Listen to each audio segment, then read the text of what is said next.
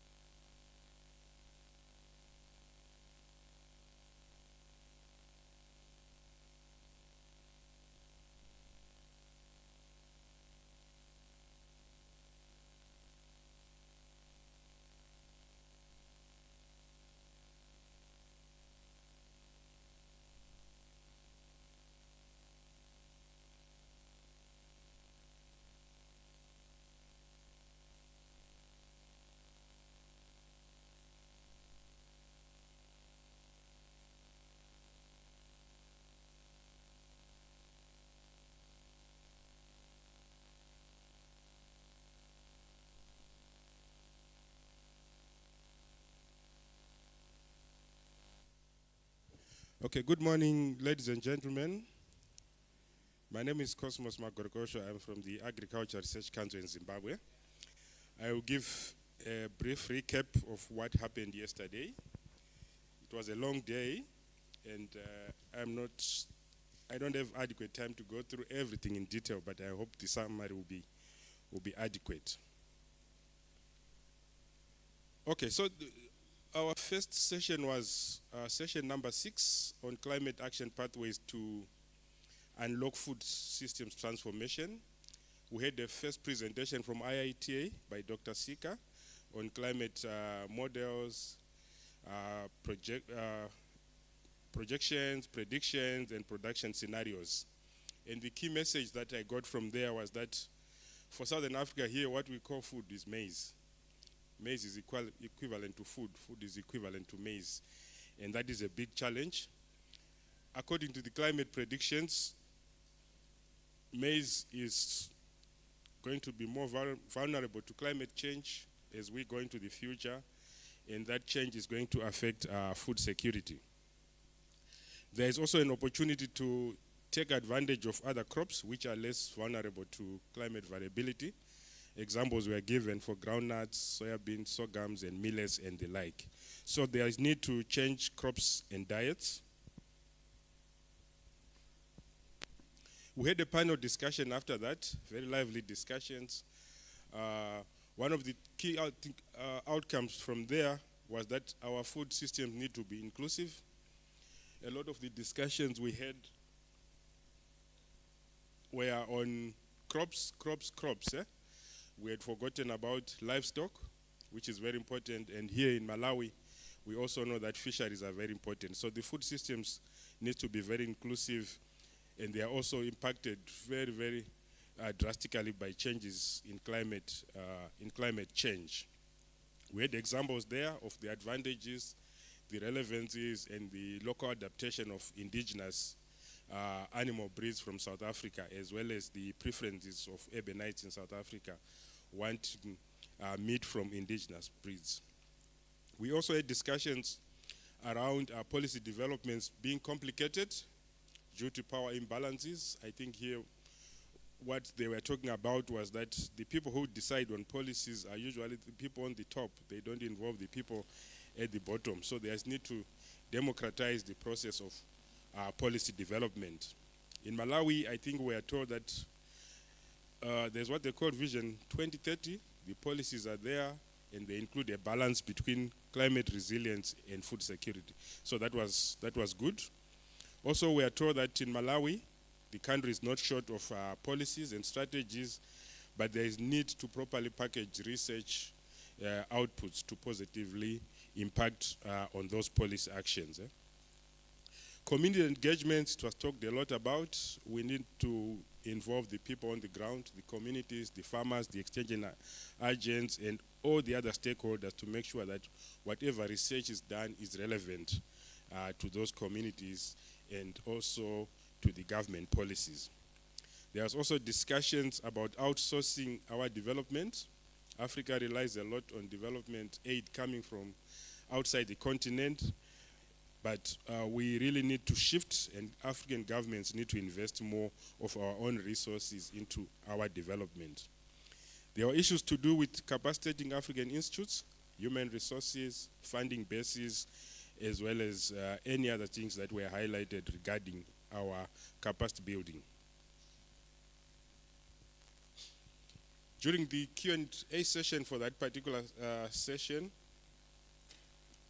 it was noted that there was need to focus a lot on adaptation.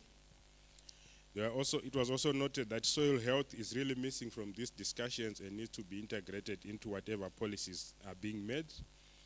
And somebody also mentioned that we don't have proper policies actually, but what we have are just wish lists of things that we want to do. And a saying that was mentioned was, let us pay our lobola on climate actions, meaning let's take responsibility for our actions.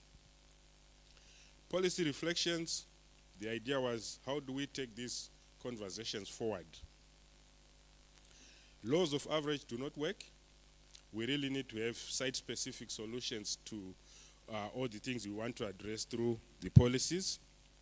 We need Africa-wide common position on food systems. We also need to take advantage of opportunities that exist. I've already talked about alternative crops that do well under climate change, indigenous breeds, etc. And there's need to use a bottom-up approach in terms of trying to change diets, tastes, and preferences so that people move on to the crops and foods that are less affected by climate change. And then policies on health impacts, I think they also need to be discussed quite a lot. We know that when we talk about food security, many times we forget about the negative impacts of different types of foods, particularly maize. We have issues with diabetes, we have issues with cancers rising, etc., etc. So all those need to be tackled as we move on with these discussions. And gender mainstreaming, I'm going to talk a little bit more about that, but it was mentioned and it needs to be re-looked at seriously. Okay, the next session, plenary session 7, was on integrating climate, land, agriculture, and biodiversity for sustainable food systems. We had the presentation from the good professor on theory of change for sustainable food systems. Quite a bit of discussion, a very nice diagram. Everybody thought it was simple and straightforward, but after that, there was quite a bit of discussion around developing a common understanding of the interconnectedness of the challenges facing food systems, things like climate change, social inequalities, etc., etc. It also came out very clearly that we need to promote collaboration, flexibility, and the empowerment of marginalized groups, women, youths, etc., etc., and sometimes the disabled groups are forgotten. Integrating indigenous knowledge with scientific research, again, this issue that came up, even though we are not educated in the context of the European system, but we are also educated in our own context. We have a lot of indigenous knowledge that is being lost, that needs to be tapped in and taken advantage of. Climate services, extension support, gender inequalities, they were all discussed. And then the most important thing was a unified vision to guide and align the efforts of diverse stakeholders towards a common goal. We had a Q&A session after that, and some of the things that came up were creation of persistence in the face of inconsistent funding. We talked a lot about that. Funding usually comes in bits and pieces, but communities don't live with bits and pieces. There needs to be consistency in what they are doing. The need for actionable strategies, not just strategies on paper, it was discussed. Issues of IP, And this complexity, as it is related to registering those IPs, was also discussed. And very important, developing capacity of new scientists to keep the fire going in terms of food systems research, food systems transformation. We also talked about harnessing and harvesting the piles of information that are lying in libraries, in research institutes, and gathering dust on the shelves. A lot of valuable information is there. It is not being translated into viable and applicable policies. And researchers need to find ways to present those research into implementable policies. Policy reflections.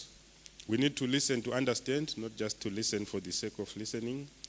We need to have wicked scientists solve wicked problems. It was mentioned. Some may agree, some may not agree. And then very, very important, visioning coming from the communities, not from the researchers, not the scientists telling the communities what to do, but the communities requesting the scientists to help in resolving their solutions. So scientists need to listen, and then there needs to be trust between the researchers as well as the policy makers. There is disharmony there.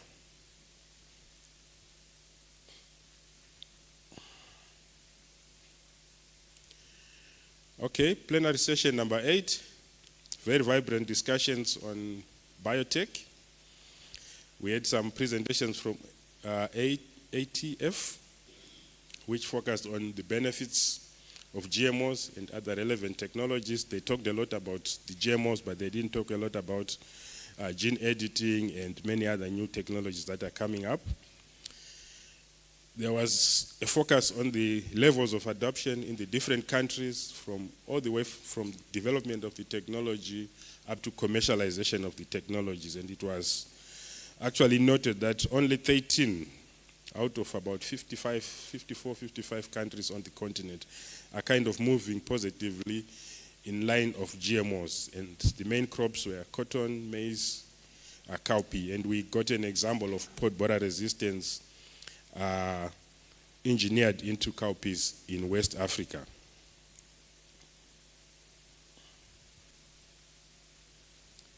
We had a panel discussion, very lively. The time was limiting, but a few things that came out.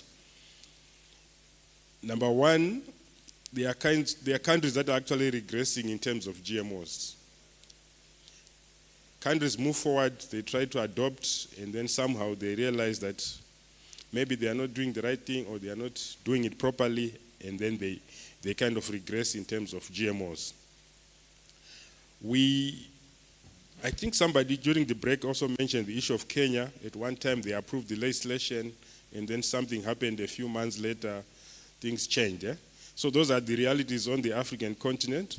Malawi is an example where the commercialization of cotton seems to be moving forward, despite the IP being owned in the Asian continent, in India. And then Nigeria is making strides in moving the new technologies, including genome editing. But to be honest, a lot of things are happening in the GM sector. Okay, during the policy reflections, it was found out that there is need for a supportive policy environment to facilitate the adoption of these technologies. Biotechnology plays a critical role in achieving food security and agricultural transformation in Africa. And there is need for advocacy for a proactive stance in policy making and public engagement. It was concluded that there has to be a greater call for political will and public engagement to support biotechnology. And the technology should be accompanied by appropriate regulatory framework. For Africa, adoption of GMOs is actually very low, just like any other sciences and technology on the continent. And all I can tell you is the issue of GMOs has been debated. It is being debated, and it will be debated. But I just want to maybe at this juncture just do a quick survey to find out what we scientists think about GMOs, because we are trying to push GMOs to the smallholder farmers. Do we believe in it ourselves in the first place? So can you allow me to do a quick survey, 1 minute, no names, no nothing. Who is comfortable in this room in eating GMOs? Okay, let's see. Who is comfortable? 1, 2, 3, 4, 5, 6, Okay, 6, 7. Who is not comfortable in eating GMOs? Okay. Sorry, raise up your hands. Let's have a look. Who is not comfortable in eating GMOs? 1, 2, 3, 4, 5, 6, 7, 8, 9, 10, 11, 12, 13, 14, 15. So just a quick survey tells us that twice the number of people, twice the number of scientists do not like to eat GMOs. So how do we move this technology when ourselves we don't like it? So it's just a question to reflect as we move forward. I know that in some countries like Zimbabwe, we are eating GMOs because we are importing maize from South Africa, but whether we are doing that willingly or unwillingly is debatable. But anyway, it was interesting to see what people think. And then the last session, I think it was to do with technology innovations for food transformation. Okay. Yeah. We had 2 parallel sessions where 2 different technologies were being presented, showcased to the different groups with the idea of demonstrating how artificial intelligence can revolutionize agriculture extension and other related services on the smallholder farmers. The first one was on artificial intelligence. We had a very nice session, a very good presentation. What we learned was a lot of things are happening in the world of artificial intelligence that can be applied to agriculture extension. So there's a tool that was demonstrated. It's available online to download, I think on the Google Store and on the Apple system, where the developers are putting together an extension information package where farmers can actually look for the kind of agriculture extension information that they need specific to their context and in real time. So this is happening. The example was given was South Africa, I think Malawi also, and I was told that it's also available in many other countries. It has been tested in 83 languages, and it seems to work. But the basis is information needs to be put in by farmers, by stakeholders, so that that information can be used to answer the questions that farmers have, to predict also what happens if scenario A changes or scenario B changes, or if the climate is going to move in this direction, or the season quality, and that kind of information. I think it's a pretty cool tool, very easy to use, and one disadvantage I think it will encounter is the lack of connectivity in many different parts of the country, but I think in many different parts of the continent. But I think as time moves on, we get more connected. This tool is really, really useful. And we are told that the system can be used for other aspects that we normally don't think about in agriculture extension, such as credit management by banks. Banks can actually look at the farmer's location, then predict the climate, that the tool can predict the climate that is going to happen there, and then they can decide whether to give a credit to a farmer to continue farming or not, something like that. Yeah? And then we are also told that data is the new gold. It needs to be guarded. If it's proprietary data, it needs to be guarded and packaged and shared ethically. And then the last tool we were shown was the system for instant paying for cotton that is delivered by farmers here in Malawi. We saw a video testimonial from farmers on the benefits of the system, instant payment after delivery, with quite a number of advantages. I think advantage number one is many farmers in Africa are not bankable. Many farmers in Malawi, smallholder farmers, they are not bankable, but with this system, farmers become bankable and they have access to banking facilities. The system de-risks the cotton sector in the country, and it also reduces loan defaulting by farmers. So in a nutshell, this is what I really wanted to share with you. I know a lot was discussed, but I had limited time to give you the information from yesterday's session. So thank you very much for listening. And I believe if there are questions, they'll be directed to the people who made the presentations yesterday. Thank you.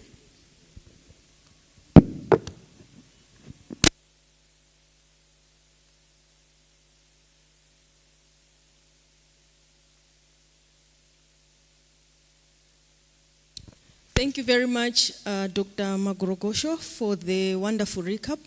Without wasting much of our time, since we already started late, I would like to call Ms. Chifundo Javuta, who is the moderator for the coming session. Thank you.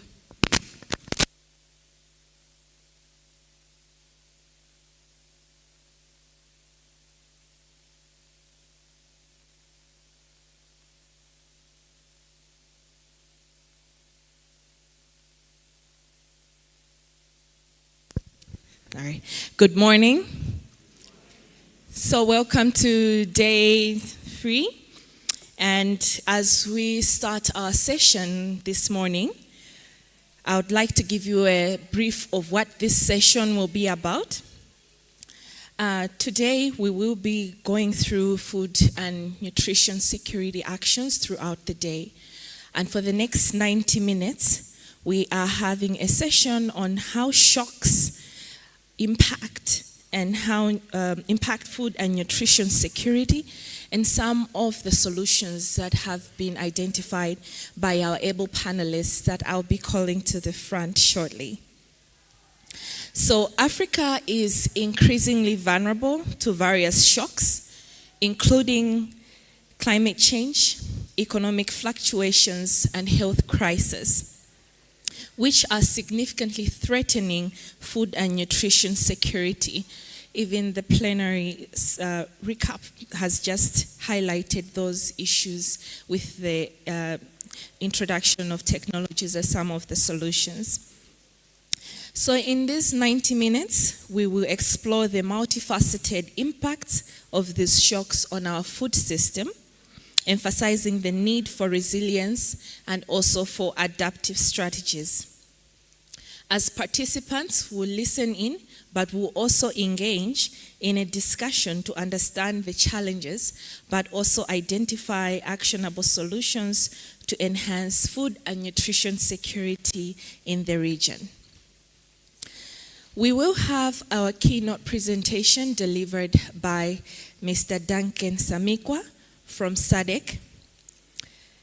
And his keynote presentation will be followed by a 30-minute panel discussion where I'll call in front our delegates who will share with us their experience. So without much ado, I would like to first introduce myself as Chikondi Javuta, and I'm with CARE, and I'm here as a facilitator for this session. So Mr. Duncan Samikwa will be representing our regional vulnerability assessment and analysis, but also the critical challenges that these are posing on food and nutrition security. Mr. Duncan Samikwa is not strange to the stage. He's been with us in the past 2 days. So allow me, ladies and gentlemen, to call in front Mr. Duncan Samikwa for the keynote presentation. Thank you.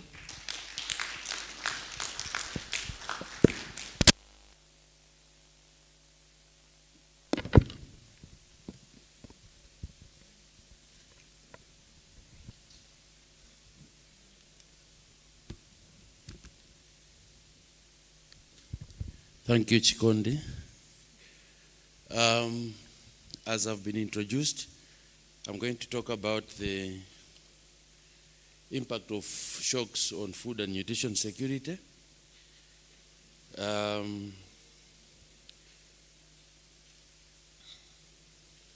My name is as displayed.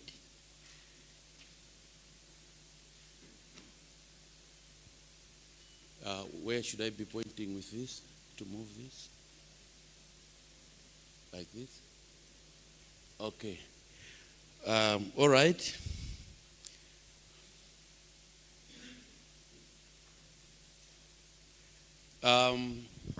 So in discussing the topic, we were asked to look at the 4 themes: impact of climate change related shocks on agricultural productivity and food availability.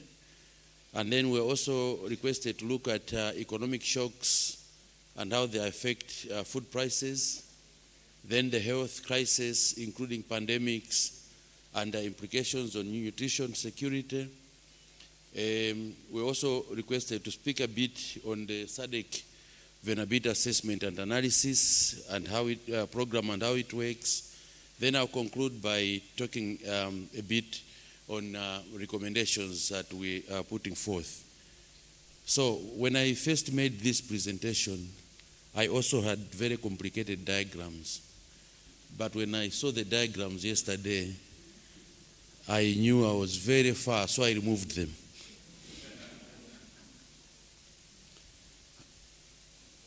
Okay, so according to the Africa Report on Disaster Risk Reduction, droughts, floods, storms, and epidemics cause the most loss of lives on the continent. And in SADC, according to our regional resilience framework, it also shows that the primary hazards that we experience in the region are drought, floods, and tropical cyclones. All these put together, including epidemics, have direct and indirect impacts on the agricultural sector with consequences for food and nutrition security. We need not emphasize the role agriculture plays in our economies in the region, accounting for 70% of the regional gross domestic product. Agriculture, we are talking from crops, livestock, fisheries, forestry, and everything in between.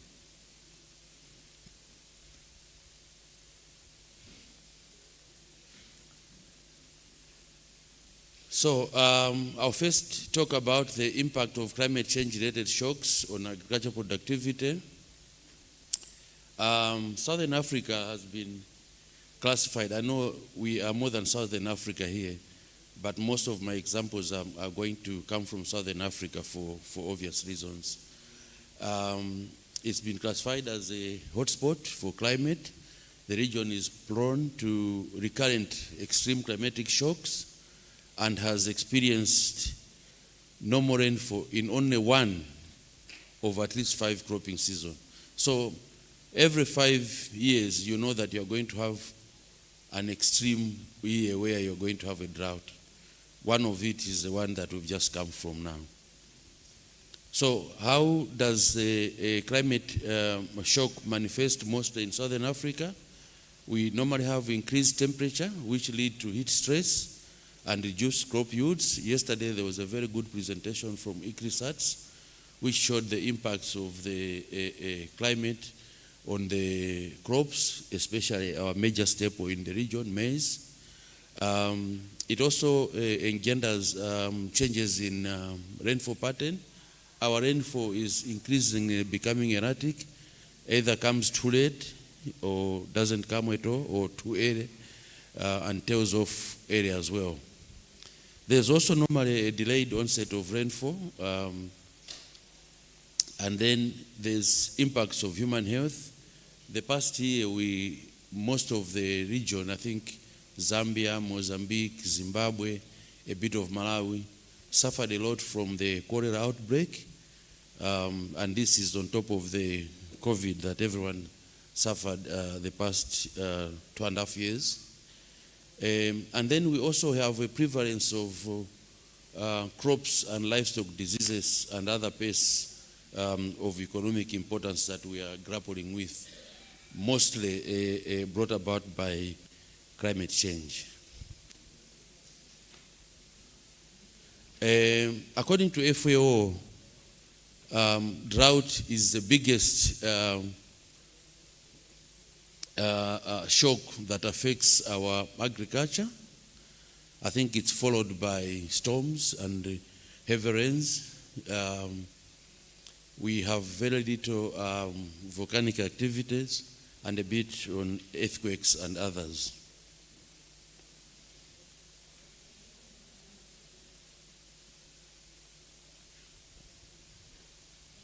If you can't see that, I think it was deliberate.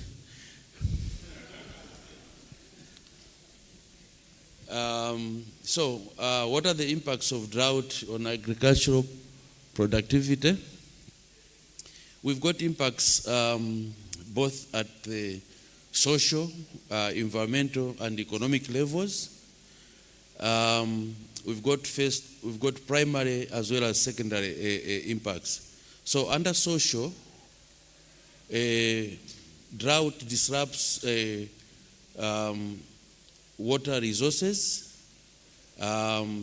increases the quest for water. People travel long distances looking for water. Marginal lands become unusable. We have reduced grazing opportunity for livestock, and this generally increases food insecurity. The secondary effects are that you get migrations, people looking for water, increased conflicts between communities looking for water.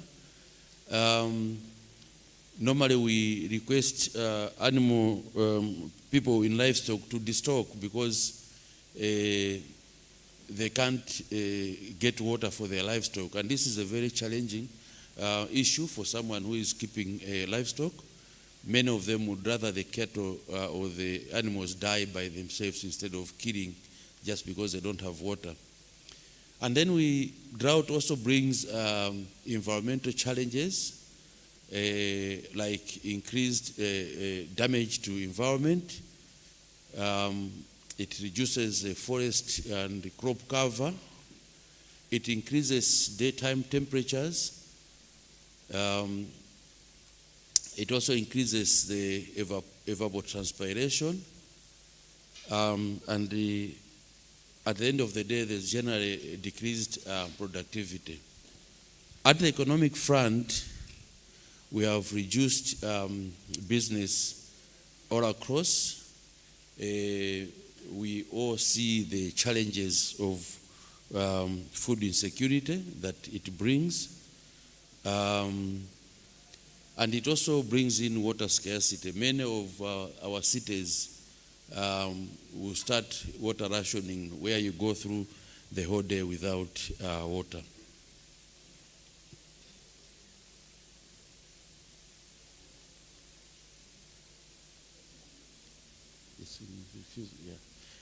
Okay, so the other shock that we want to talk about is the impact on floods on agricultural productivity.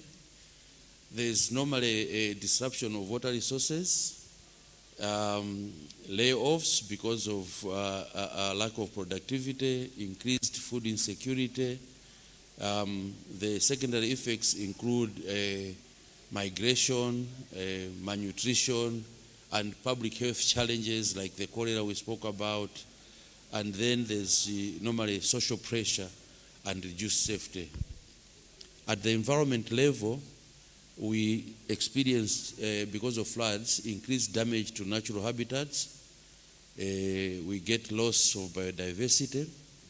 We also experience the reduced forest, crop, and rangeland cover, which also entails reduced income for most of our people. The general decrease in water resources, this is a paradox. Flooding normally means there's a lot of water, but most of that water is not potable for drinking purposes. It also reduces it. And it reduces the water quality, therefore the waterborne diseases. At the economic level, it engenders reduced business with retailers. We experience food and energy challenges, loss of crops, many of the gardens are swept, reduction in livestock quality, and generally loss of jobs.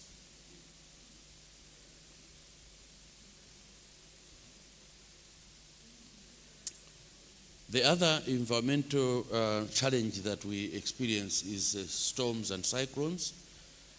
On average, every year, SADC, no, I should not say SADC, Southern Africa experiences 12 plus tropical cyclones. So as we're beginning the year in October, between October and March, we expect that there's going to be not less than 12 cyclones.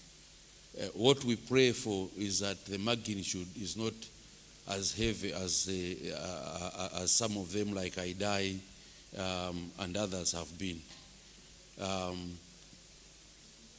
These various cyclones, heavy winds, cause a lot of damage.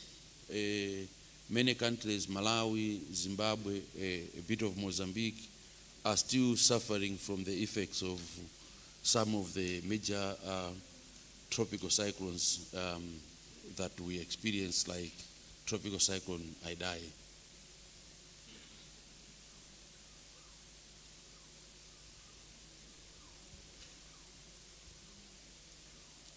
I'll now move on to talk about quickly the impacts of shocks on their effects on prices.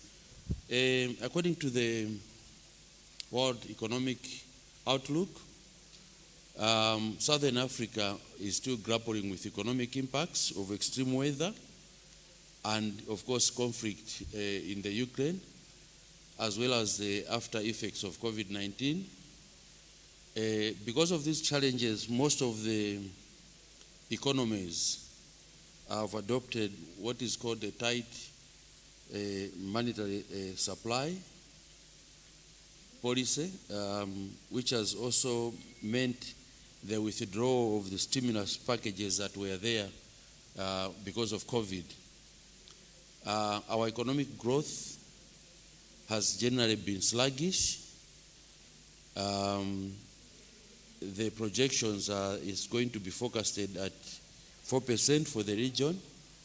But if you look at the individual countries, Malawi is expecting a growth of 2.4.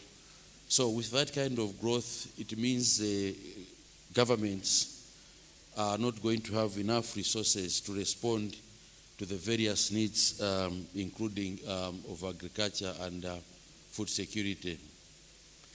There's also a lot of intensification of fragmentation, East versus West nowadays. Funding of the wars. It's not only the West funding Ukraine or the East funding Russia, but even in our region we've got challenges. We've got challenges in DRC, we've got challenges in northern Mozambique.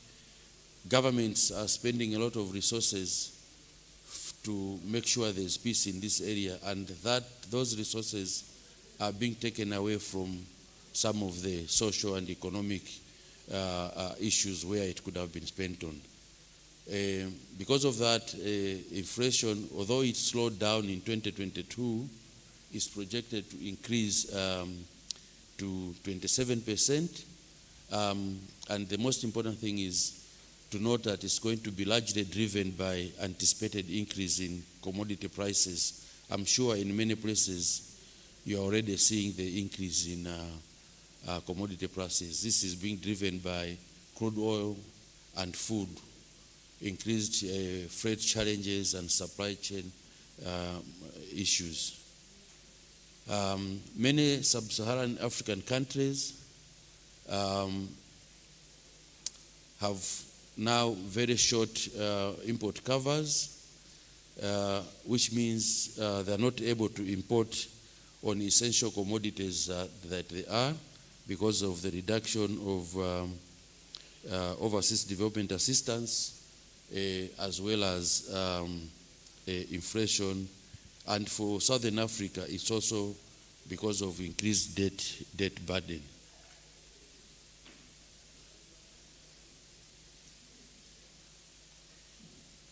What did I do?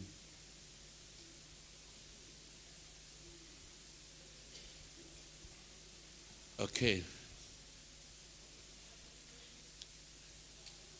We've also witnessed general decline in foreign reserves, like I spoke about.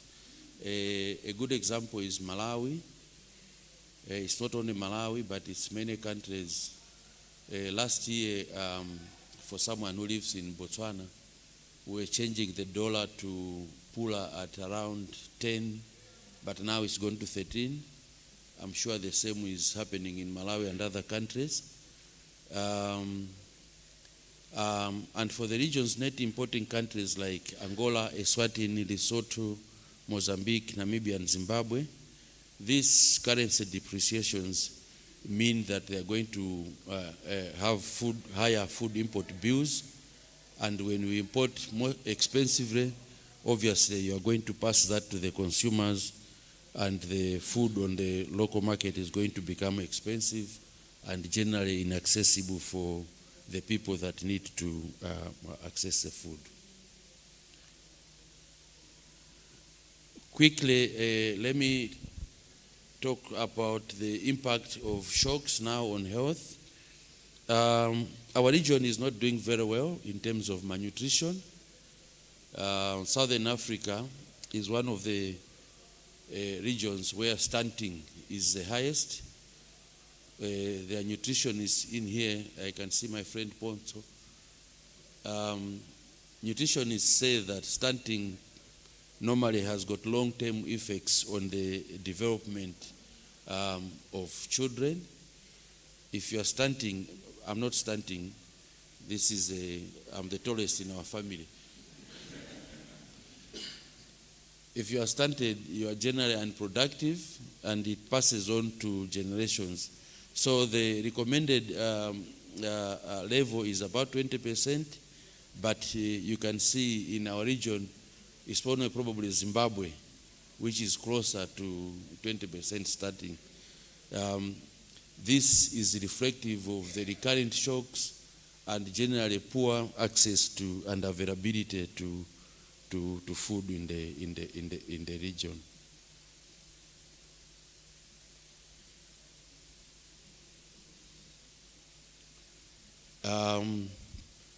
Wasting is also very high. We have got about 4 million children in the region who are said to be wasted, and the dangers of wasting are that if you are so wasted, chances of death, I think, rise up to 12 times higher than a child who is not wasting. And the wasting has increased in the region because of the Nino crisis, due to lack of access and availability of food.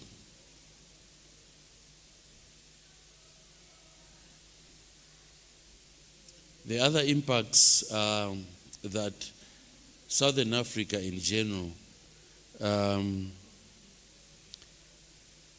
do not have adequate access to food. So normally our diets are not healthy. Many people in the countries, their meals consist of starch, if you can afford it, in the morning, in the afternoon, in the evening, or once a day. There is no protein, there are no vegetables, and it's reflected in the graph on top there. We also have challenges of anemia, particularly among pregnant and lactating mothers. This also poses significant health challenges in the region. Most of these stem from the recurrent shocks that the region experiences. Before you know it, there's flooding. This year we're expecting a lot of flooding because there's going to be too much rain. We're just coming from drought. So all these do not give people chance recover.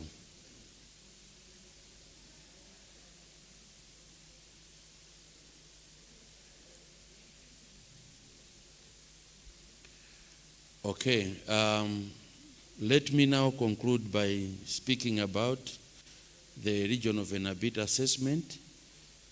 This is a system where we try to understand food and nutrition insecurity. We look at the trends of food and nutrition insecurity. And over the years, we've seen that it's a deeper problem that goes beyond the impact of natural hazards. We are improving all the time. We want to come up with a system that provides comprehensive assessment on the extent, depth of vulnerability analysis over time. I think we're getting there, even if we say so ourselves.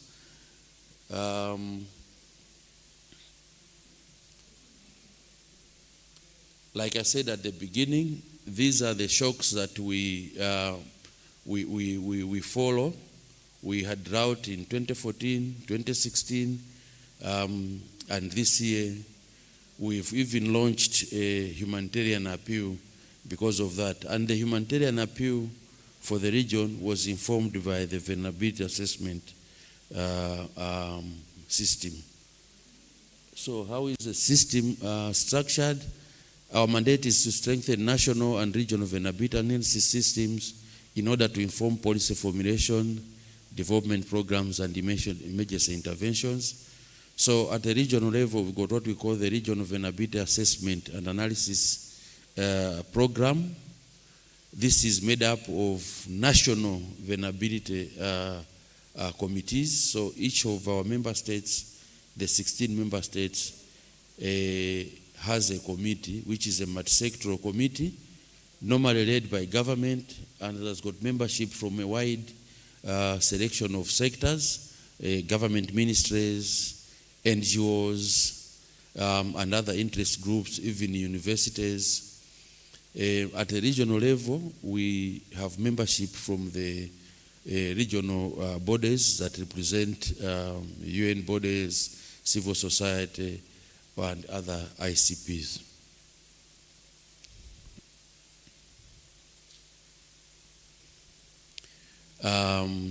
Our assessment, of course, is aligned to global and regional development goals. So in our assessments, we also try to provide assessments to analyze how we're performing vis-a-vis the SDGs, for example, Zero Hunger, the Sendai framework, which is the DIARA framework. We also provide information for the 2014 Malabo Declaration. We use the SADC Food and Nutrition Security Strategy, follow the SADC Agricultural Policy, the Regional Resilience Framework, and other frameworks. We want to answer the following questions. Who are the food and nutrition insecure when we do these assessments? And then we also attempt to provide reasons why they are food insecure. We provide the geographical area. So we're going to tell you that in the area X, we've got so many people who are food insecure, and the governments and agencies use that information to come up with response programs. We also attempt to give you the extent of vulnerability in each of those areas. And then we finish by providing recommendations. My friend Chikon says I've got only 2 minutes. So I'm going to rush this through. How do we do this? We use qualitative and quantitative information, focus groups, and all the surveys. Nowadays, the most method that we use is IPC, the Integrated Phase Classification System.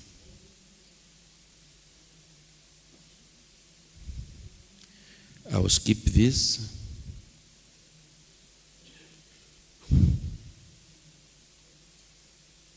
So this is our major product that we produce every year. So we're saying that this year in the region, 67.7 million people are food insecure, representing 17% of the total regional population. Recommendations, I'll whiz through this. So to address this, with partners, SADC, we have recommended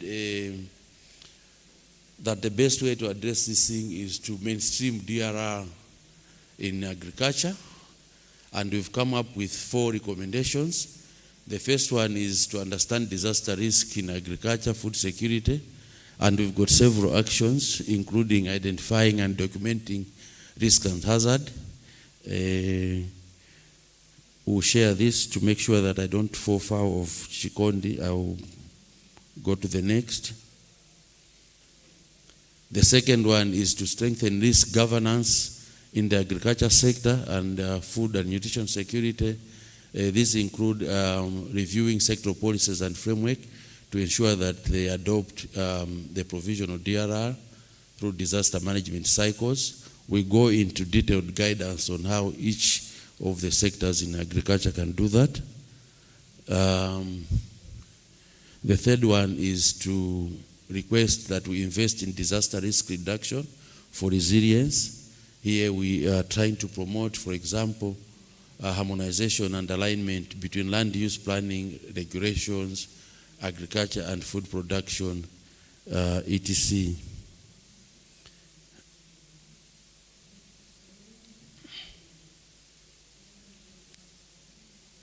The fourth one is to enhance better recovery and rehabilitation and reconstruction. So even here we have a number of specific recommendations that we have provided.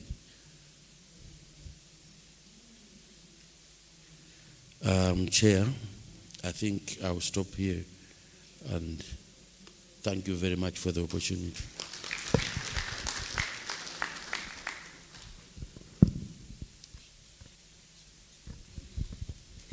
Thank you very much, Duncan, for bringing us up to speed on the current situation. Another big clap for Duncan as he goes to sit down. Thank you very much. So quickly, after hearing sort of like a gloomy picture, but also some substantial solutions that the Secretariat and all the member states are going, I would like to call in front my distinguished panel. So quickly, I would like to call in front Dr. Betty Chinyamunyamu, who is the CEO for NASFAM, Mr. Archibald Chikavanga, who's coming in from CARE Zimbabwe, Mr. Godfrey Kafera from FuseNet, Ms. Gertrude Kambaua, who is the Director of Land Resources with the Ministry of Agriculture, Malawi, and Mr. Simeon Pikachi, who is coming from the State Department and the Regional Development from Kenya. A big clap for our distinguished panel as they take their seats. Thank you. I think I'm missing one, but we'll proceed and hopefully Mr. Simeon will join us. Thank you. Welcome to the front. We have heard, thank you, Mr. Simeon. Yes, we have heard how the Southern Africa region is doing, but also sort of giving us a picture of how continentally we are faring in terms of food and nutrition with the current shocks that have become our reality. So I would like to start with you, Dr. Betty Chinyamunyamu from NASFAM. You work with small-scale farmers, and we would like to understand how do agricultural shocks such as the ones that have been shared by Duncan, but also issues of pests and others affect smallholder farmers in Malawi. And what strategies have you employed as NASFAM to mitigate these impacts and support farmers to either survive or move to better livelihoods. Thank you.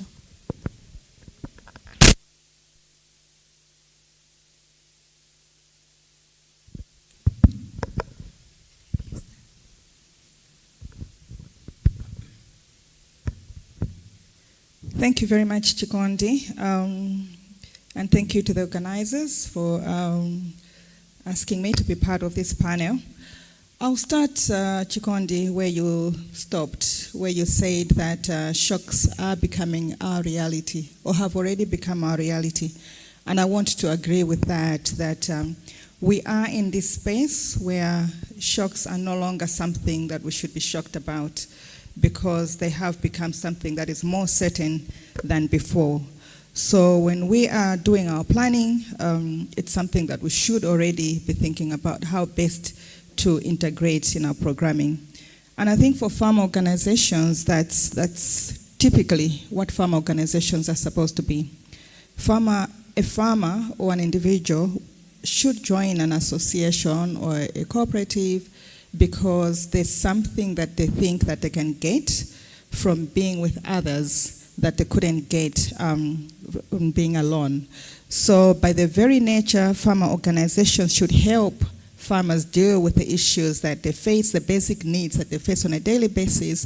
But beyond that, they should be able to deal with shocks, imbalances, and other such that perhaps on their own they would struggle to deal with.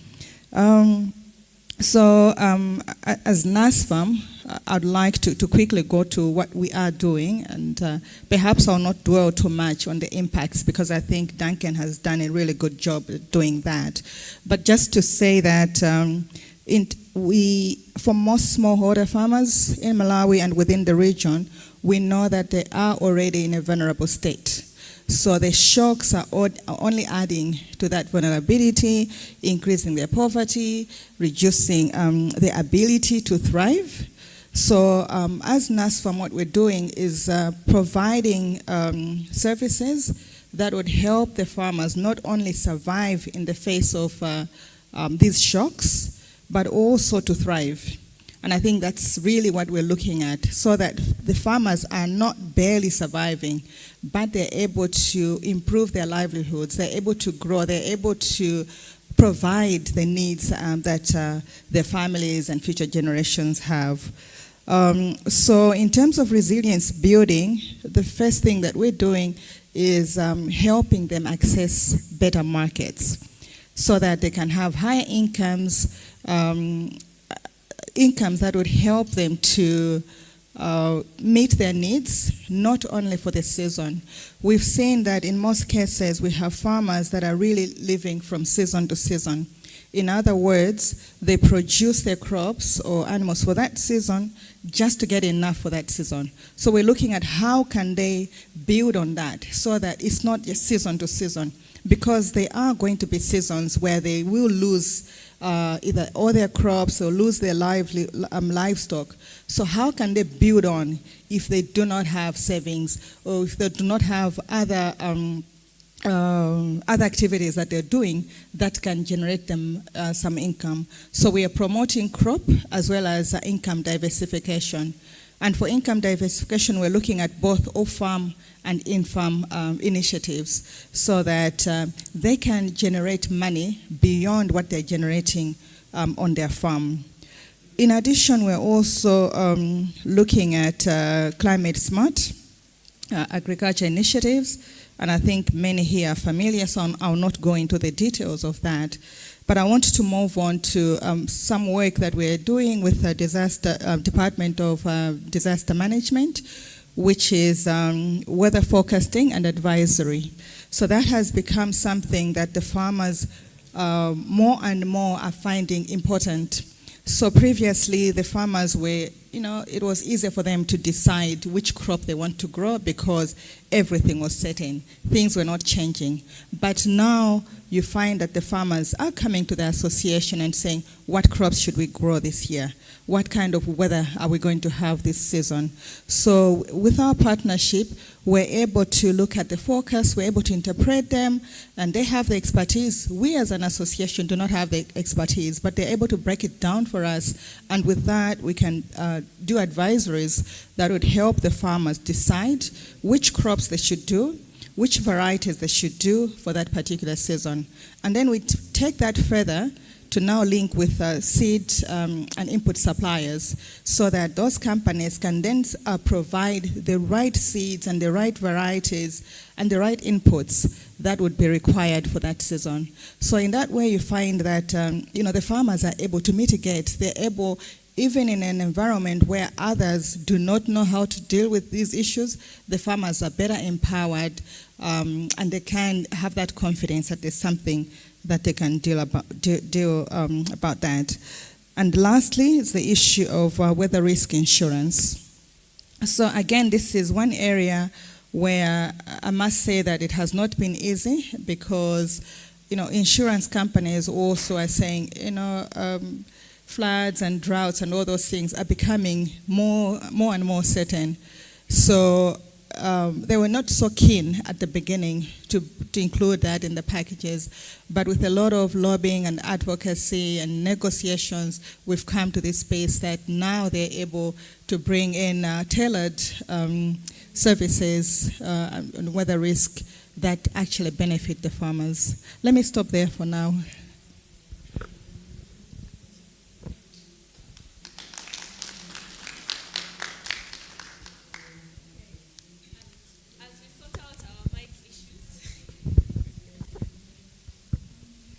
As we sort out the technology, thank you so much, Dr. Betty, for that, and really highlighting those solutions that are being provided, providing hope to the farmers. And it aligns with our keynote speaker, where he talked of issues of better recovery and reconstruction and some of the issues that we will be focused on. So thank you for highlighting those. Building from that, I would like to hear from you, Mr. Archibald, from Zimbabwe. We have heard the Malawi experience, but we want to hear from you. How is Zimbabwe addressing these issues that farmers are experiencing? Thank you.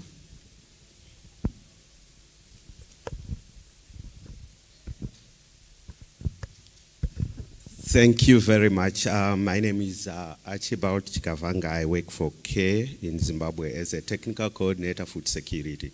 I want to start by just contextualizing the statistics that have been given by Duncan.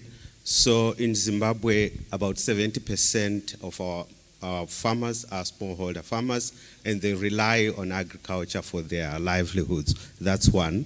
And then secondly, all these climate and economic shocks, the impact on that big population that I've indicated. And one of the things that came out this year, actually, we have just done a Zimbabwe livelihood assessment, and at least each of the households for this 70% has been exposed to about 3.6 shocks within each household. And most of these are actually climate and economic shock. And one of the big climatic shocks is actually the prolonged mid-season drought that affected these farmers. And the impact is actually more on the reduced yields and also high food insecurity, which stands currently, based on that assessment, at 57% of the population in Zimbabwe. And again, one of the issue or the effect of that climate extreme is actually livestock deaths, which are, based on that assessment, at 20%. And this is actually impacting again on the 70% of the smallholder farmers that are indicated. Again, livestock disease at 17.7%. But more on the economic side, cash shortage is affecting 69% of the population based on that assessment. Again, on cereal price changes, 59%. And the impact is actually massive, and it goes with what he has actually said in terms of disrupting livelihoods, also leading to disposal of household assets that then people would actually be left more vulnerable. But what is it that we are doing in terms of this situation?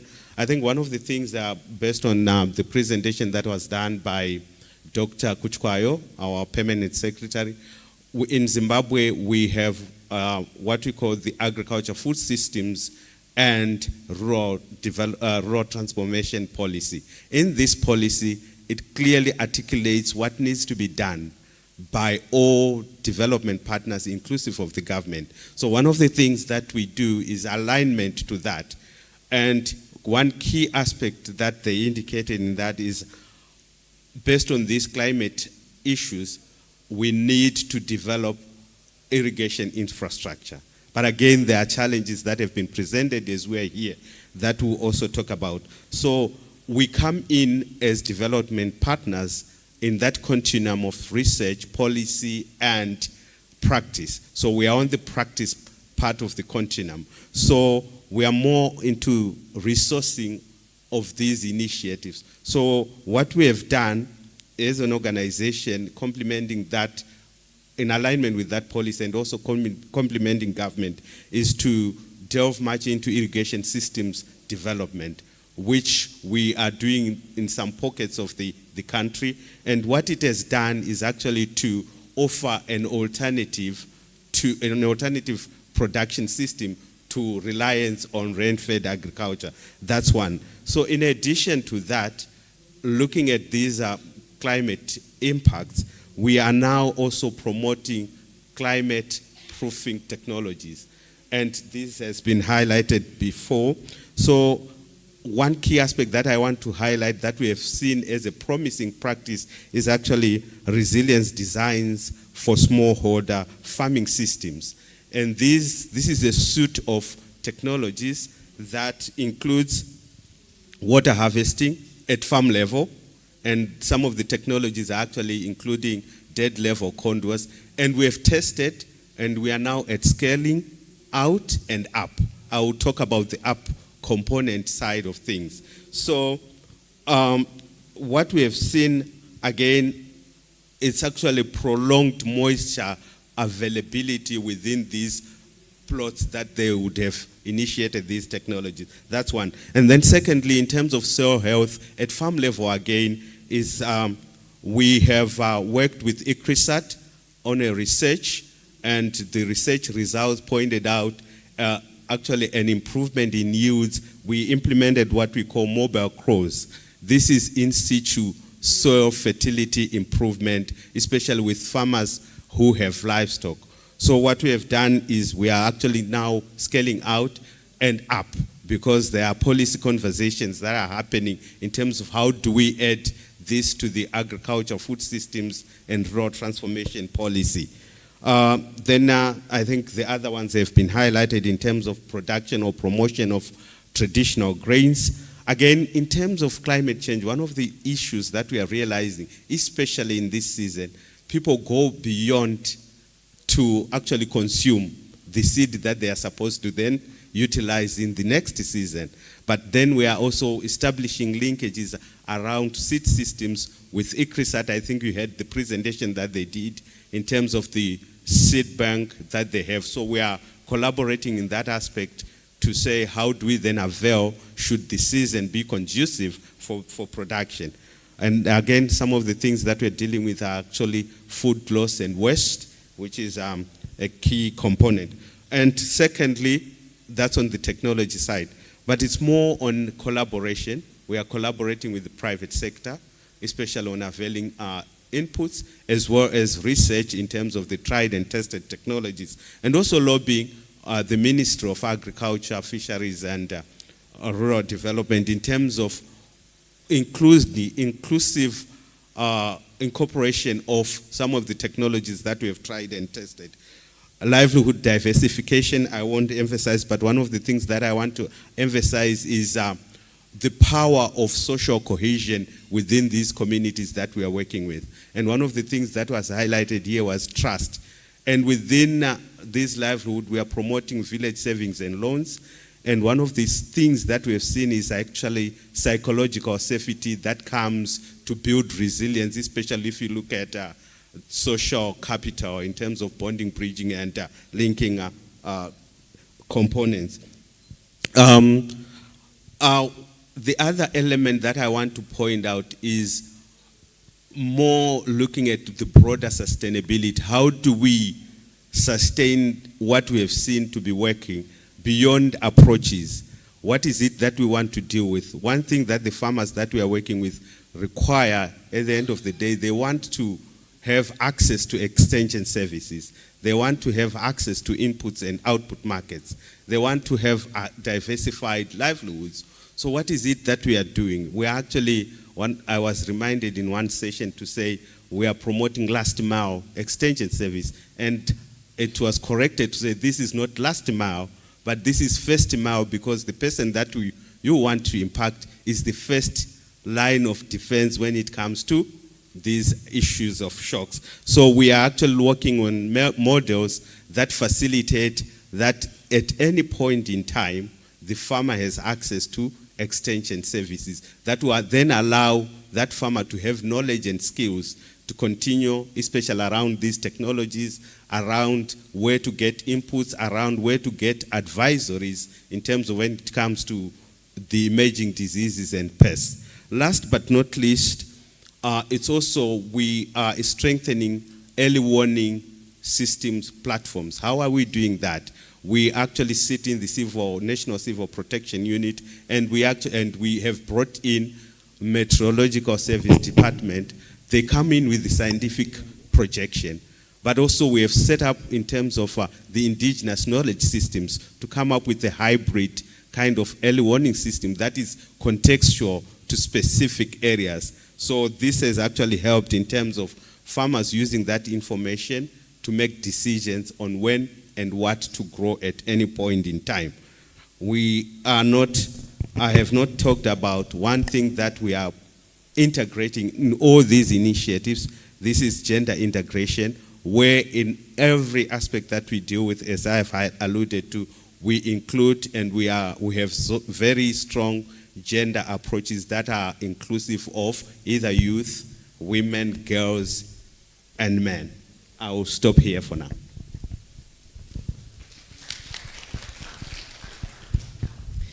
Thank you very much, Alkibald.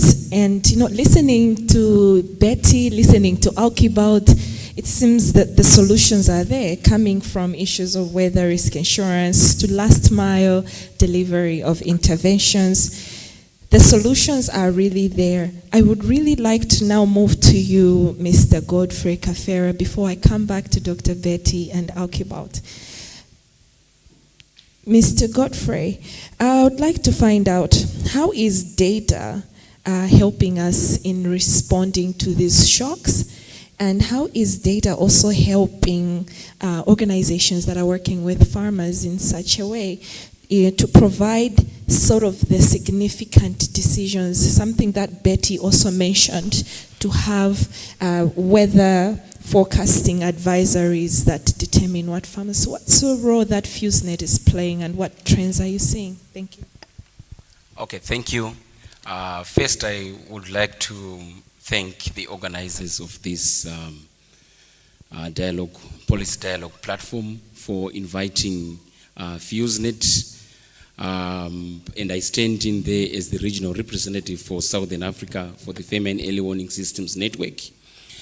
Just by way of introduction, we essentially work to ensure that shocks are known before they strike.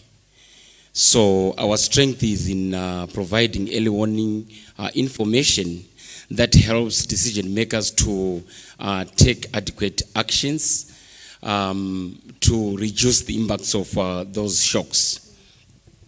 So the process, from the presentation that has been provided by Duncan, I think we have seen how the multiplicity of shocks has affected the region. If we all remember, for those of us with a good memory, March 4, 2019 saw a major crisis with Cyclone Idai hitting over a number of places, including Zimbabwe, Malawi, Mozambique, and of course Madagascar. We've also seen similar occurrences. I think it was in February, 24 February in 2023, where we also saw Cyclone Fred also sweeping over. Malawi was one of the most affected areas in the region. We have seen how the 2015-16 El Nino also hit the region, and right now we actually just we are just recovering from one of the strongest El Ninos. At the same time, we are having serious issues. We have seen how the COVID pandemic ended up causing serious issues in Southern Africa. And as if that is not enough, we've also seen how conflict has also increased challenges in the region, with places like Cabo Delgado being significantly affected, and also the Eastern Congo, Ituri, Tanganyika in DRC being affected. With all these things that I've mentioned, for key decision makers, decisions to be made, there is need to invest in data. So for FuseNet, we have been working quite so strongly within a network of partnerships at regional and country level to ensure that there is adequate data that is to these shocks. And from this data, we provide products that key decision makers, governments, the donor partners use to then make key decisions.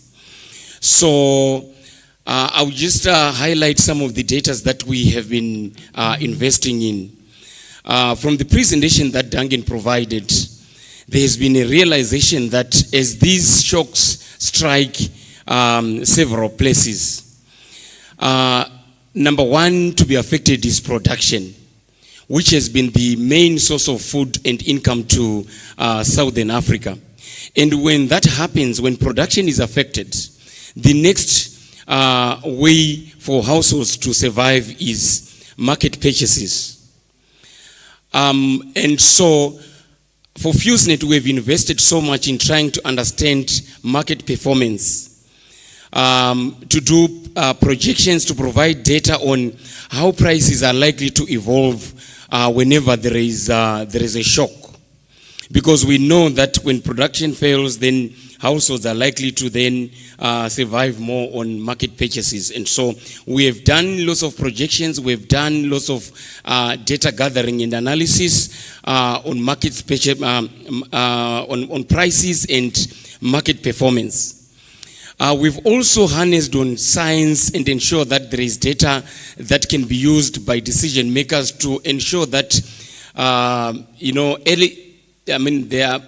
actions that are taken well in advance to reduce the impacts of these shocks. We use what we call remote sensing data.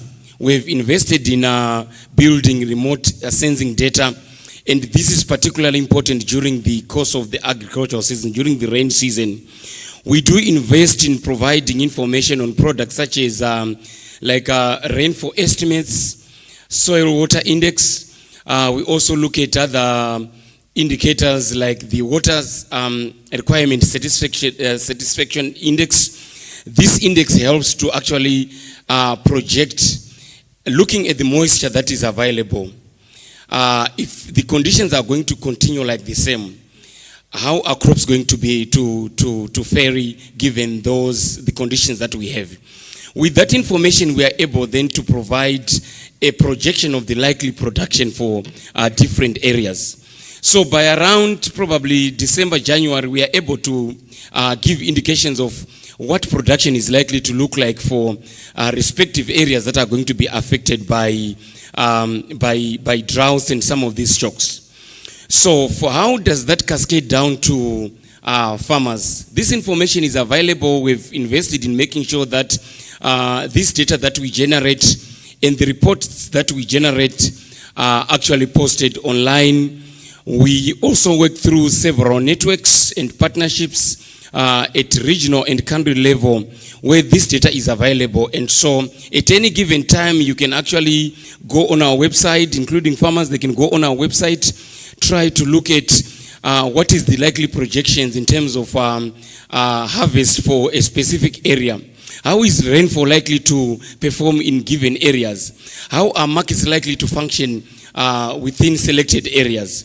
And so this information has actually helped for decision makers, donors to make key decisions well in advance because certainly we know that there is one gentleman, one British gentleman that I respect called John Maynard Keynes. He said, it's better to be generally correct than to be precisely wrong. So for early warning purposes, we make sure that we provide this information so that decision makers make key decisions well in advance. So I think in general, this is how we have been working around strengthening evidence, providing data that decision makers, governments, policymakers, the UN and other partners can make decisions on to make sure that we reduce the impacts of the shocks that we've talked about. Thank you so much. Thank you so much, Mr. Archibald, Mr. Godfrey. So thank you for really highlighting that and the aspect that the region, even at national level, is working on providing these projections for farmers to make decisions, and I think for organizations like NASFAM and Care Zimbabwe to make the decisions with the farmers on what to produce. And talking about production, I now want to move to you, Ms. Gertrude Kambaua. So, on this aspect of production that's been shared, I would like to hear from you. How do the land resource practices affect, influence the decisions that are made by farmers in terms of responding to the shocks and the issues of food security in Malawi? Are there any solutions that are there and strategies that are being implemented to improve land management but also support food security within these lines? Thank you. Thank you very much, moderator. Let me also recognize us for inviting us to be part of this panel discussion. Yeah, so in terms of land management and coming from a government department, we provide that policy guidance, generally in land resource management and promoting sustainable land management and proper land use. So to support our farmers in production, I will just provide a brief overview of our scenario in Malawi. We have a big problem of land degradation, and I think that has been discussed during the past days. Now, in order to address that problem, we have programs that we have put in place to make sure that we are revitalizing the land so that we help our farmers to produce adequately. Data improvement, rainwater harvesting, but we also encourage element of generating land resource information that will help in proper land use planning. Now, because of the nature of the problems that we are facing, in the suite of interventions under soil and water conservation, where we're looking at contour ridging, basically to avoid soil erosion, because most of our soils are eroded. And with that, the nutrients in our soils have been lost. So what we've done, and also to address issues of climate change, because our program in land resource management is basically to build resilience. So we identified key interventions, which are climate smart, like Madam Mobeti talked about. So in there, we identified conservation agriculture, agroforestry, and integrated soil fertility management, the rainwater harvesting that I talked about, but that is done in situ, where we are promoting to capture the water where it falls, so that that water doesn't cause the flooding, but also eroding our soils. But also promoting nutrient use efficiency, mainly promoting organic sources of nutrient sources in our soils that we have adopted in addressing production issues. So what we've done is to promote what we call integrated catchment management, where we're looking at micro catchments, and with that, with the farmers in a participatory manner, we come together, identify the micro catchments, and come up with village level action plans. And in those plans, we first of all look at the issues that are affecting their production. And what we do is to identify those issues and then come up with solutions which are then incorporated in the plan.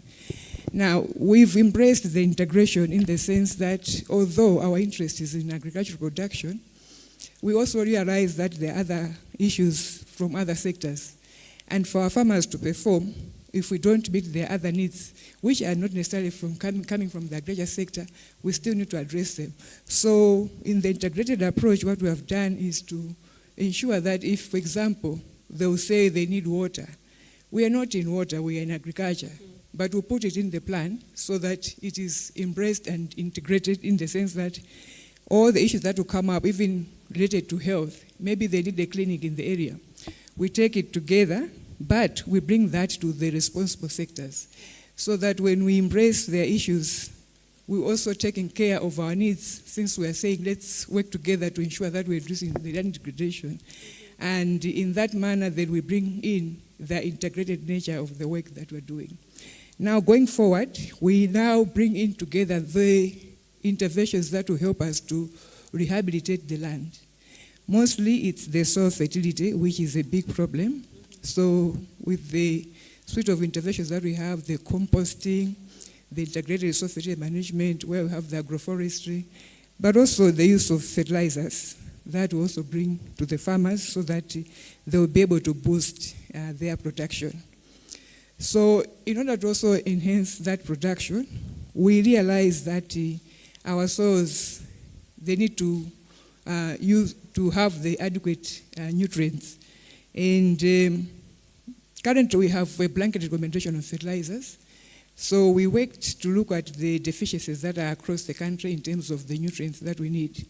As you're aware, our country is already divided into agroecological zones, and with that came the crop suitabilities.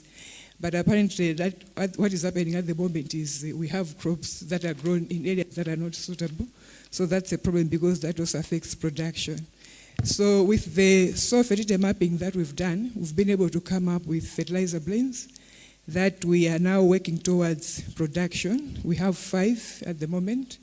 And with that, across the country, we have mapped the locations, and then we're working with partners in the private sector to help us produce the quantities that would be required for farmers in the specific locations. But also, in addition to that work, as we are rehabilitating our land so that we increase production, we've also embraced soil health.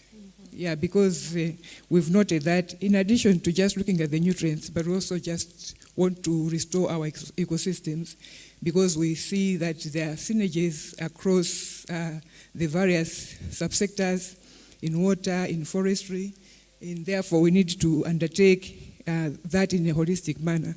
So we are doing landscape restoration, embracing soil health, but also in terms of building resilience, we are also looking at embracing new interventions that are coming up. They've been with us already, but I think there are terminologies that are coming up. For example, agroecology, nature-based solutions, just building with nature to ensure that we build that resilience that is already there. Because somehow we've learned bitterly, because now we are noting that we need to undertake these interventions from a background where if we had done that before we experienced all the problems that we've had with floods and droughts, we shouldn't have been here. So going forward, in terms of policy interventions that we have, what we have done is, recently we had our own policy review. And in the review, it showed the gaps that we had. But also because it was an old policy, it had not taken into consideration emerging issues like climate change. So that has been incorporated. And we also noted that because the land management was really something that was not profiled very well in our work, it was kind of relegated. But now we've raised that profile, such that our own national agriculture policy has it as one of its priority areas, and therefore believe that that will help us to address the issues that are with the land degradation, but also to look at increasing production as we build the resilience. So for the policy, we've even provided the context in which this work that I'm talking about, the nature-based solutions, agroecology, we have now a framework in place which can help us to come up, for example, with a strategy, and that's an area that we are looking at. So probably let me stop there for now. Thank you. Thank you very much. Thank you very much, Ms. Gertrude Kambawa, for raising the aspect of dealing with the root causes, as Duncan mentioned in the opening remarks, in the keynote address, issues of underlying causes being dealt with, issues of soil health before dealing with the layered, some of the top issues without addressing some of these land restoration issues.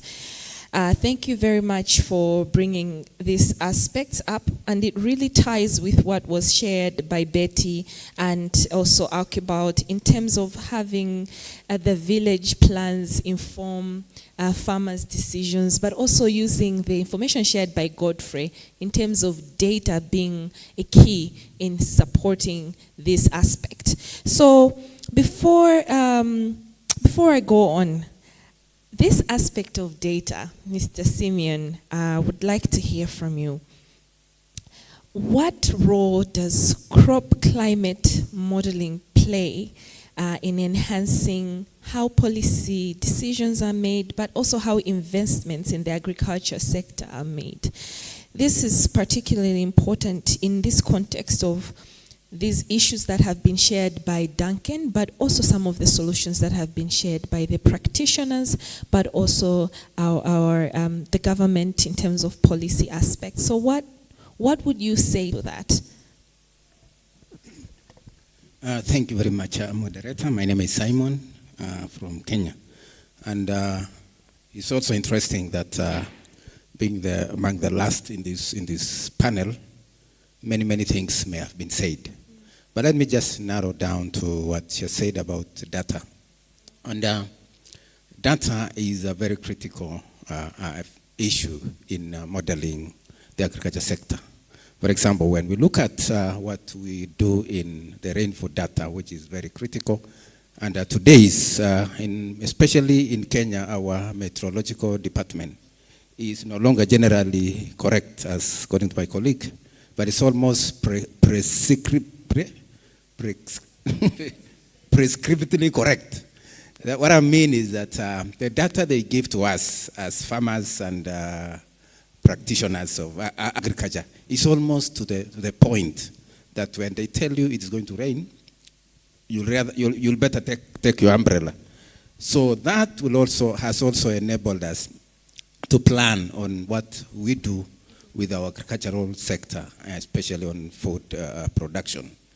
And the government has taken a frontline role in developing policies on how this data can be collected and how this data can be used. And also, in the same level, the government has also encouraged the farmers to go to those websites of especially the meteorological department. And number two, we have also what we call early warning systems, which we have developed over time. And one of the early warning systems is that we do what we call food security assessments twice a year. We do during the long range assessment and the short range assessment to be able to inform us how we are doing, how our country is doing in terms of food security. And we look at the issues that are affected by food insecurity. One of the issues that we look at is the issue of malnutrition, especially for the under fives. And when we have that data to see what are the percentages of the under fives that are affected by malnutrition, about wasting. So those are the issues that we test twice a year to see how we are doing. And we are not doing well, that data will inform us on what actions to take, especially when it comes to issues of providing relief, issues of supporting those vulnerable groups so that they are able to cure. Number three, the other issue that data has also helped us is to be able to understand what are the challenges that are facing the agricultural sector, especially in the rural area. Kenya is almost 80% arid and semi-arid, and 20% is the high potential, supports almost 70% of the population. And the low rainfall areas, the 80% of the country, supports about 30% of the population. And so most of the food, especially food crops, come from the high rainfall areas. So with the proper data, we're able to move even to increase productivity in those high rainfall areas. As we also venture into the low rainfall areas through irrigation and climate-smart agriculture, and crops that are resistant to drought, or livestock that are also resistant to drought. So the other issue is be able to also, that will also help us even diversify what we call livelihood. Because in Kenya, when we talk of food, people talk of ugali. Ugali is sima.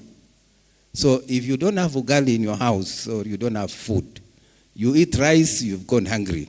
You eat beans, you've gone hungry. You eat chapati, chapati is wheat, from wheat, you go hungry. So what we are trying to do is to be able to encourage what we call livelihood diversification. And there, as a government, the data has enabled us to develop policies and plans that are able to harness the challenge, to harness the approach of how we approach our activities. Currently, we are in a process of developing what we call resilience programming framework to develop to how to build resilience for the community. And this programming framework will also enable our.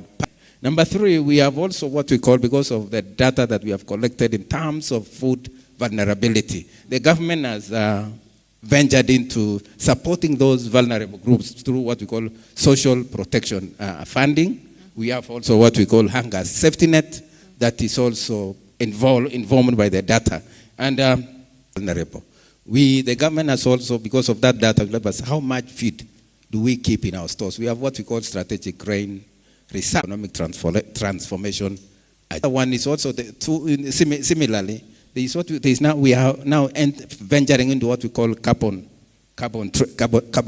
trading, and that will increase the incomes of the communities. High rainfall areas where planting has been continuing for long without change of the inorganic fertilizer. So we are also trying to see how we can encourage how we can improve our soils. Yeah. And finally, the government has also provided subsidies. Yeah. So they collect data to know how many farmers do we have in the country, and how much fertilizer do they need. So the government gives subsidies to farmers in terms of fertilizer and in terms of seed, because of the data that has been collected over time. So it informs the number of farmers that may require, and the acreage that those farmers plant, so that the government knows they have. Maybe, thank you. Thank you very much, Simon. A clap for him. Thank you. This was very much a rich discussion, and I want to thank you. I would like to give chance to the audience to ask you questions. So if I could have someone to help with audience, any questions, points of clarification, do raise your hand. Okay, so 1, 2, 3, 4, and that's it. Okay, and 5. So we'll only have 5 questions, so we'll start with this table. Thank you. Thank you very much for the brilliant discussions. My question is just to follow up on the brief that was given, and normally, but how do we begin to look at public-private partnerships? Because these are very tricky. Thank you very much, and good morning. Mine is just a quick one. Regarding, it goes to government, and action is quite slow. It's known it's going to happen. But our governments, I think even in my own country, Zambia, they still went ahead, procured fertilizer, seeds, distributed the smallholder farmers, knowing that the crop is going to fail, and it failed. So now we've gone into disaster. Thank you. The panel. In Zambia, we are having a trend where much of the agricultural land, including within our region, in order to be able to mitigate against impacts of climate change, because we've seen drought kill so many livestock. 2 years ago, there was a very severe drought in Kenya, where farmers ended selling their livestock at giveaway prices. And that drought was followed by floods. So what are we doing about promoting those heat-tolerant breeds as a basic strategy for mitigating against drought? And then, still on livestock, what are we doing about promoting pastures as a crop? Because traditionally we just, graze our animals. I mean, can we have a policy action that then sort of mandates farmers to begin growing pastures as a crop that can be stocked or even baled for use during periods of drought? And then, of course, the other one has to do with the water. How can we be able to promote the water harvesting technologies so that farmers are able to use that water, maybe underground water tanks, dams and so forth, to be able to use that water during periods of drought so that we significantly reduce the impact on livestock when the droughts come. And then last is the issue of policy. How are we engaging with the policymakers to be able to, come up with supportive policy actions that can help us mitigate these impacts of drought across the region? Thank you. I know that in this country, for example, we're kind of out of time. Okay, Sorry. just the last question. Okay. The last question is, to what extent are governments using information from the vulnerability assessments as well as predictive modeling to be able to make informed decisions that can be able to, help us mitigate against effects of drought? Thank you very much. Yes, I think we had a last hand from someone, but I think it's right over there. So these questions that have been put forward as the mic is going, you will address, just pick one and respond in a minute, and also put that as your closing remark. So 1 minute each as we respond. So I'm going to give you like 30 seconds for your question. Useless. My question is to Simon. Any plans to boost extension services now that you have talked about bottom-up economic model in Kenya? Great. Thank you. So the instruction still stands. It's 1 minute and rapid fire. If you see me putting the mic to my mouth, it's time for you to stop. So we'll just start with, we'll start with you and then just go, and that will be also your closing. Thank you. Thank you very much. I have maybe 2 questions that are directed to me.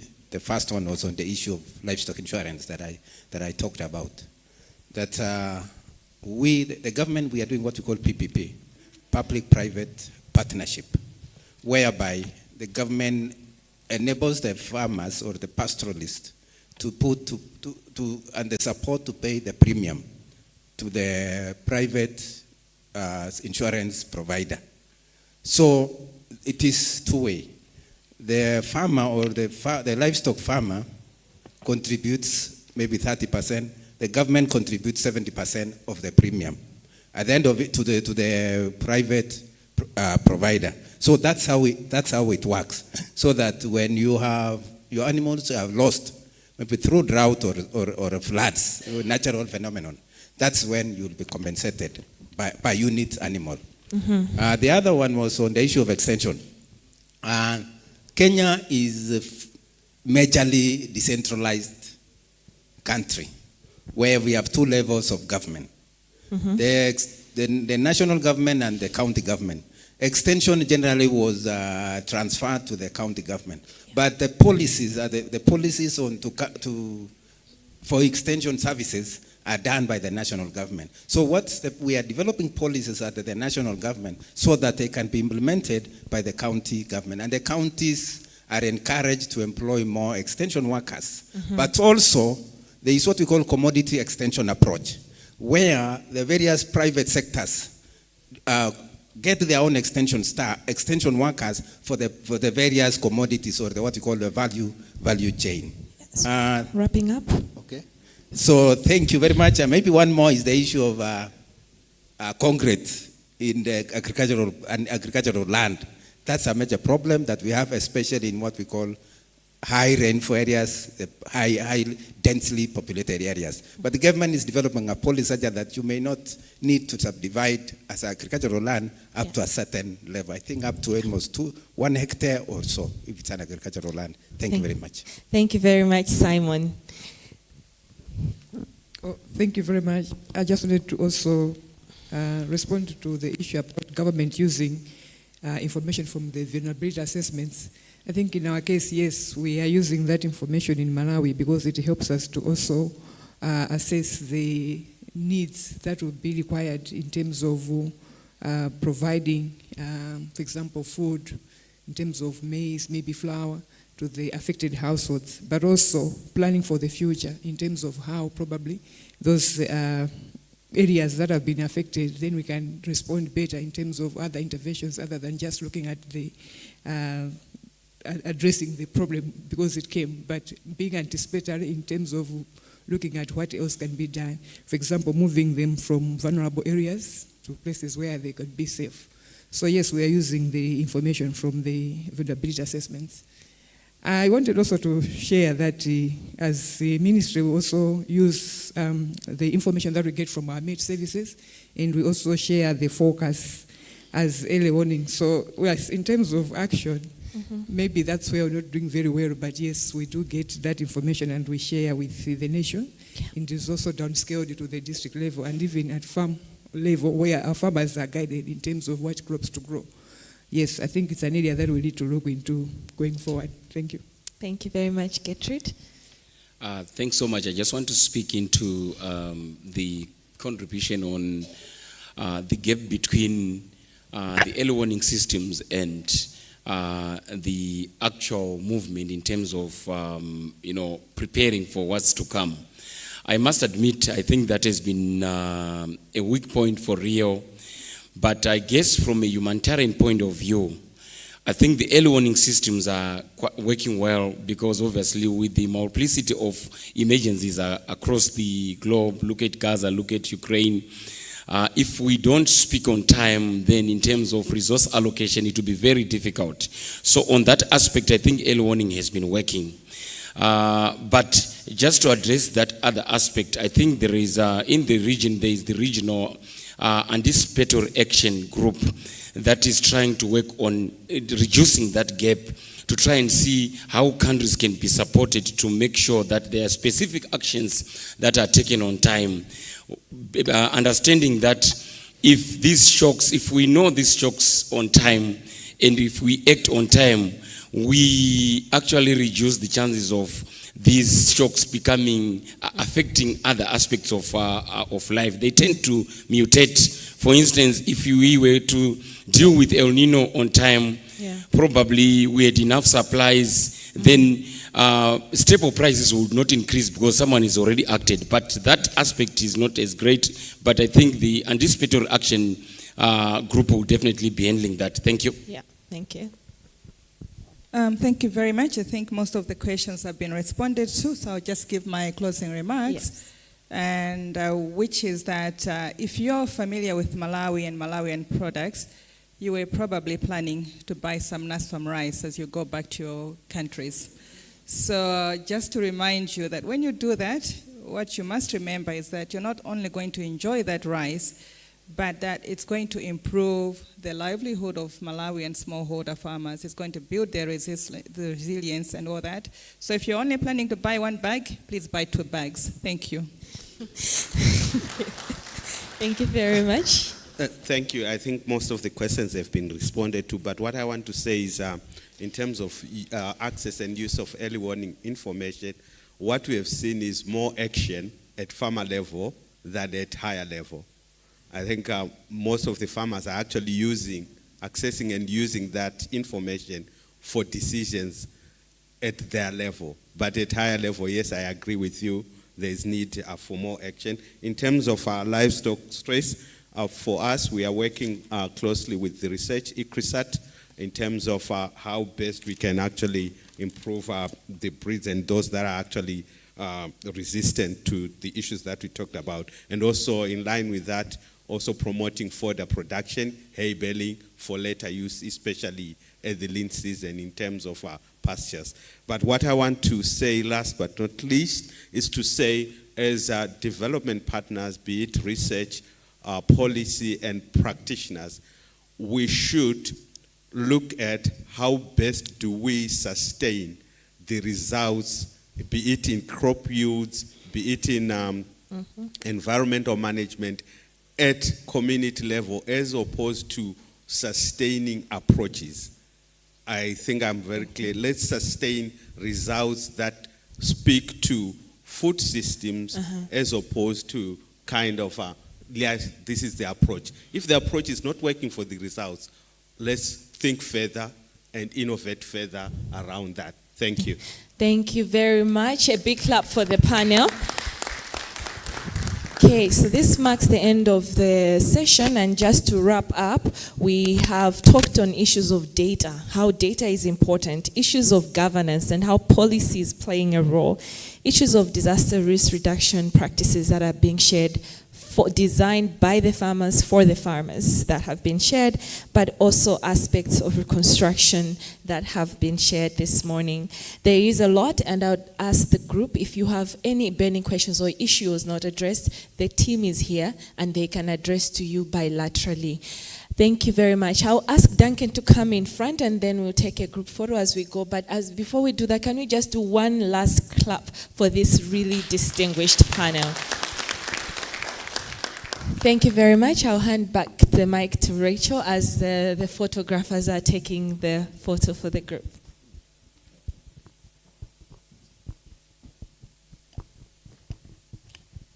Facilitating this one as well.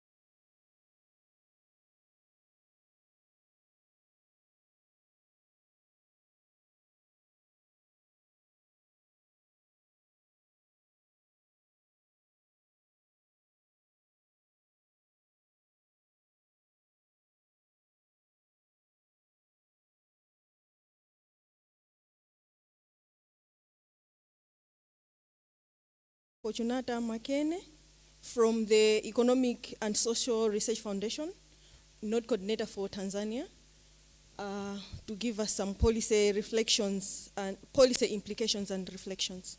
Thank you.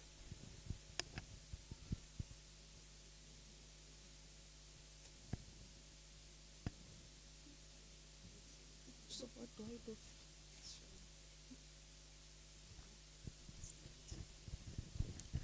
Thank you, moderator. Thank you, Fanrpan, for giving us this opportunity to just give some policy reflections. And when you are doing this reflection on the last day, that all these smart peoples have said everything that need to be said, it's very difficult to come up with something new. So I'll just give some, I'll just share some reflections from the presentation and what I have read about this topic. So one thing that I would say is that in Africa, and as you have seen in the last couple of days, there is no short of policy. We have lots of good policies. Our struggle is in the implementation. So we have researchers, or scientists, we have technocrats who are good at drafting policies, but where we are failing is the implementation of these good policies. So I think the first thing that I need to say is that implementation of policies is critical, or coming up with strategies that can address these issues or these challenges related to climate or food and nutrition security. So I think it's very important to ensure that we implement the policies that we put in place. So just some few few pointers. So much has been said. Thinking about when we think of policy and implementation, and it has been raised by some panelists here, a bottom-up holistic approach is critical. That puts communities at the center. And here I'm just thinking of the project that Fanrpan worked with on Africa and climate smart agriculture. An example, like in one of the places in Tanzania, Tanga, where you see that when scientists work with communities, there are really opportunities to address using indigenous knowledge to address these shocks that affect food and nutrition security. The issue of technology has been raised on how important it is to really address the shocks such as climate and food and nutrition insecurity. I'm not going to say much on that, but to just emphasize on how technology is critical, and especially bringing in youth in agriculture, as 60% of our youth are in agriculture. So I think it's if we integrate farming with technology, we'll attract these major populations, and issues like promoting precision farming, use of drones, automatic irrigation systems, mechanized tillage, even mobile apps driven for markets to attract more youth. Issues of gender has been raised, but I just want to emphasize that it's important to have gender-responsive nutrition skills and capacity-building programs. And why am I saying this? I think it's very important to empower women, men, youth in diets, nutrition diets, knowledge, food, because like for example in Tanzania, the food baskets regions have the highest level of stunting. So this shows that there is a lack of nutrition capacity. Also, as we are reflecting on policy issues, I think linkage is important, and it has been shared here, that you need to link not just agriculture, but also health and nutrition, transportation, and other, and like just other policies. And this is just to allow, you know, we talk about early warning signs, preparedness, coping mechanisms. So it's very important to do policy linkage, and consider nutrition-sensitive agriculture. The panelists have discussed about crop diversification, but also cultivating biofortified nutritious crops. Domestic food distribution, because you may have food in one part, but in another part there is food deficit. So that's very, very important. And I really like the point that was raised about providing social safety nets, which I think we really need to emphasize that, in including food assistance program, cash transfer, which can help vulnerable population access food. And again, the issue of access to credit and insurance was also raised. Just after saying that, I know the moderator is pointing at time. So I want to thank you so much for giving me the opportunity to give some reflection. But I think I want to finish with these words. We need to have connected thinking and connected execution for prosperity. Thank you.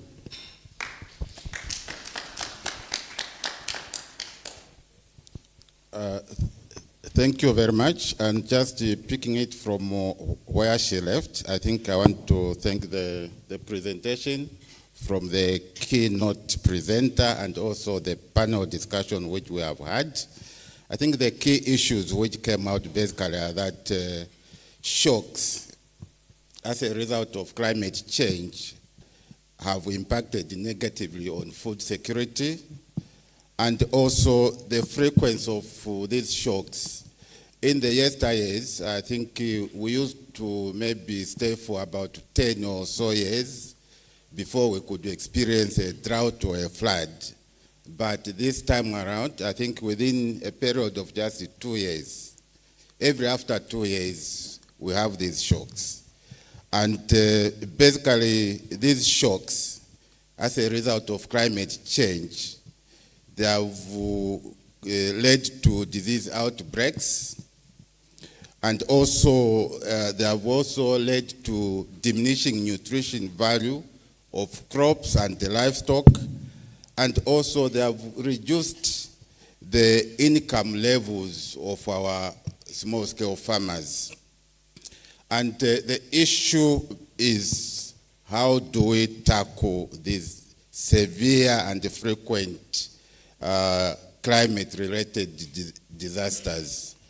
Basically, this calls for the need for policies that focus on disaster risk reduction and also climate change adaptation. And I think we have talked a lot about policies and the policies. Like what my colleague has said, we have these policies, they are readily available, but what has been lacking, and what is lacking basically is to mainstream these policies in our national investment plans. Every year, I think most of our countries prepare budgets.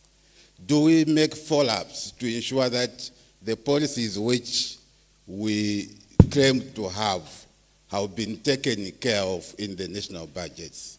In Zambia, we are just from developing the Comprehensive Agricultural Transformation Support Program, and we are just from also making some submissions to the Ministry of Finance to ensure that the policies which we have been advocating for, they are followed up in the national budgets. And by the time when the Minister of Finance will do the presentation of the budget, we will make follow-ups to ensure that what was reflected in the policies and the national investment plans are part and parcel of the budget speech and the budget action plans. So those are some of the issues, I think, which have been missing. We should make sure that the policies are reflected in the national budgets. I submit. Thank you. Thank you very much, Ms. Fortunata and Mr. Nawiko. I will not go back into what you've said. And also, in the interest of time, we should break for tea for 10 minutes so that we can proceed with our program. Thank you.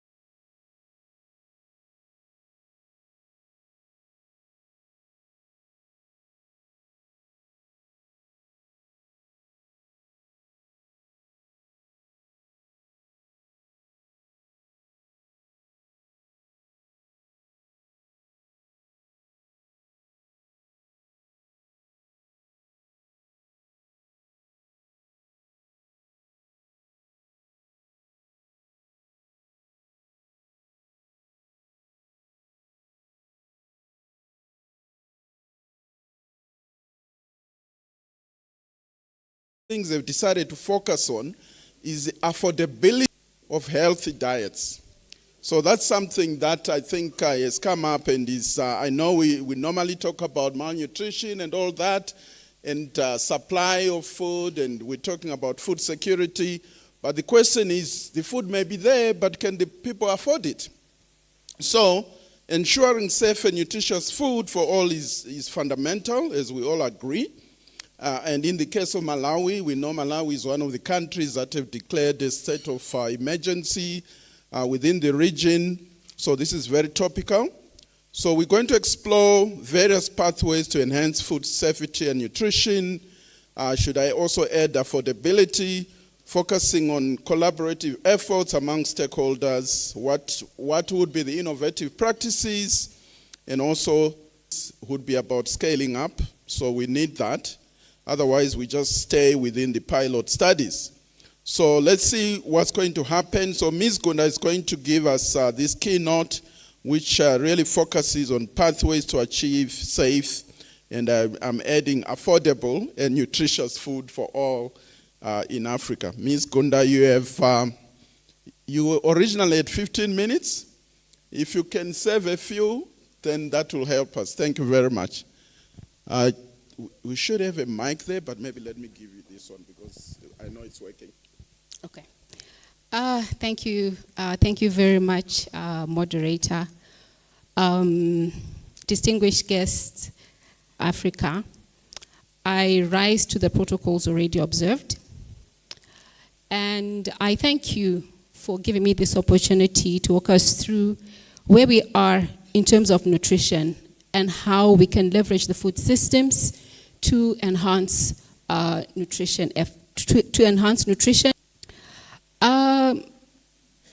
The quest for safe and nutritious food in Africa has been a complex journey. I think we need to realize and acknowledge that. I think at the beginning in the nutrition space, we mainly worked just in health, right? And in a way, I would say we're like ostriches burying their heads in the sand, right? Where we just concentrated on what we could do, what we could handle, and hoped the rest will just fall in place. What people in the food systems agriculture space had to do, we just hoped it will fall in place. But around 2007, 2008, we were experiencing quite the shocks during that time. There was a very severe drought during that time. There was an economic recession. I hope hopefully we remember that. And it created room for us to look at where we are and what we needed to do to really deliberately take actions to end all forms of malnutrition. So I would say from 2002, we've made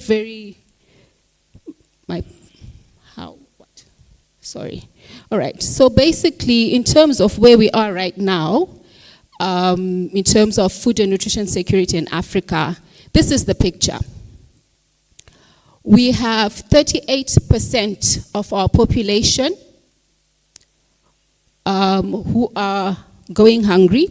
This is Africa. So, 38% of the people who are hungry in the world are from Africa. Okay.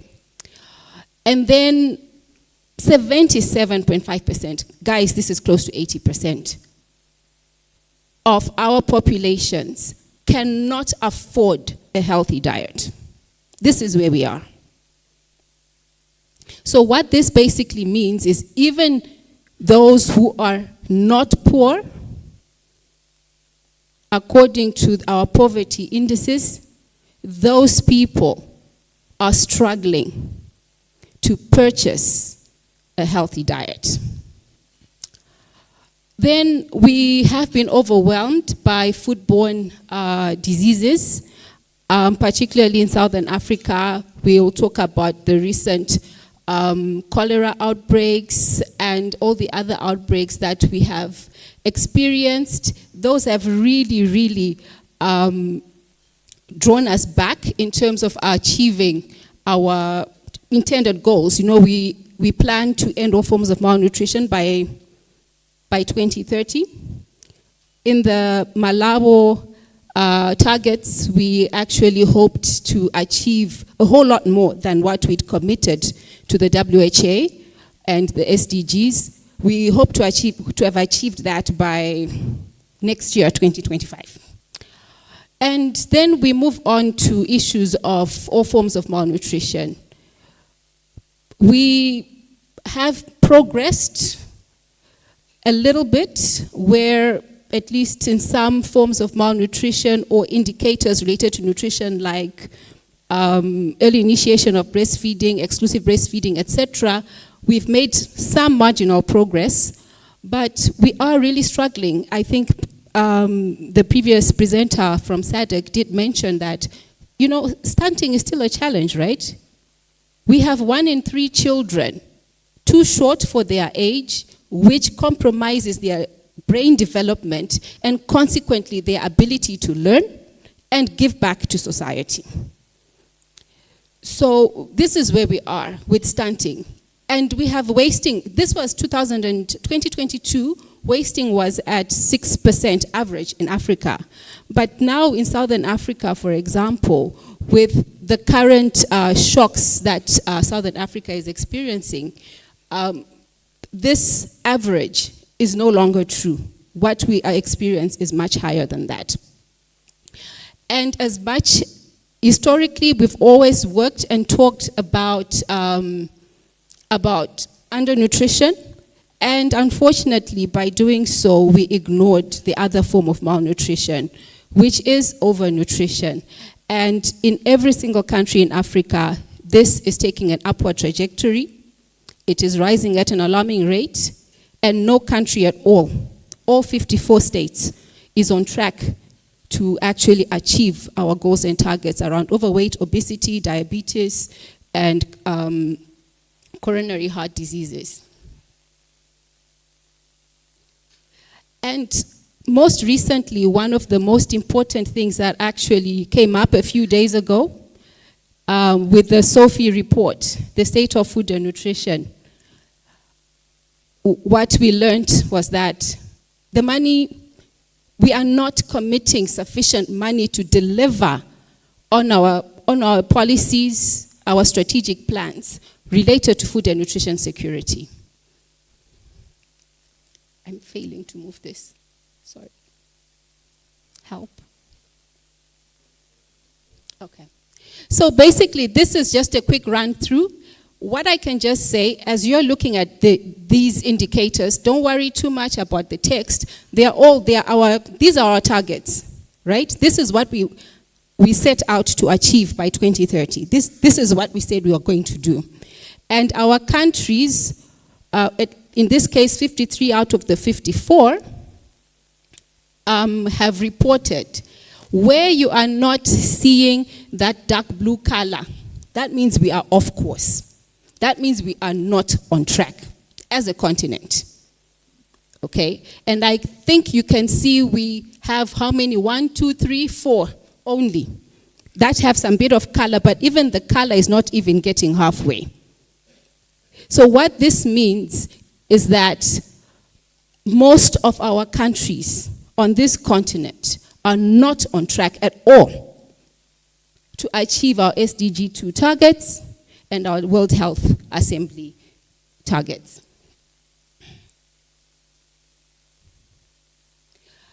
This one, I specifically put it up because I think it means something to people in the agriculture sector. How does the work in food systems and agriculture impact our well-being? I'm just going to pick one item here. We have, sorry, okay. We have this bar over here. I'll start with that one. Deaths associated with nutrition, right? Nutrition-related deaths, right? Such as respiratory diseases, diabetes, cancer, stroke, coronary heart disease, We have, for example, in this one, low consumption of fruits has been associated with a lot of deaths related to stroke. And then dietary composition, how we compose our diets, right? Are they diversified? We keep talking about diversification. Do we understand the impact of not diversifying, right? If we do not diversify our diets, a huge chunk of our people here are dying from coronary heart diseases because their diets have poor diversity. And then you see that also poor diversification has implications in it, that they have attributions to our deaths related stroke and deaths related to cancer. This is something, this is how I'm trying to bridge, to make everybody understand why it matters. Right? Why it matters that food systems are responsive to nutrition. Sorry, God. I'm failing with this thing.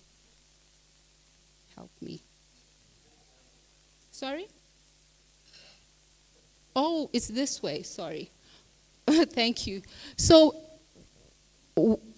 and where we are right now again, of course, when we talk about our failure to get to where we want to, we'll then start quickly coming and say, but hey, we faced challenges, which we did.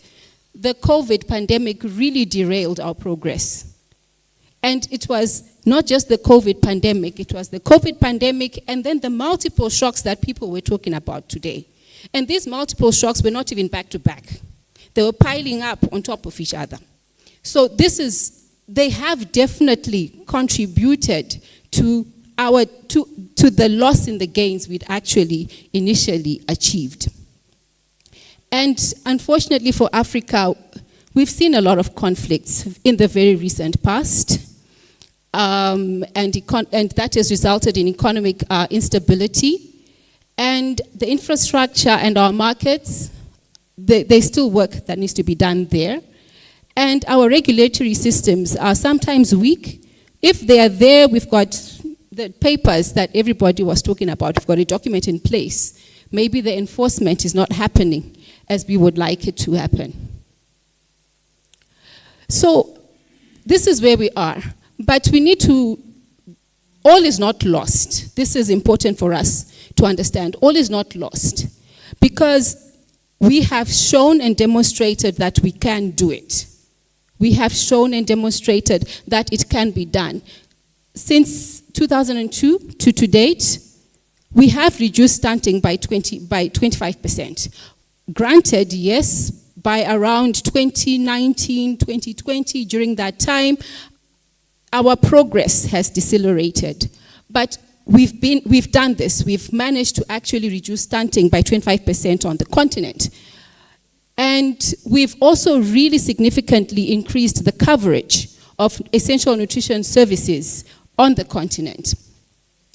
And most importantly, we do have the stories of impact from our respective countries to prove that, from which, and also stories of impact in our countries that we can learn from as we try and accelerate our efforts.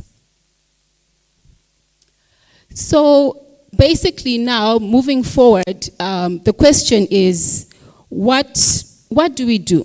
What innovations do we need to implement so that we achieve? We are behind schedule. We lost some gains, so there's work that needs to be done. I will try and skim through this fairly quickly, but one thing I need you to remember with everything I say, it is scale up and invest. We need to scale up and we need to invest.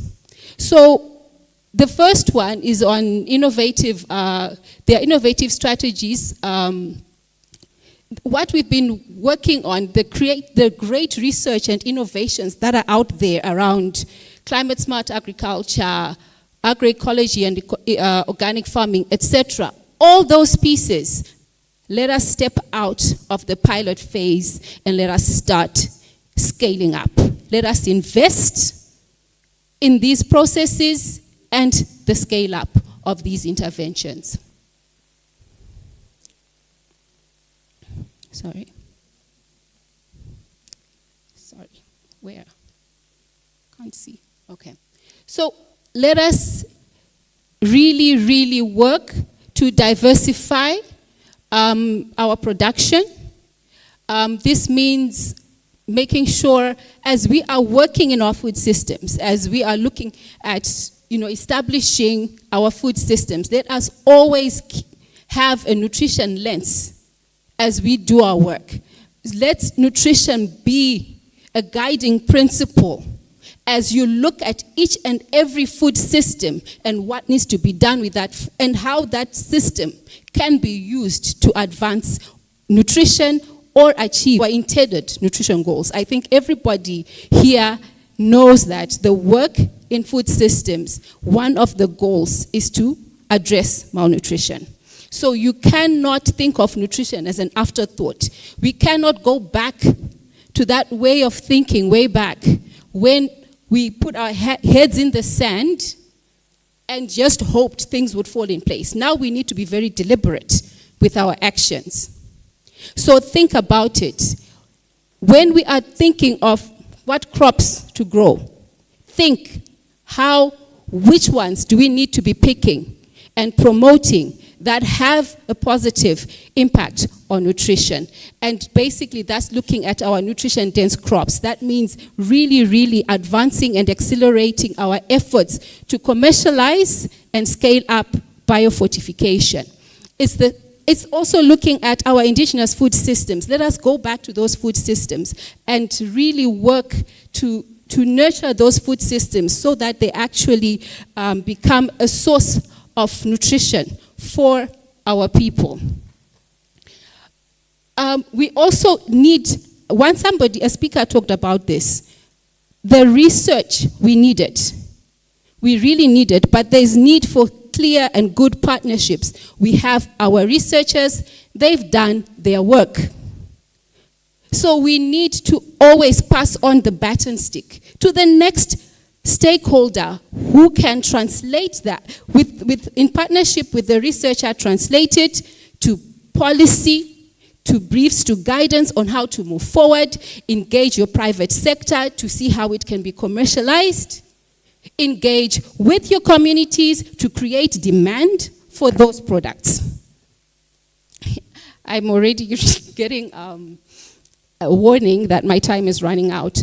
So also, as we also look at food processing, it's important for us to start encouraging the utilization of minimal processing techniques that preserve the nutritional value of foods. This is important. So let us remember these things as we are working and developing our food systems, pathways and our action plans. Let us make sure we are using nutrition as a guiding principle as we plan and execute our activities. Again, we're looking at food fortification. Let that be one piece that is critical, because that is how we get to nourish large populations. Sorry, I'd forgotten one that's actually important there. That one is actually on controlling the marketing of unhealthy food to our children. This is something we really need to start taking up very, very seriously, because one of the things that frustrates me as a person in nutrition is that we have so much junk food. You get to a school, you've got all this junk food being sold just right outside the school. And there's no healthy food choice there. Not even one healthy food choice. So let us create an environment where we have healthier food choices available for our children and for our communities. And then around policy governance and sustainable food, it's really important, and this one is critical. We cannot do this alone. We need to work together. We need to work together because anybody in any space, you've got your end point. Somebody needs to take over. So we need to work collaboratively in ways that allow for convergence and high impact. So that means as we go back and we look at our policies and strategies, I was hearing a lot about different policies and strategies, and I asked this question, and I'm going to leave this question with you. Are your policies and strategies coherent? Are you not being duplicative in some of the things you are costing and planning? Are you engaging the sector effectively so that it effectively delivers on that role? And the last one, the last point I have here is on financial sustainability. Let us dare to actually be very disruptive. Let us move away from the status quo, where I know in government sometimes when you're writing our budgets, you very quickly say, ooh, the budget is too big. And you say, okay, which partners? This one to this partner, this one to this partner, this one to this partner. Then you remove it. You remove those activities and costs from your national budget. And what that translates to is the government is only financing 2% of your strategy, and you are counting on external partners to cover the 98%. We need to look at things very differently. We need to look at things very, very differently going forward because our governments have a responsibility to finance the food and nutrition security agenda. Let us shock them for a change. With the huge figures we're all scared to mention, let us shock them. Let us start there and see where we can go. Because my experience with the countries I work with, we are so, let me not say scared, we are cautious to give the real figure. So we come and we say, oh, Minister of Finance, at least give me $1 million. But your strategy requires 126 million. You come to your Minister of Finance and say, please give me just $1 million. So we need to really push those boundaries and make sure that our governments are actually financing our agenda. And of course, this has been mentioned since day one. Let us leverage the technologies because that's how we get as far as we need to go. And let us make use of our young people so that we actually achieve our goals. As the SUN movement, we are a country-led, country-driven movement. Much like Fanrpan, we also have our networks. My closing remarks is the SUN coordinator is a UN Assistant Secretary General. Let's use her. She's a powerful political figure who can really move things in your respective countries. If you need her, if things are not moving, if your president is not playing ball, we've got somebody to push him to move in the right direction. So this is something, because food systems, the SUN movement embraces a systems approach, and food systems is one of our key pillars. So the SUN coordinator is very invested in this line of work. So where things are not moving, the SUN movement is here for you. We are here to just ensure collaboration. We convene stakeholders, we facilitate actions, we find solutions for countries, we advocate to end all forms of malnutrition. Thank you. Thank you. Let's give a hand.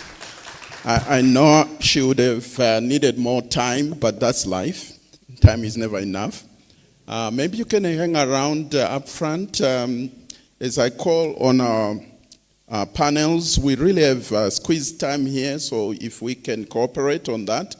I'm going to ask the WFP representative to just come join us up front quickly. Also, Prof. Onyango, if you can come up. We have Mr. Kondwani Penwawa. Is he here? Please, if you can move up. So we've heard from the keynote there. I think the key message for me is agriculture should do more for nutrition. It has to deliver. Now everybody will think that is kind of oxymoronic because we think that if we produce food, nutrition will take care of itself. But of course things don't happen automatically. I think Dr. Fortunata, you said in Tanzania, the places which produce the most food, that's where you have epicenters of malnutrition. So it's not enough to have just food. And it's not enough to just eat, what was it, nsima? As somebody said, if there's no nsima, there's no food. That's just focusing. And our governments in most cases have tended to follow the same kind of thinking that when they talk food security, they are basically talking calories. They're not talking about, and you hear them talk about strategic grain reserves. So they're talking about maize reserves. And I know that Kenya is one of the few countries that has gone and changed strategic grain to strategic food reserves. And so they're putting a bit more than maize in those reserves because it takes more to address malnutrition than just making sure you have enough calories. So, having said that, we've got WFP, which I know that from my experience, very much involved in humanitarian type of support to communities, especially this year, what we're facing in the region. But also I know that they've been involved in some productive sort of interventions. So the question is, what strategies is WFP implementing in Malawi to ensure that food assistance programs not only provide immediate relief, but also support long-term food security and nutrition? Thank you. If you can keep it nice, crisp, and short to the point. Very short. Thank you. Okay. Thank you very much. So as well as the relief work that we're doing, in terms of what we're working on, we are working on some of the types of projects that others have spoken about already, resilience projects, watershed management, etc., and looking at how we work with smallholder farmers to adapt to changing climate and to climate forecasts that we receive. What I really want to focus on today is a couple of specific elements of the work that we're doing. The first one is homegrown school feeding. So in Malawi, we are actually supporting the schools to procure directly from smallholder farmers. And I love this because it actually means that instead of us just shipping internationally procured commodities to the schools, and which result in having the same porridge every single day, it enables a menu of options that are seasonal. So it includes rice, sweet potato as alternatives to maize, which is one of the things that's been discussed, as well as vegetables and other commodities.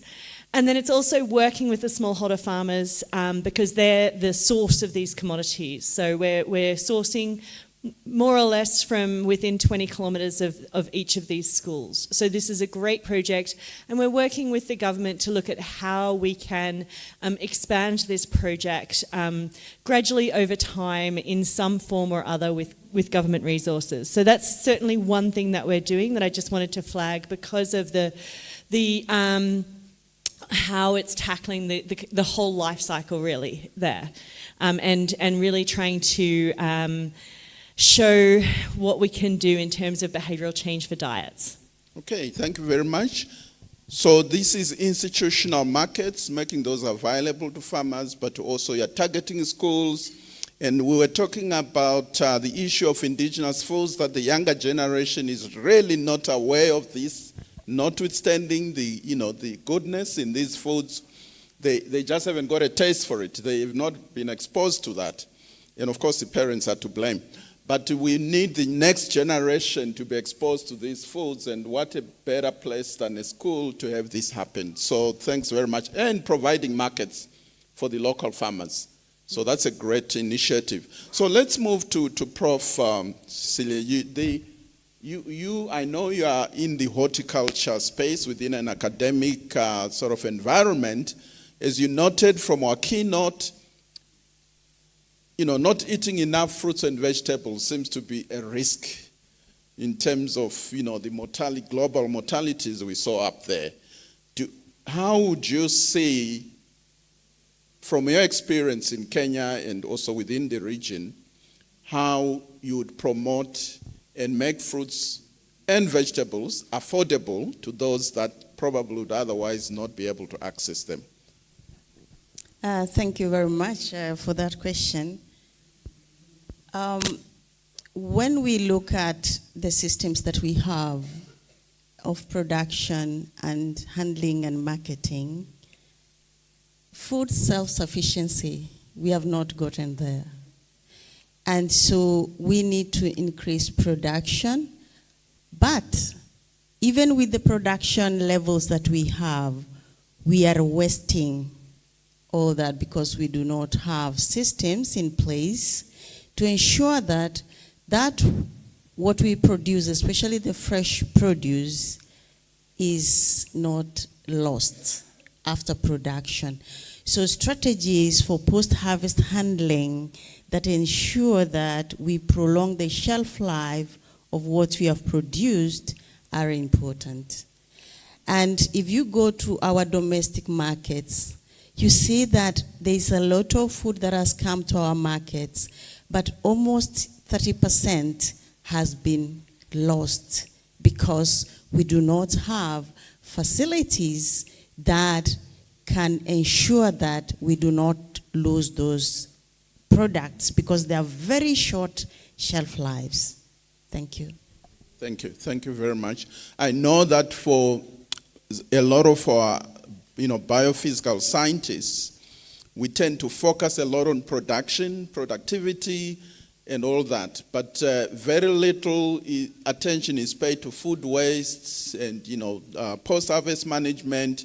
And if the figures are right, we hear about 30 for food waste and that sort of thing. So, and yet we probably, with our research, we're probably aiming to increase productivity maybe by another 10, 20%, and yet we already have 40%, which we are producing and actually it's going to waste. So where should we be putting our priorities? It's food for thought. So let me turn to Mr. Kondwani. I'm trying to pronounce this name, Penewawa, right? Department of Nutrition, Malawi. Now, the keynote spoke about the importance of collaboration, networking, and making sure that we coordinate our efforts across the different sectors. And if I may borrow Prof. Mabaudi's term, nutrition, I think everybody has coined it as a wicked problem. And it's one of those problems that cannot be solved by one sector.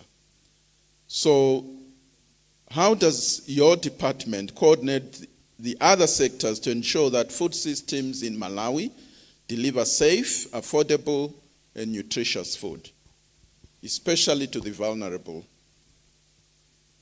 Thank you, moderator. In Malawi, issues of food systems are being convened by Minister of Agriculture. And the Department of Nutrition established several units in different ministries to make sure that issues of nutrition are well coordinated. So we have got a special unit for nutrition within the Ministry of Agriculture.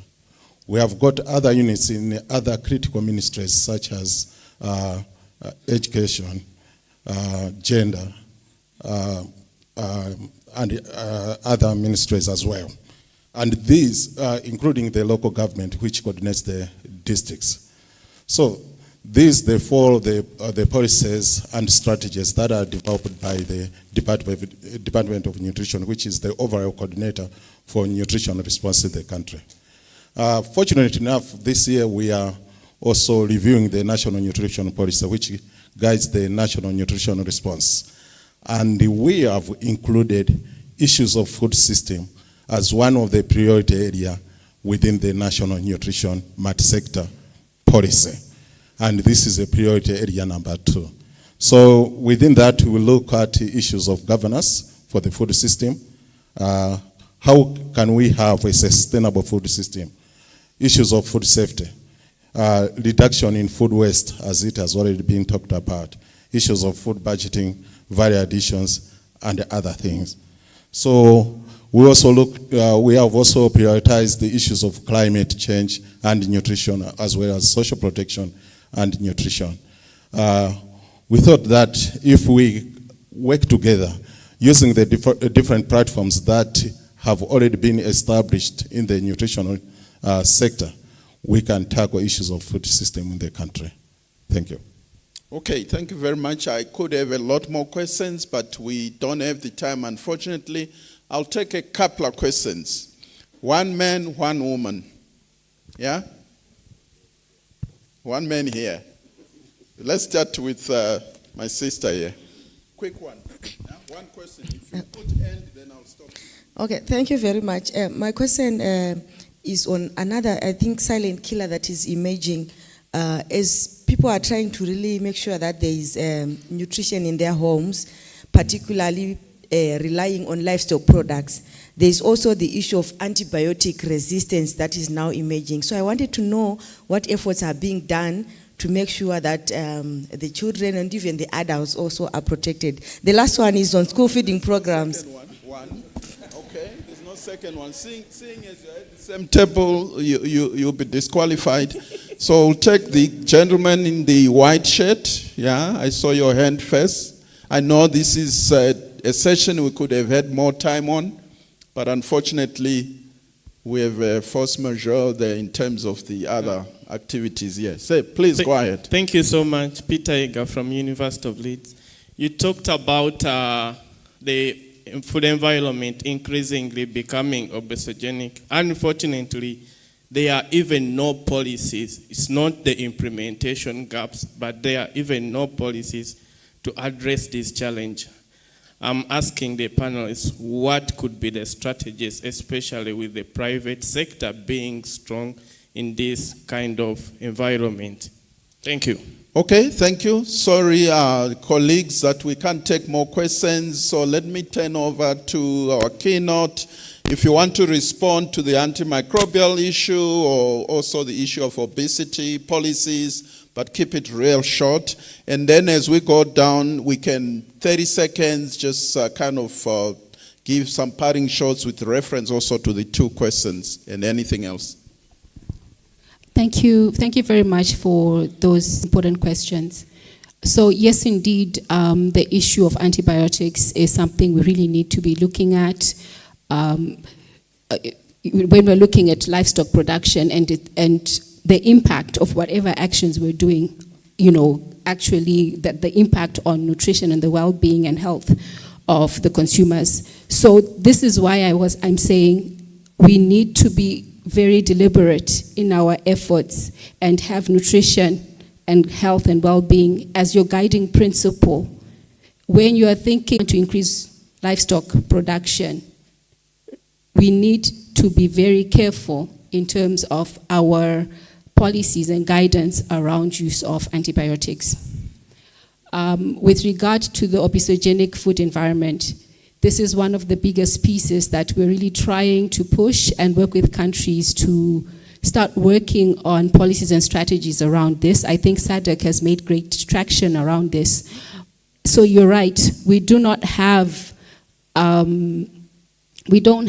lot to say there's a gap. The gap is actually we haven't started. So we need to start. We need to start looking at this. And definitely we are going to experience some very significant tensions and conflicts of interests with the private sector, because the proposals that we have around nutrition positive food environment are looking at controlling the marketing of unhealthy foods, managing issues around availability and access of these highly processed foods.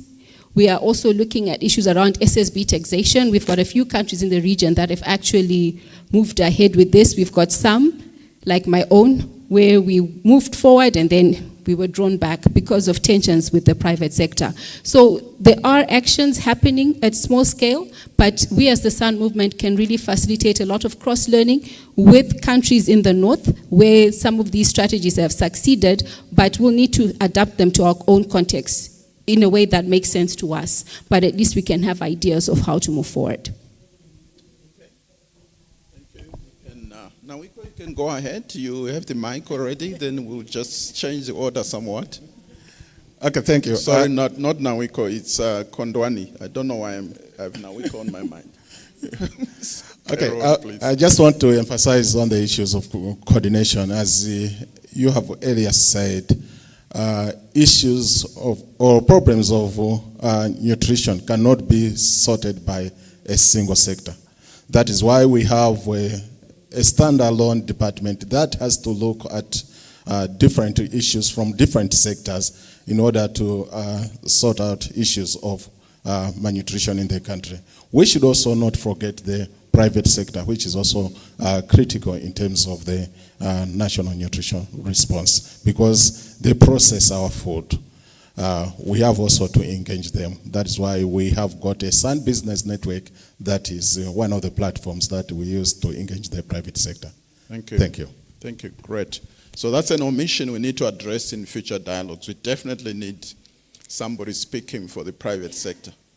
Yes, Prof, I'll request for 1 minute because I think that the issue of antimicrobial resistance is not the only issue we are facing in terms of food safety in the foods that we consume in Africa, and especially sub-Saharan Africa.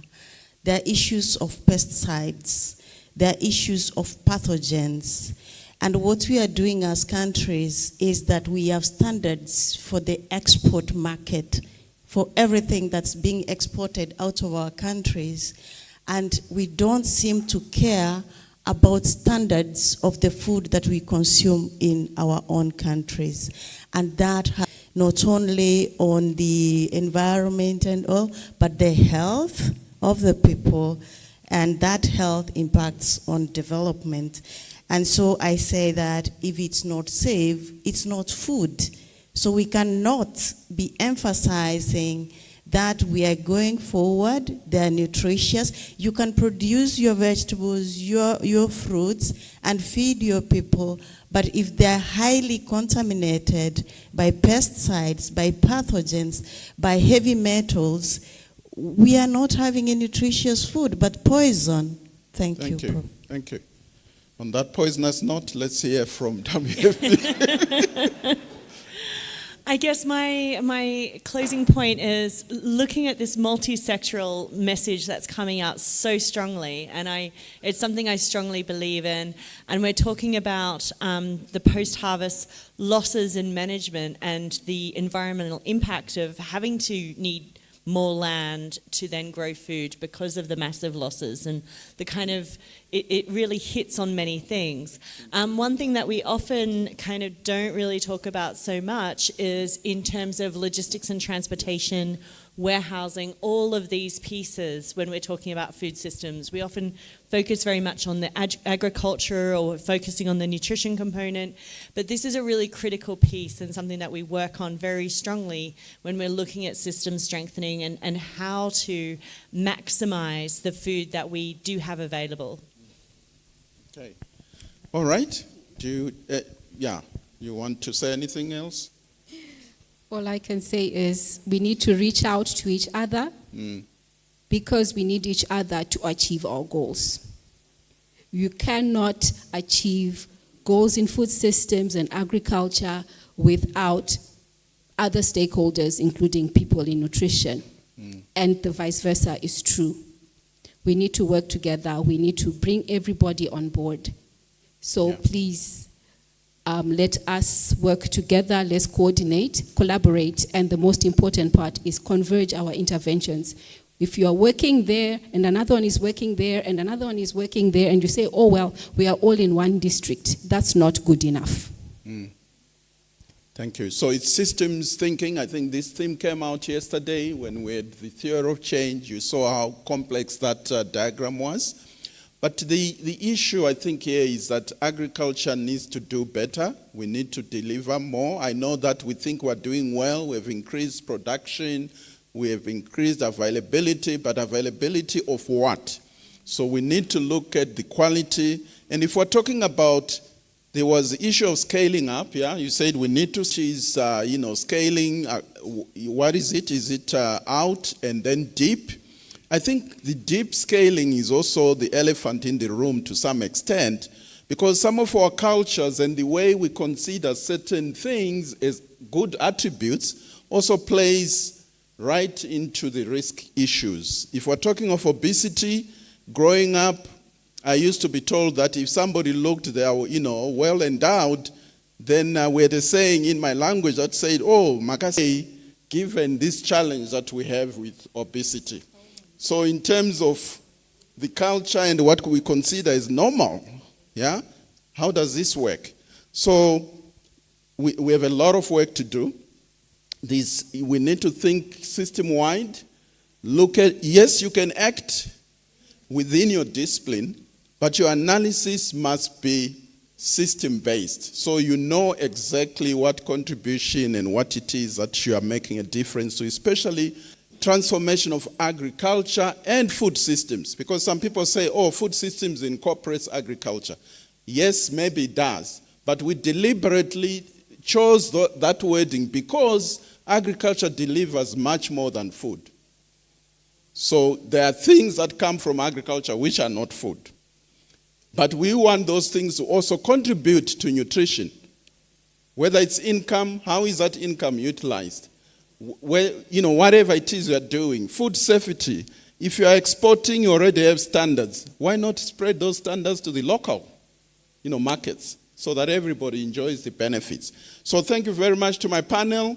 And I know that we have had to cut you short. This is I'm passionate about this subject, but unfortunately, all good things, don't last for too long. So thank you. So if we can give them a big hand, please. So are we getting a photo moment, or is that done already? Please, we don't want to shortchange the nutrition. Okay, I'll join you.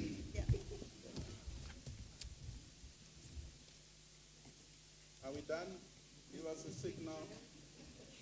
We are short of time here. Yeah, the cameraman is in another agenda. Say when.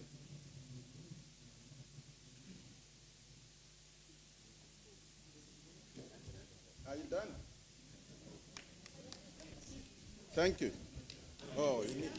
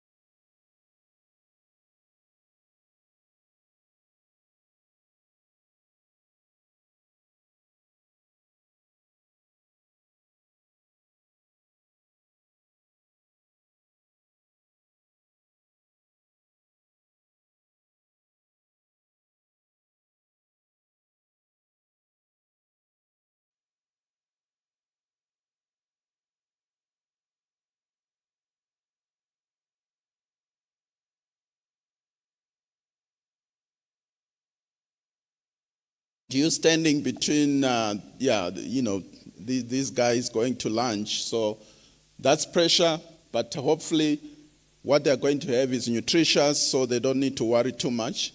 So if you can grab that microphone, then we had the keynote, the kind of things that were covered, a wide range of issues. Basically, the bottom line is we want to see agriculture delivering better on nutrition than what it's been doing. So what are the policy implications from your point of view? I know you chair a regional research court. to address it anyhow, to see what are the policy implications of what we've just gone through in this session. So if you can do that in 5 minutes, we'll be most grateful. Thank you.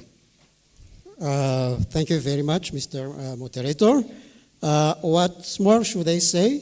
I think that has been delivered by yourself. However, Mr. Moderator, what I want to share with the assistants today, one of that summit, then it is offering an opportunity to bring together the crucial element of food safety, nutrition, poverty, and inequalities in the framework of food system within the context of climate and environmental change to ensure that all people have access to a safe and nutritious diet. Also, food systems provide a framework for advancing access to safe and nutritious food for all. Mr. Moderator, I want to share with you some action tracks I have found from that summit. One of them is ensuring access to safe and nutritious food for all.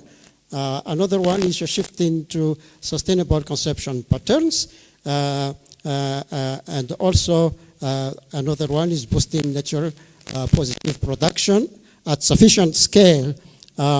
Okay, and here we should act on climate change. We should try to reduce emission and increase in carbon capture. And here, Mr. Moderator, I would want to emphasize on the fact that we have to adopt good agricultural practices, as we said throughout the session, like climate smart agriculture, like agroecology, etc. But one thing I would want to share, Mr. Moderator, we really have to change our way to produce, especially for the case of Madagascar, which is a rice producing country, as you know, and we have about between irrigated rice paddies, and this was considered as good. But if we think, since myself I am soil scientist and I'm very keen with the health of soil, especially when the rate of soil organic matter in the soil is high, and if we are flooding all the time these rice paddies, then we will increase anaerobically. So this is a risk, a hazard to increase greenhouse gases. So, and even concern in livestock, since we are raising also cattle and also a small remnant, then I think there is a challenge to change the diet, to improve the diet of those remnants so that it will reduce the flatulence, because in the flatulence there is also a build-up of methane. So these are, I think,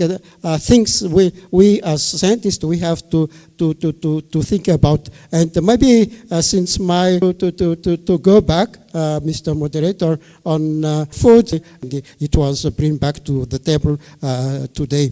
And also we are talking about scaling out, which is impacting greater numbers of people, especially for our research result. And also you were talking about the elephant in the room, the scaling deep.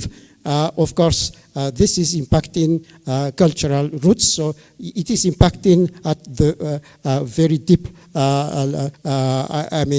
community. And in my own view, since it is very sensitive, we cannot force farmers to adopt technologies they do not want to, or the technologies where they were not involved in the conception. So I think that in my own view, this scaling deep, and this is the practice of anthropology, sociology, and other human science. So having said that, Mr. Moderator, I would want to thank you and to thank the assistant for listening. Thank you very much.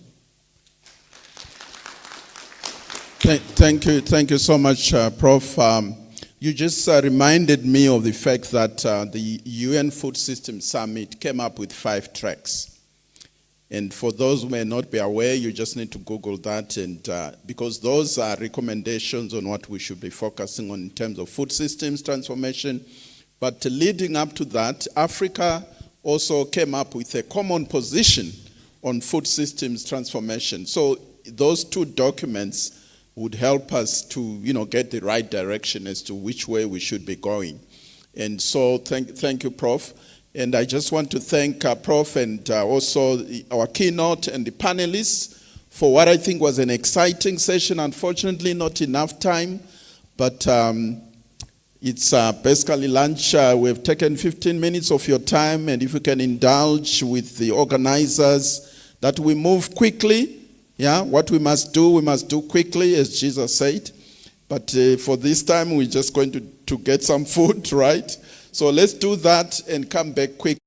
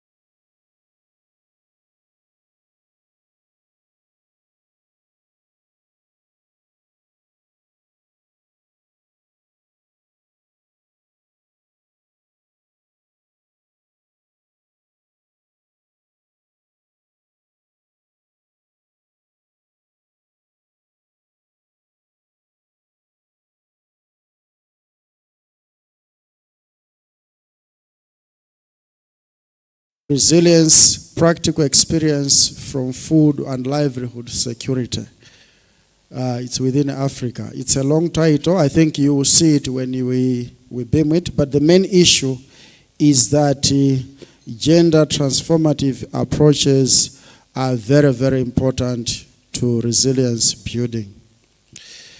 Just as a matter of a background, we might want to appreciate that ADB, I think 2-3 years ago, they released a report around the Africa's gender score, how we are doing as Africa in terms of how men and women are faring on issues employment, issues participation in labor, in the economy and other areas. There's still a gender gap of 51%, where it's tipping like 48% women are doing, 51 plus men. So it means there is still more work around so many things that we have been discussing this afternoon.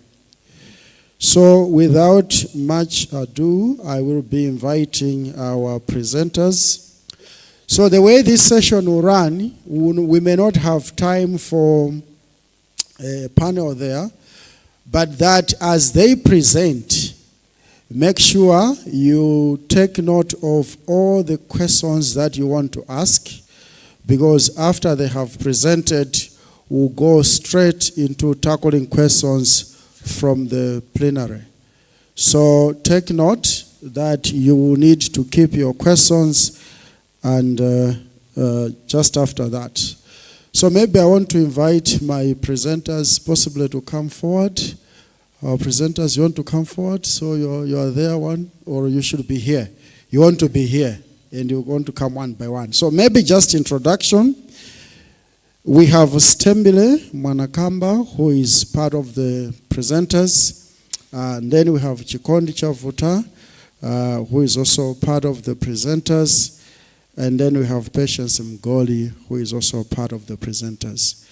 So I will now invite Chikondi to start on the topic. Thank you so much.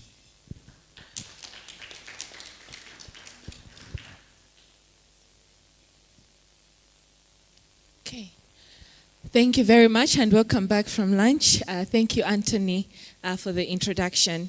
So I'm just going to take you through the background of our research that we have been doing for the past 2 years as CARE, Fanrpan, ICRAF, but also the Rural Women's Assembly, and we also had Concern Worldwide join into the research as we went. So the title of our study was Gender Transformative Pathways to Resilience. Practical experiences from food and livelihood security programs in Africa. So these are the working group members that formed part of the research. We had colleagues from CARE like Amanda, Caitlin, and Carl, Chikondi, Patience. And then we had Fanrpan that had Sitembile. And then we also had ICRAF that was represented by Christine, Concern Worldwide by Toko Kalanje, the Rural Women's Assembly represented by Ellen Matupi. So this is the team that formed part of the session, and these are the partners. So this is just a wrap up that we had those organizations together with Stellenbosch University, the Center for Sustainability Transitions in Cape Town. And then this was funded and supported by the Global Resilience Partnership. And they were supporting what we called the Southern Africa Resilience Academy, which I'm about to go into explaining now.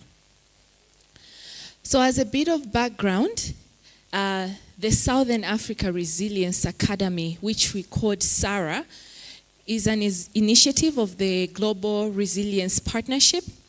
And this initiative was supported by the Swedish International Development Cooperation Agency.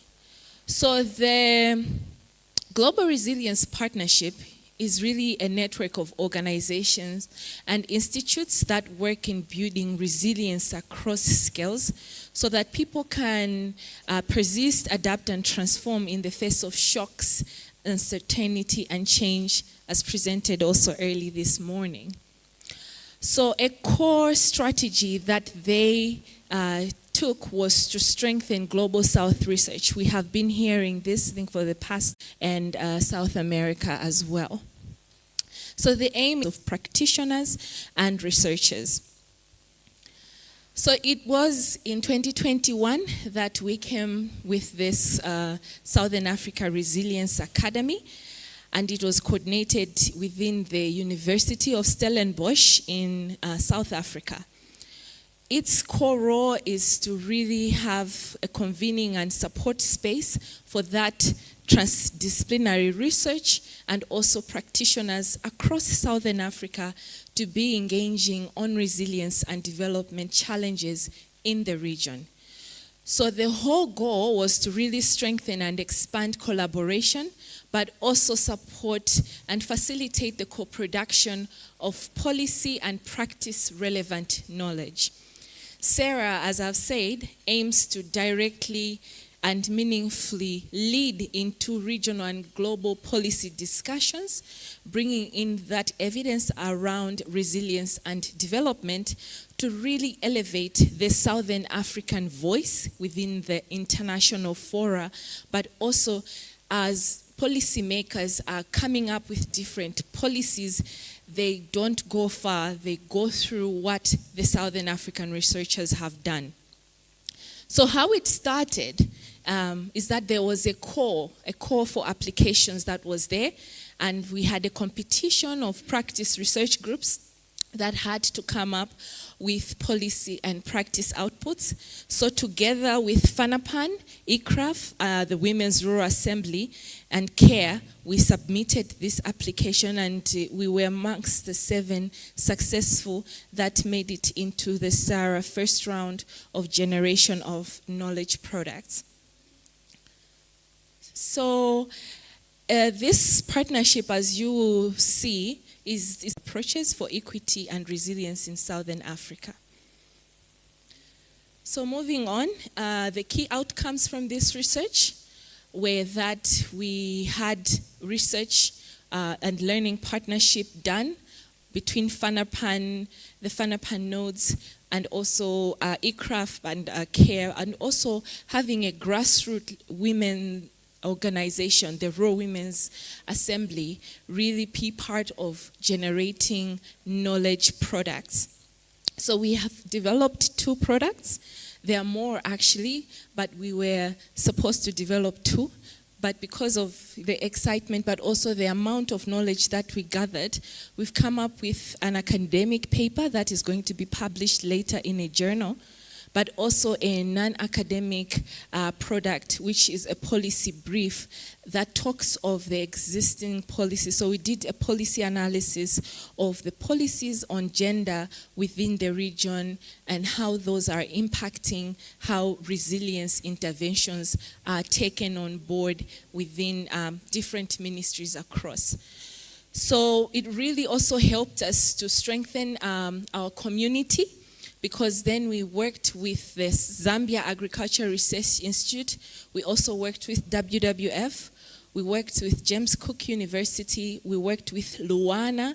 We worked with Cape Town, Kenya Agriculture Research, but also local governments for sustainability. And we also had the Arizona State University and University of Zimbabwe, which really took a key role in our discussion and also our work.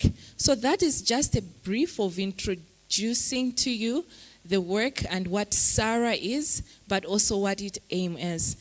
Before I hand over the mic to Patience, I'd just like to also take the initiative to say that there will be a new call for more research that should be generated by Southern Africa researchers on the GRP. So do take a look out on the Global Resilience Partnership platform to hear when this comes out, because this issue of having more of our research out of the continent has a solution, and this is one of them that has come out, and we now want to go into what we found out. Thank you.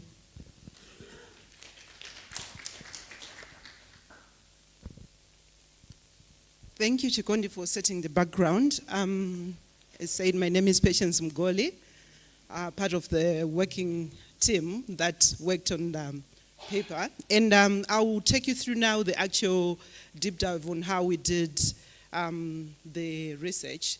And basically, I think just to take you back in the morning session, I think we had more discussions and presentations around resilience in gender.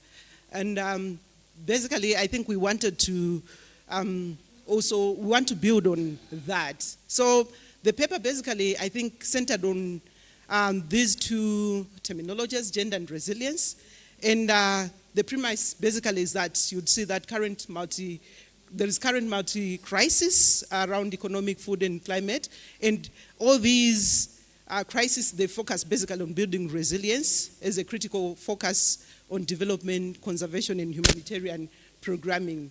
And at the center of it all, men and women, I think now and again, those development practitioners, those who are in development, we know that men and women, they're experiencing the crisis differently. And at the bottom of it all, the scaling down of it all, you'd find that there are social and cultural norms that are linked to barriers that are linking barriers to resilience. So the need to understand and approach resilience across scales, hold an integrated view among individual households, that is among individuals as agencies, households, communities, and systems. Especially, I think our focus was on food systems and ecosystems around households we work with. So you'd find that there are sectoral agreements that are addressing gender equality, basically building household, that builds households, communities, and systems resilience. But I think for us to tie these two terminologies, it was difficult. And one key thing I think I have to take you back is we were pitching, our study to Southern Africa Resilience Academy. I think the terminology initially was equitable resilience. So I think we had a battle in terms of the terminology, academia plus, development practitioners, to say, what do we mean by equitable resilience? So eventually, I think through synthesis, through understanding, eventually we had to break down these terminologies as well to say, I think we have to understand equity on its own and also resilience on its own and see how these two speak to each other. So the evidence basically I think was lacking, and this is the basis of it all. I don't know what I've done. Okay, sorry. So you'd find that gender transformative approaches, I'll take you through the two terminologies separately so that we understand basically what we're trying to study and what we're trying to understand and synthesize. So on gender transformation, we took a deep dive and understood that I think it's about engaging people of all genders at different levels in a synchronized way.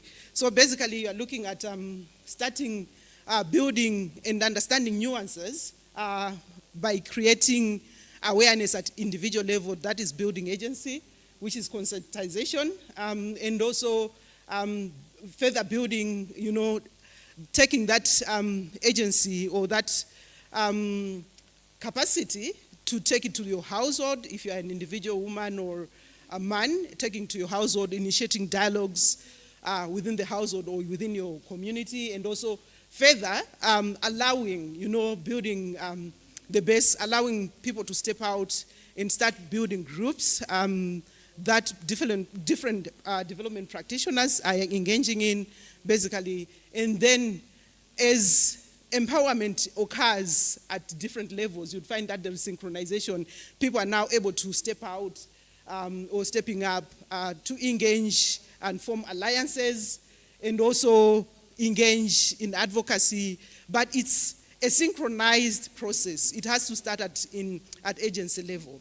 So that's how we've tried to use this socio-ecological model basically to understand gender transformation, to say it starts within and then you're stepping out, but in a systematic kind of way. And there are systems, different layers of what needs to be addressed at each and every level. It's not like it's an outright pathway.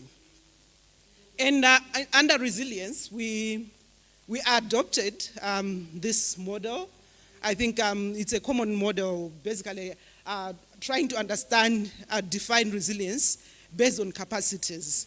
So you'd find that there are various capacities that we need to be addressing.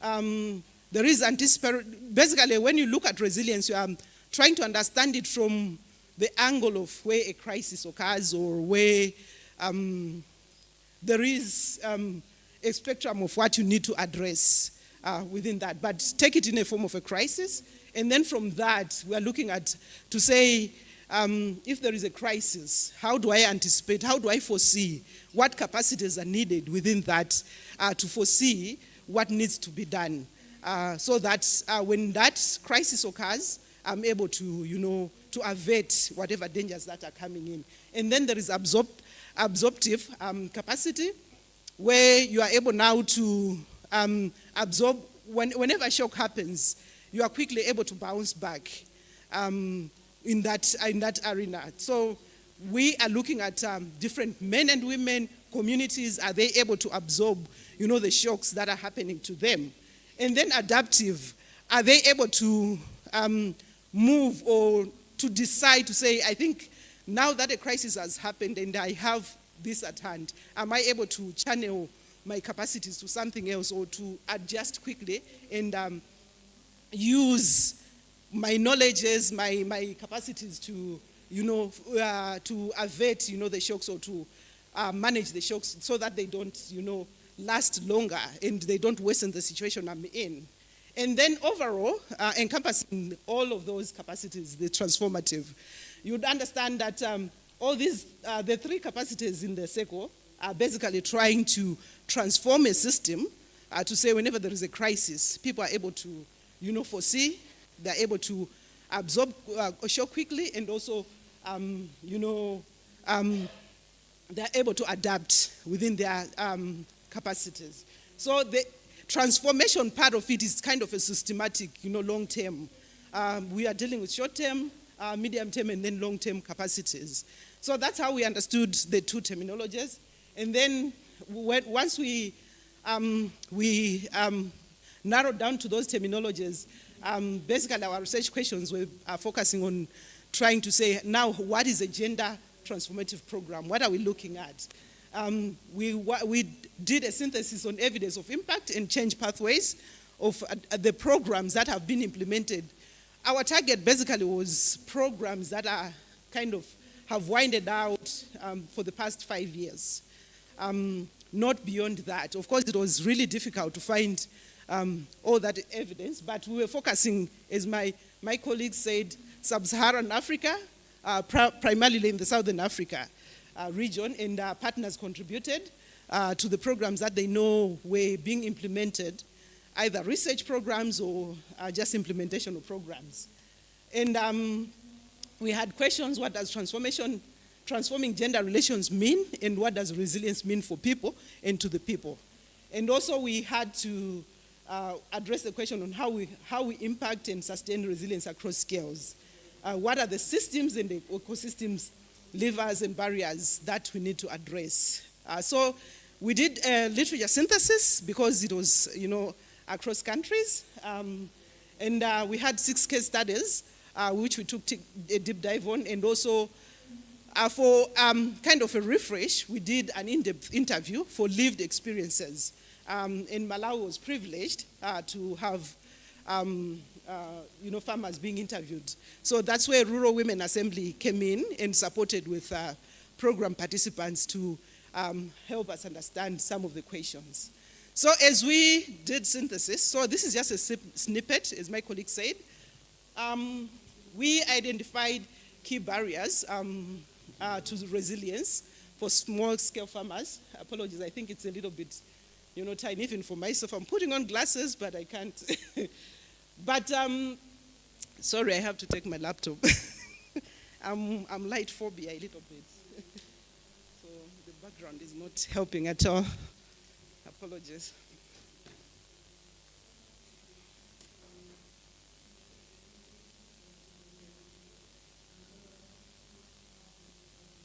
Okay.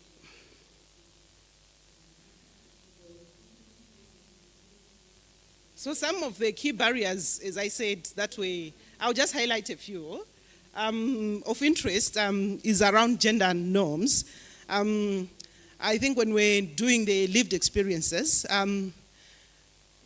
we identified, thematic areas, and we aggregated that based on also some of the data that we took from the case studies. So those themes were emerging and concurrent. So you'd find that there are around 7 here, but I'll point out a few. So there is on gender norms, where some were saying that there are some men that take themselves as not able to do a woman's job. So it leaves a woman in a position where she simply cannot persevere. So I want to take you back. I think Foster Health also shared something similar to this. For those who are in the, I think on Monday there was a session, a parallel session. Basically, I think it was pointing out to issues to do, it's pointing out to issues to do with us understanding the context in which we are operating and we are bringing in programming. And again, lack of resources was pointed out, and access to fertilizers. Now this one is pointing on policy issues. The last one here is saying the method of buying the fertilizer is difficult. We women find it difficult to buy fertilizer. Some women, or some men, they sleep there, they are raped, or some when they sleep there, they are raped there even, and fail to buy. And then some would collect our money to say they would tell us that the government will bring the fertilizer to no avail.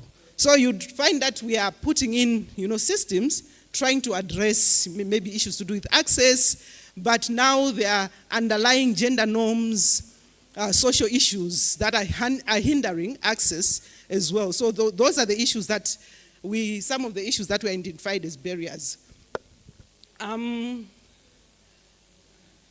Sorry.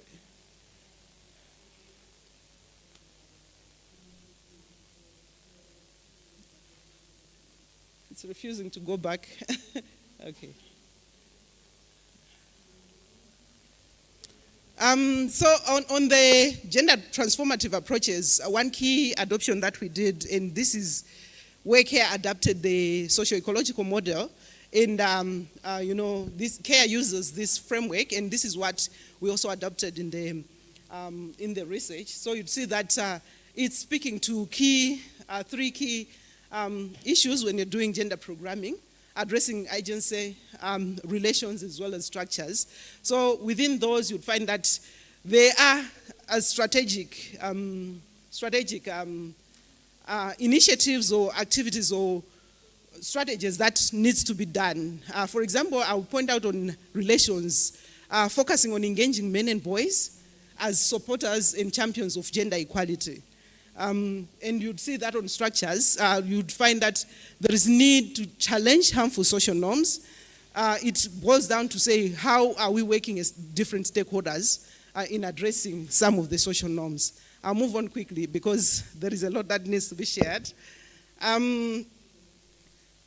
So when we did the synthesis overall, one key outcome that we produced is this beautiful diagram here. I know the wording is a little bit smaller, but it points out to the 6 case studies that we did. When we did a synthesis, we discovered that they still use the same the framework that CARE uses, trying to address, in the socio-ecological model, trying to address issues at a multi-tier level. So we have activities and approaches that we identified that seemed to address some of the gender disparities and also building resilience. So you'd find that as we moved in the continuum, there are proposed we identified activities and approaches that sounded to be addressing and building resilience. And then immediate outcome, you'd find that they are building gender equality.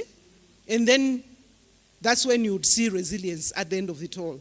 So you'd find that at individual level, for example, there are VSLAs, a common tool for economic empowerment, which basically leads to women's social inclusion in different spaces because they're in groups, they're empowered, they're able to speak for themselves. And then as they move in the continuum, you'd find that because they're in groups, they're able to participate in the tree planting or basin for land restoration, which are kind of some of the anticipatory or adaptive or absorptive resilience building capacities that they gain from that. So you'd find that there are different pathways that we really identified at the end of the day from the 6 programs that we did a deep dive and synthesis. But in summary, these pathways, there were 3 distinct ones that we really looked at that were kind of speaking to gender transformative approaches, basically supporting and building resilience. So one of the first one being increased adoption of farm management practices that build resilience. And I think this one came strongly from the ICRAF case study plus some of the case studies that from CARE and also Concern Worldwide.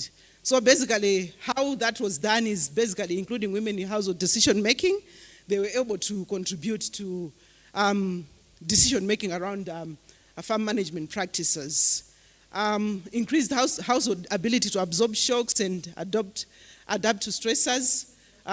Basically, it's how it's done is by having inclusive systems, services, and safety nets. And I think safety nets across the sub-Saharan region are becoming a common tool where we are embedding safety nets plus village savings and loans. Basically, it's to pave a pathway for economic empowerment and also, social inclusion.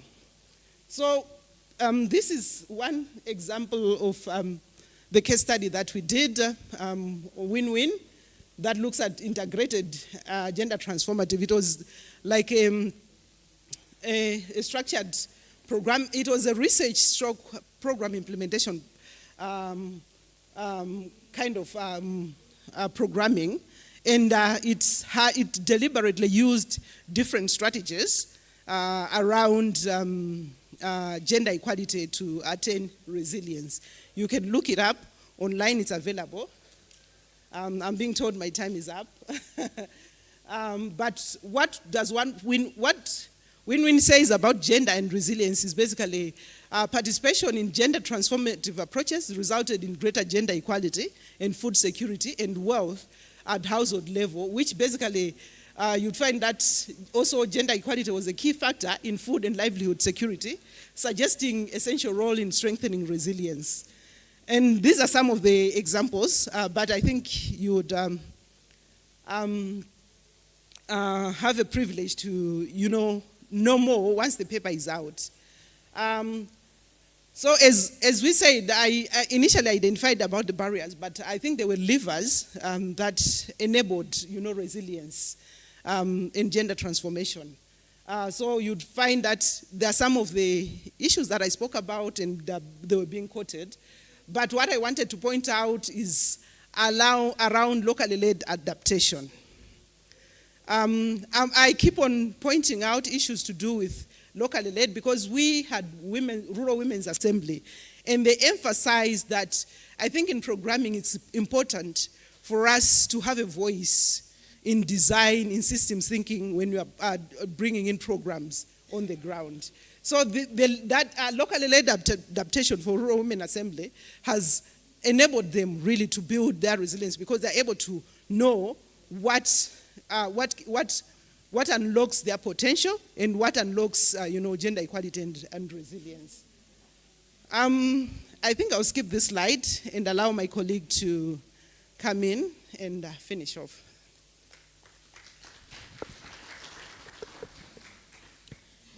Thank you, Patience.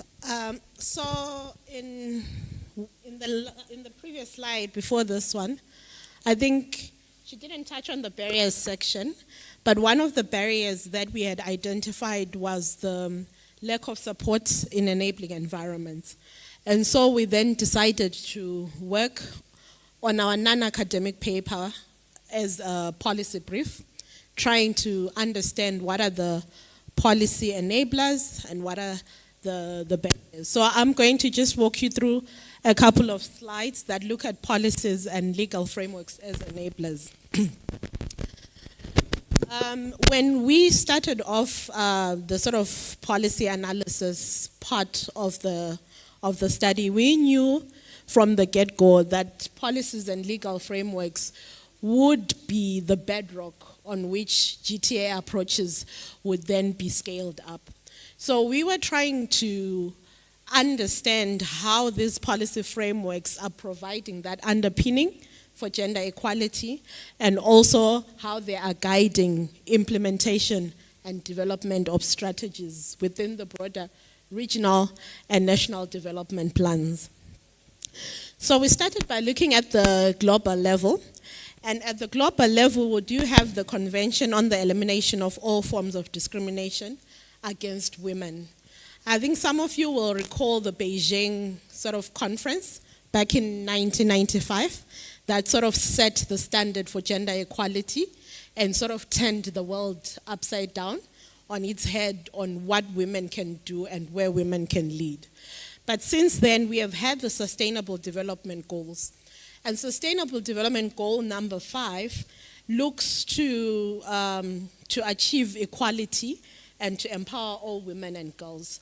So a recent assessment of how we are doing in as far as achieving the targets of Sustainable Goal number 5 indicated that we will not achieve the targets. So we're still very far from it. So from the global, we then looked at the continental level to see what was the guidance from the African Union on gender equality. And there are a couple of guiding frameworks. Of course, we do have the AU strategy for gender equality and women empowerment. But what we then also found was that within different departments within the African Union, there are also guidelines and strategies that are also supposed to guide the mainstreaming of gender within those departments. So we did look, for instance, at the climate change policy, at the climate change framework. We looked at the education one. We looked at CADP and the Malabo Declaration as well. So there is guidance on how to do it. Then because we were focusing on Southern Africa, we also then looked at 2 regional economic communities that sort of serve the region, which is COMESA and SADC.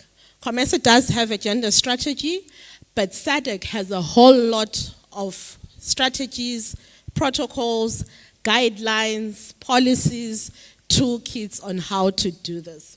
So one thing that we then realized was that when you then come to country level,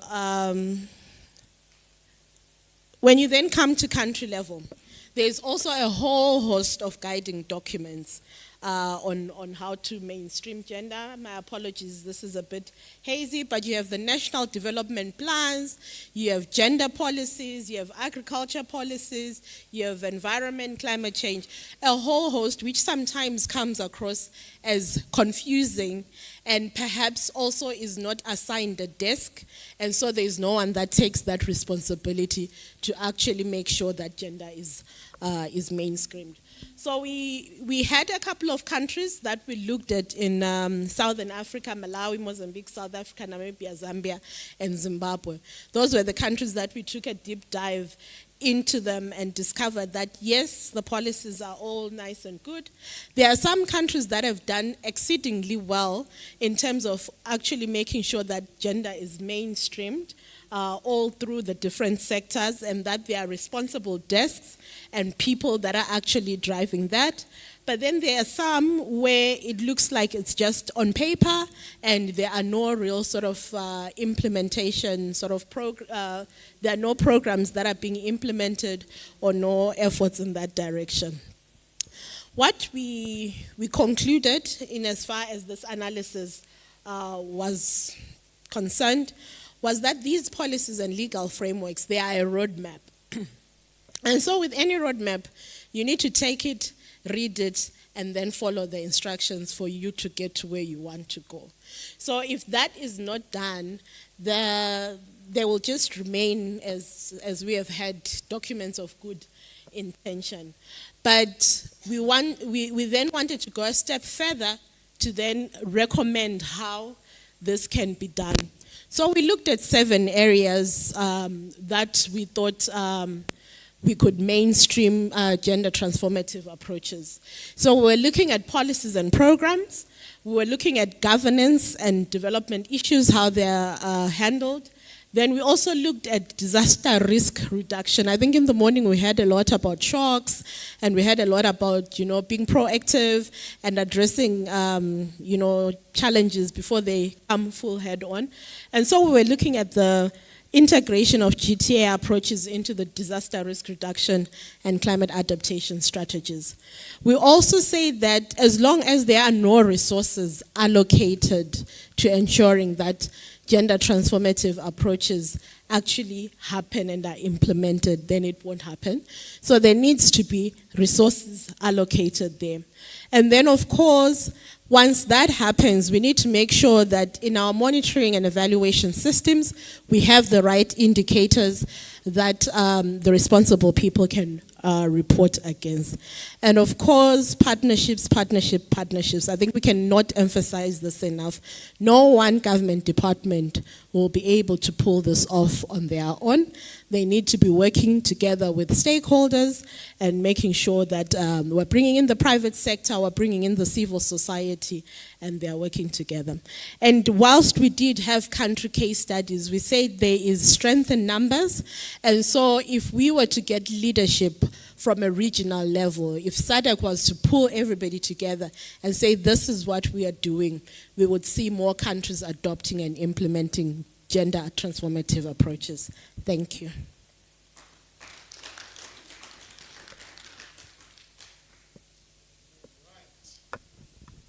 Great. Thank you so much, good ladies. I think we have heard from the presentation. Like I said earlier on, we will have a different way of feedback, but also questions and reflection. But very key in the presentation, what we were given is to understand the gender transformative approach, the how and the what, and the approaches that need to be used. And then the practice, where we saw selected countries, examples being used from programming. And then, of course, the application, whether it is available in policies, legal instruments, or not. And that has been analyzed at a global level, at an African regional level, and some countries within Africa to see what's working and what's not working. And then they draw up recommendations on how do we translate the policy, the laws, into actionable, implementable areas. So issues of integration, having indicators, putting resources to gender issues, partnership, and of course, regional collaboration. I think that's what this presentation was all about. Now, I want to invite our presenters, but maybe before we invite them, okay, maybe let's go, then we'll give you a hand. Let's go. Let's give them a hand as they go up front. Thank you. So, the way we are going to do our reflection in the next 16 minutes that are remaining, 17, 16 minutes before 2, is that if you have a question or a critical comment, you put up your hand. When you do that, I will invite you to go up front. We'll do what we call more or less like a fishbowl discussion. That's what they want, that you go up front, you pose the question there, and I will reflect the question to the audience, because gender is a cross-cutting issue. It's something that all of us have to do. No one writes proposal which is fundable, which can be, given resources if you don't do, addition of these cross-cutting issues. So it means all of us are practitioners in some way or the other. And that's why we said this session is about real solutions to a real problem. So, who wants to start? Which desk? Maybe I'll get 2 people. They'll go up front. And then we hear from them. And then we go to another set. Yes? Yeah, okay. So one desk, I have 2 people. I want to see one desk, one person at least. But for now, we take her. You want to go up front? Go up front, go up front. Grab the mic, give her the mic. You go there. The next person to go up front. So I have 2 lives. I'm a teacher, so I have students before me. I can just speak on you, you see. So, and all of you are looking at me. So, anyone else who wants to go up front, or we can start with the madam that has gone by. Madam, you want to pose your question to our panelists, and then we see what they say. Thank you. Thank you very much. My name is Vanduza Imbanda. I'm a researcher with the Human Science Research Council. The issues of gender are a problem, and they are with us maybe for some time to come. But as I continue to listen and to try to engage, sometimes I wonder if the solutions that we come up with are the relevant ones to address the problem. Because when we say gender equality, for example, what exactly do we mean? Maybe if we are putting in place measures for women to be equal with men, maybe they are not enough for women. Probably we need even more. So, of course, it's terminology, it's definition, but do we really want gender equality? What do we want? Women upliftment, I understand because it's targeting women. But when we say equality, do we want as women to be equal to men? I remember in the morning there was a discussion about us researchers, I'm also a researcher like I said, coming up with our solutions and definitions, but is that what women want? Do they want to be equal with men, or they want solutions to the problems that they face? Thank you. Thank you so much. That's a question. Do we want equality? And if it's equality, for who, for what? Or there are problems that need solutions, and it's the solutions that need to be addressed. Or is it that we should focus on women empowerment because there is a clear gap or not? So, like I said, the discussants will come in later, but I want to reflect that question to the audience. Who wants to give us an answer to this? You can sit there, madam. Who wants to take an answer, to give us an answer to the question that she raised? No, you can answer. Yes. Okay. Yeah, I don't know. I might be getting into, unsafe waters here.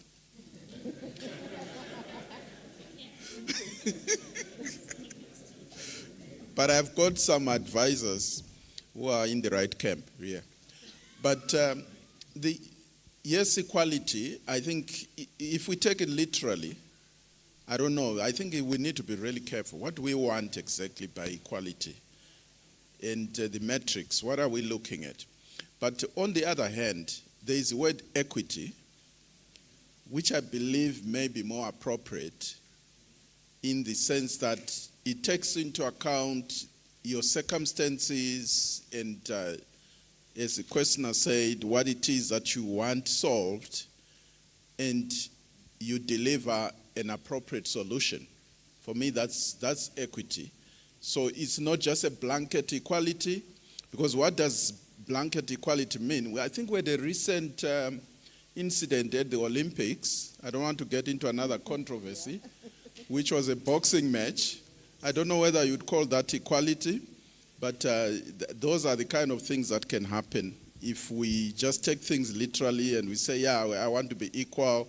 Now, there's certain things that we have to accept that, you know, women and men, physiologically, they are different. So if we put them on the same assignment and we say you are equal, that might actually not be doing anything good for them in the long run. Thank you. Okay. Good. So maybe the question should be equity, fairness, to allow for participation. Okay. Okay, thank you very much. I also think that this issue should be taken context-specific wise. I think that when we talk of opportunities, I think there we can talk of equality. But when we talk of specific problems, I really agree with Prof here when he says that we need to talk of equity more than equality. Thank you. Okay, so equality should be on opportunities. So education, all these opportunities, a boy child, a girl child should enjoy the same way. But when we look at the power balance issues, we should be talking about fairness, which is the equity in addressing the problems. Anyone else who wants to speak? Our panelists, just keep your contributions. I want to take another question for a second person, then you will be coming in to do the summarization at some point. All right.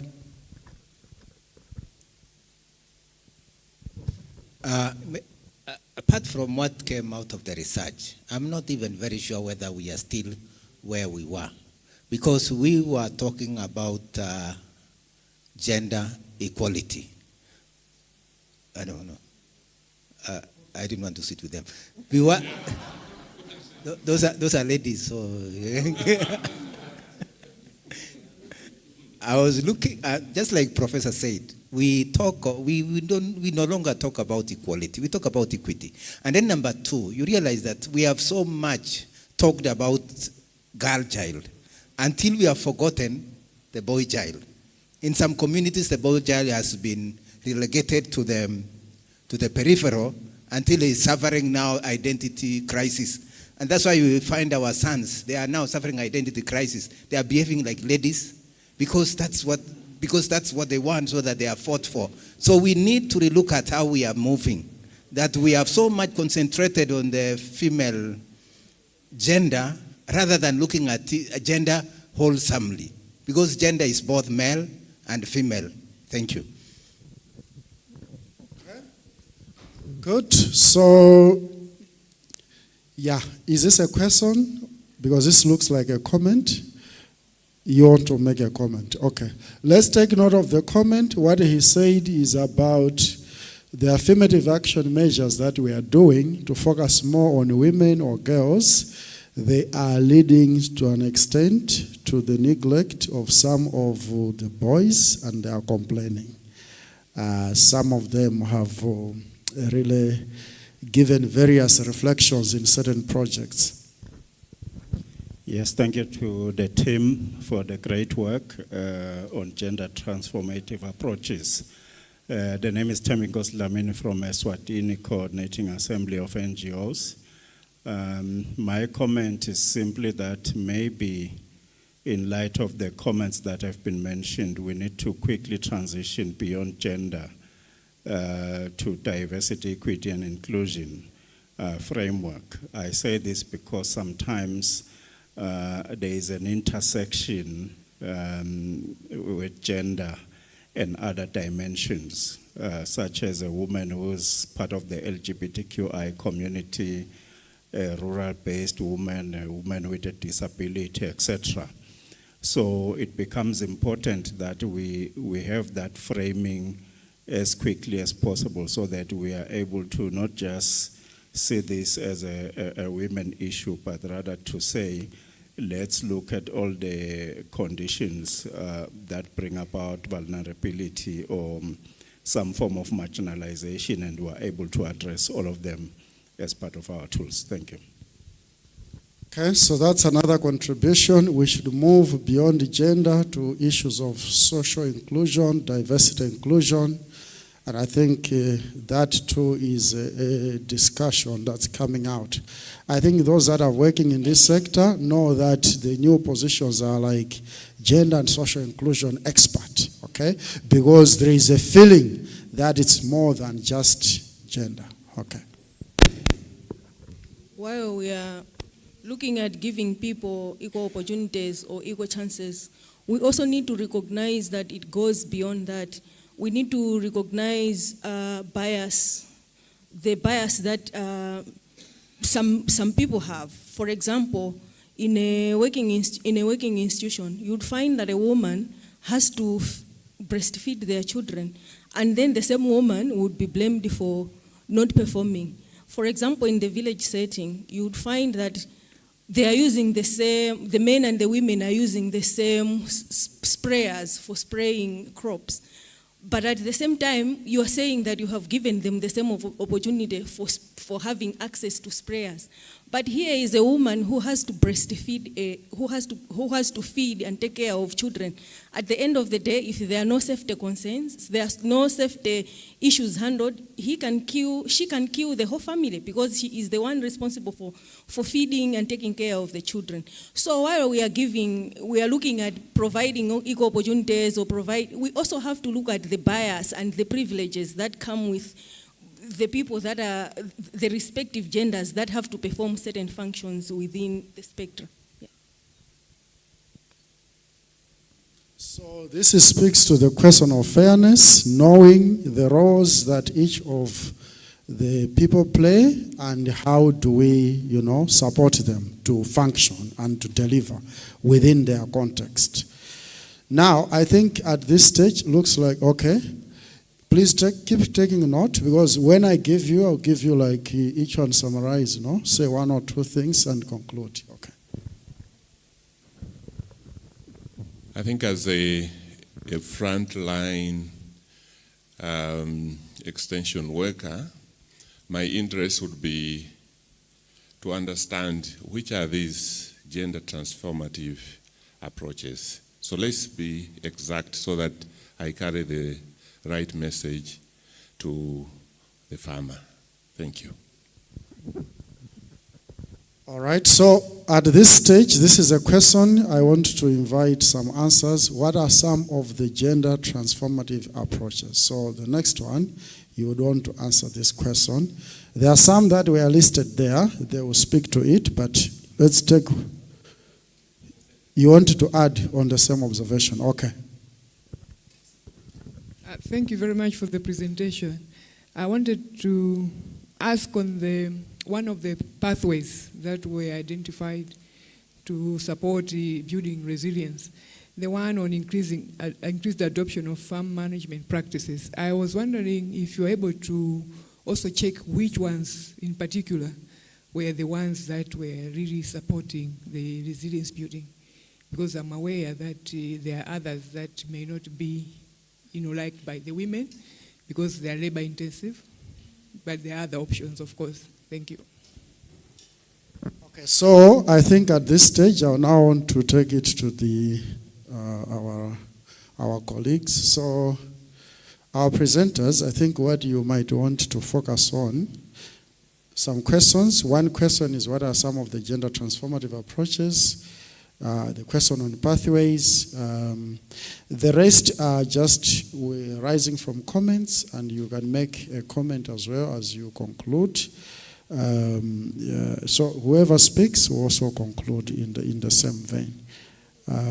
I think that's all for now. Thank you so much, the audience, for all the questions and the comments. Who wants to start? Patience will start. Okay.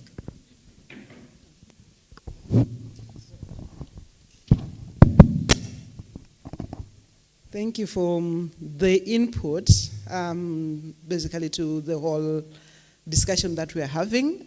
Maybe just to highlight, because of time, I think I rushed through the slides. So I'll start with the last question on some of the, I think the pathways that we identified, the 3 pathways, and I think the clouded slide that I shared. One key approach, I think, that I want to highlight in the house that we assessed was the Farmerfield and Business School.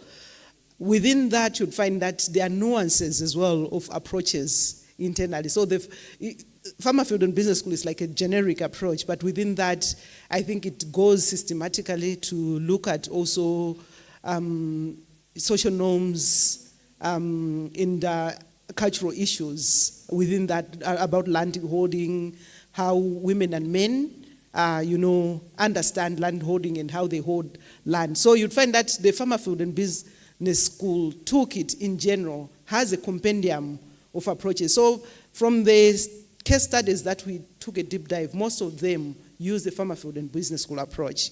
And within that, one key land management practice, I think that was being alluded, was around climate smart, approaches in basically agroecology, driving towards agroecology. Most of the women preferred, because I think it was speaking to land restoration, the small piece of land that most women had. You'd find that, I think, in Southern Africa is characterized by small land holding sites for most of the rural farmers. They would say, I think, I would want to work on my land so that I restore the soil health and then start building on. So it's about them having the agency and having access to information, to services on how to restore their land.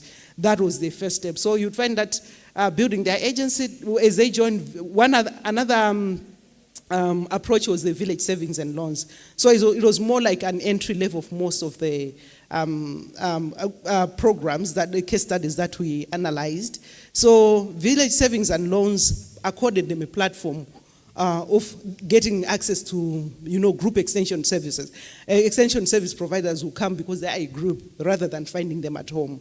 So the fact that they are gathering in a group, they're able to, access information, extension services, and all other, recent research and innovations that are coming in the area because of those approaches. In brief, I can say that. Maybe my colleagues will add. 1 minute and a half for the next person, and then the rest.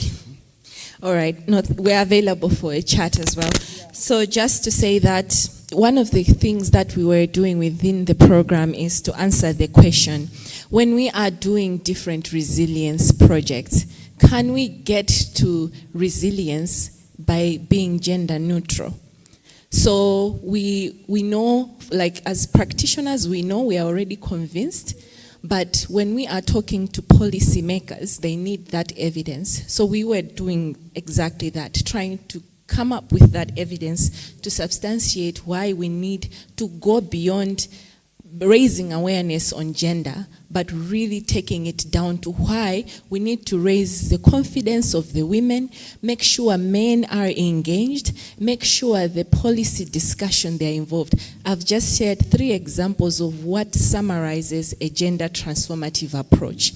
Most of the approaches that we do, and we found out in the study, was if we just do gender sensitive programming, where we are just raising information of what gender is, it did not really trickle to changing the lives of people and sustainability of programming beyond a certain organization's lifespan.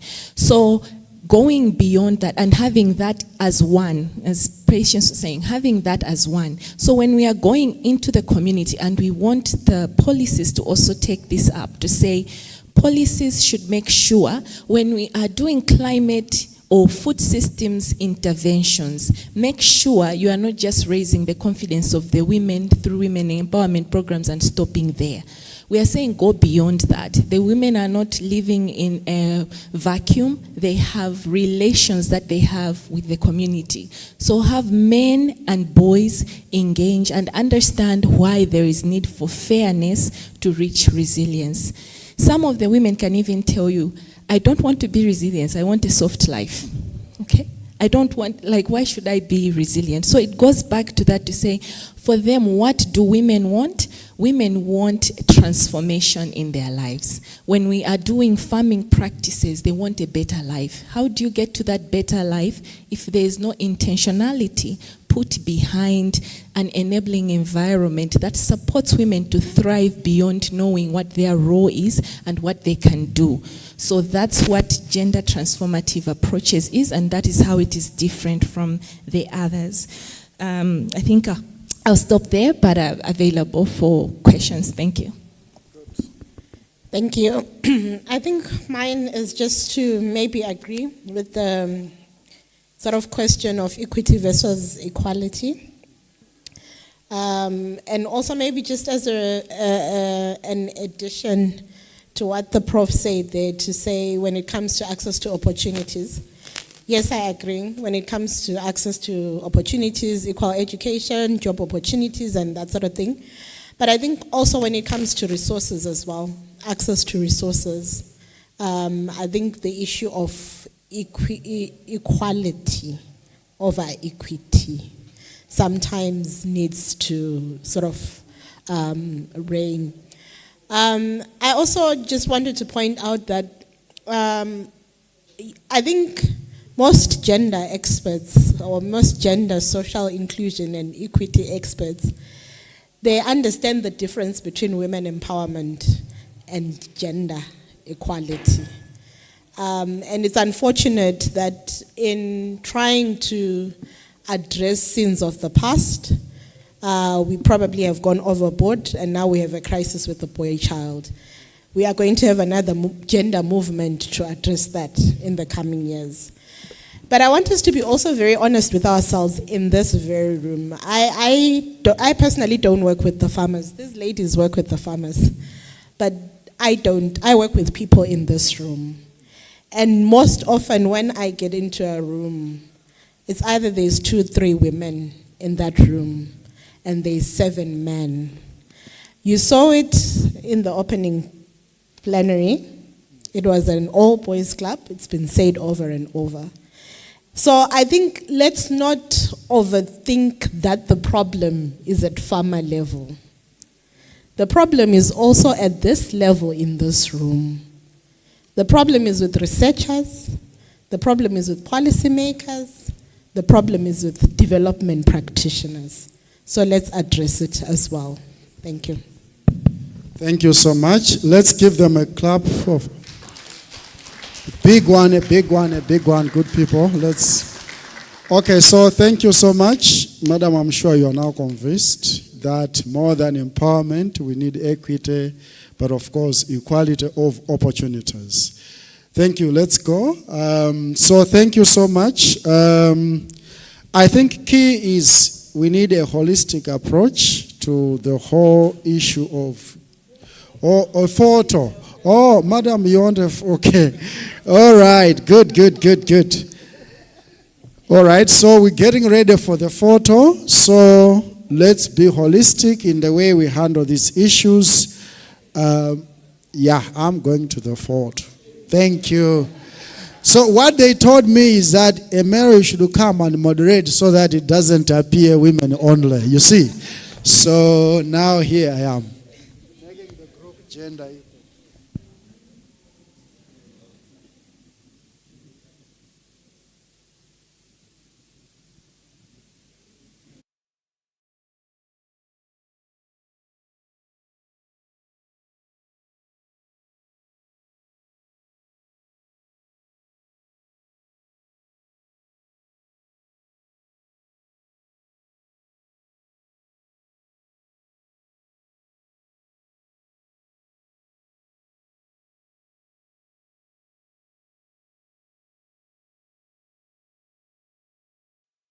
Representative to give a 1-minute promotion for the apparel session. Thank you.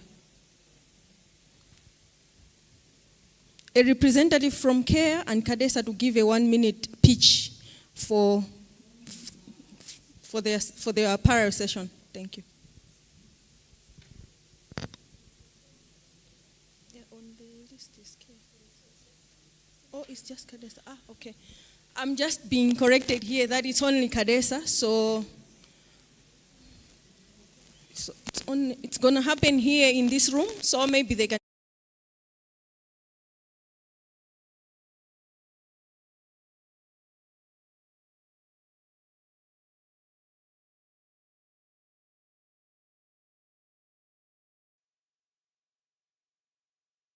At this point, I'll ask my colleague Moses to come forward. He's the one who's moderating this session. And the pitch was to invite you to remain in this room. And since you're already here, I'll allow Moses to come and give the introduction of the session, and then we go straight into it. Thank you so much. Thank you, Bridget. Good afternoon. Are you sure you're awake? Can I see your hands? Okay, that sounds good enough. That's the only way I can check that you are still with us, you are awake. Okay, this session is about validation of a scoping study report that is going to inform the operationalization of the Learning Alliance that is being established under the Ukama Ustawi initiative. Now, the Ukama Ustawi initiative is a CGR initiative that is promoting diversified, resilient, maize-based mixed farming systems for inclusive food systems transformation in East and Southern Africa.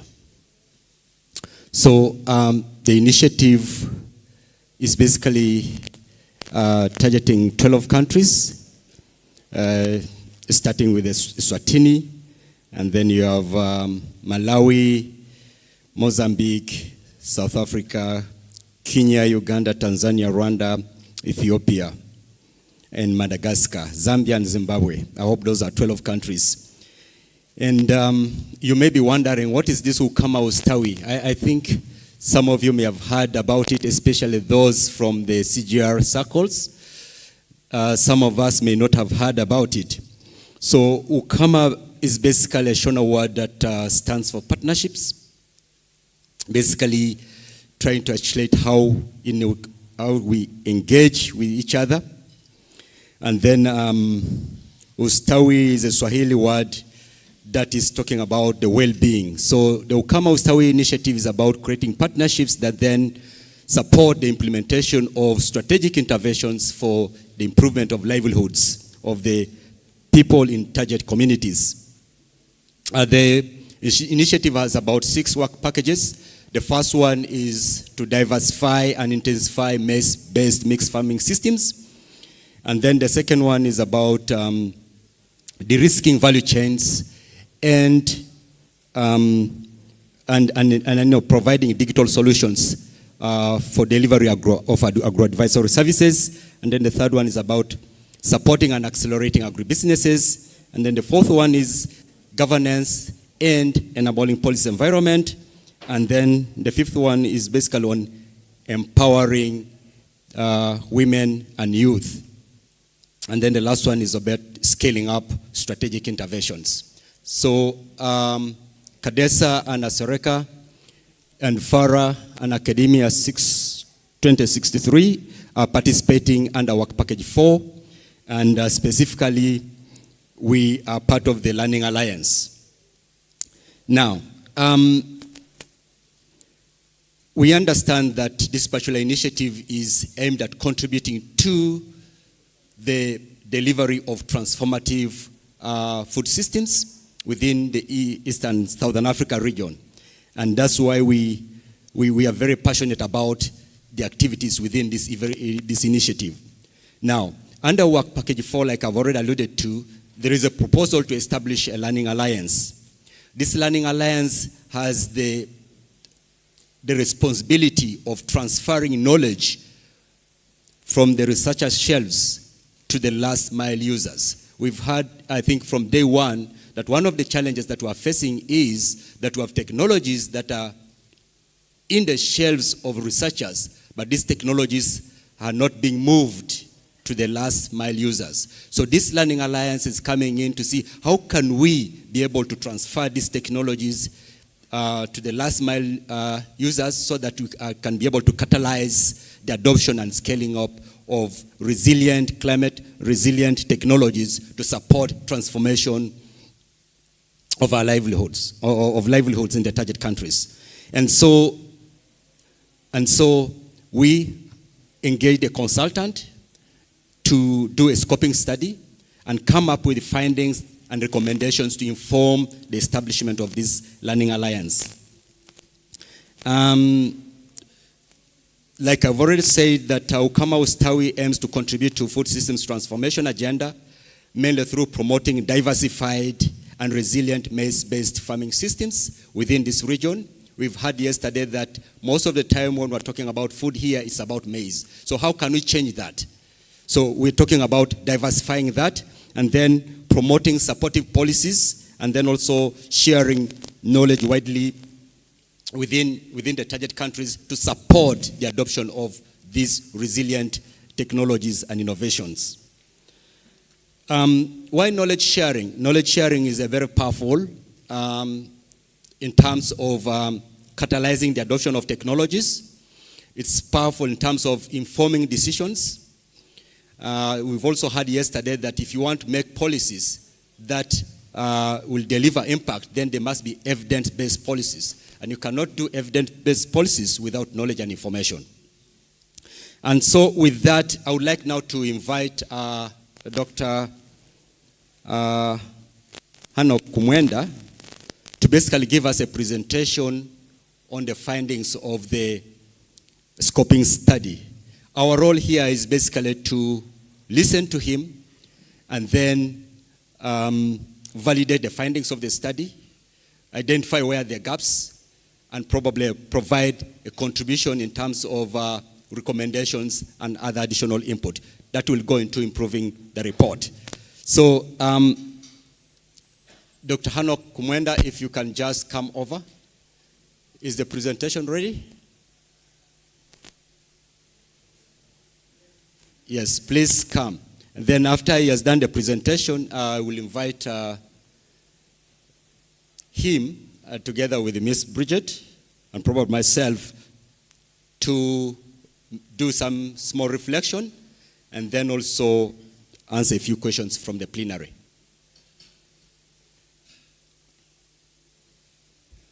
Okay, it looks like the presentation has not yet been uploaded.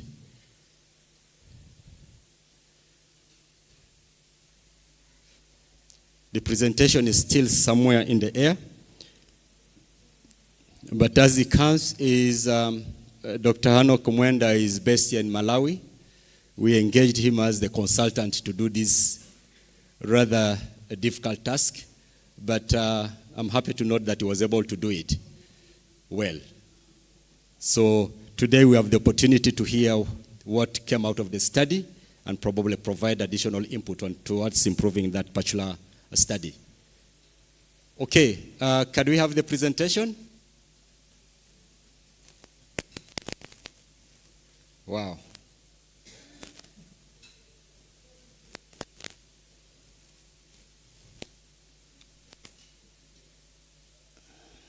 I think you can just come and get started. You can speak a little bit of Chichewa as we wait for the presentation to be uploaded.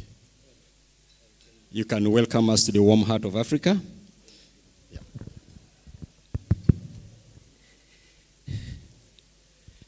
Thank you very much, Moses. And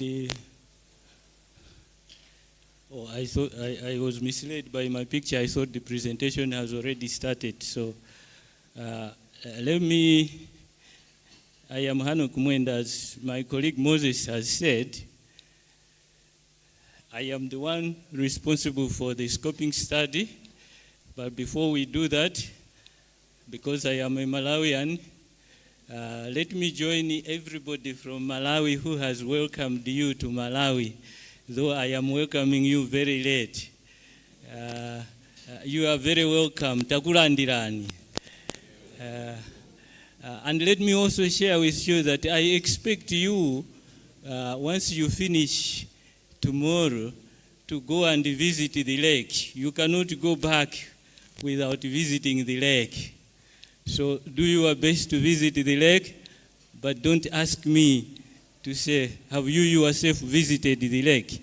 No, no, no. I will not answer you that one. This is the way we welcome everybody.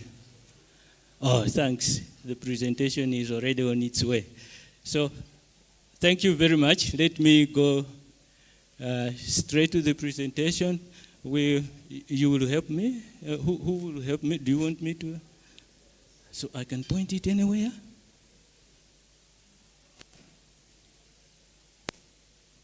Oh, this way? This one?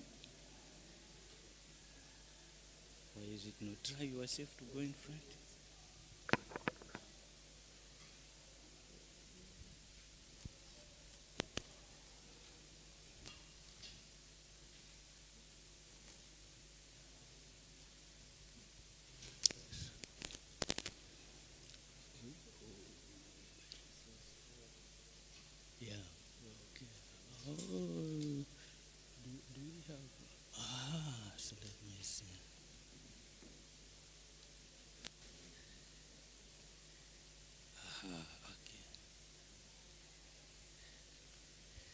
All right, I'm very sorry, but we are doing some training, but it has only taken 1 second, so we are fine. We are ready. We can go.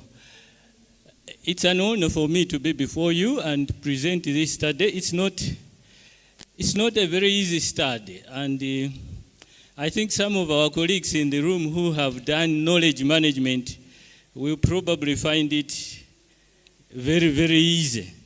Very easy, actually. But those of us who haven't done knowledge management will struggle. But I will not want to bother you too much with the theory. I will just give you an overview of that, and then we will proceed to look at what I came up with. So as Moses has said, those of you who have heard about Ukama Ustawi, it's a project which is coming to an end this year. And they had a budget of $40 million. So those are some of the targets. The countries Moses mentioned already, 12 of them. I think 2 of them did not receive funding, but I think it's Eswatini and Madagascar did not get any funding. And some of the targets are those mentioned below there, that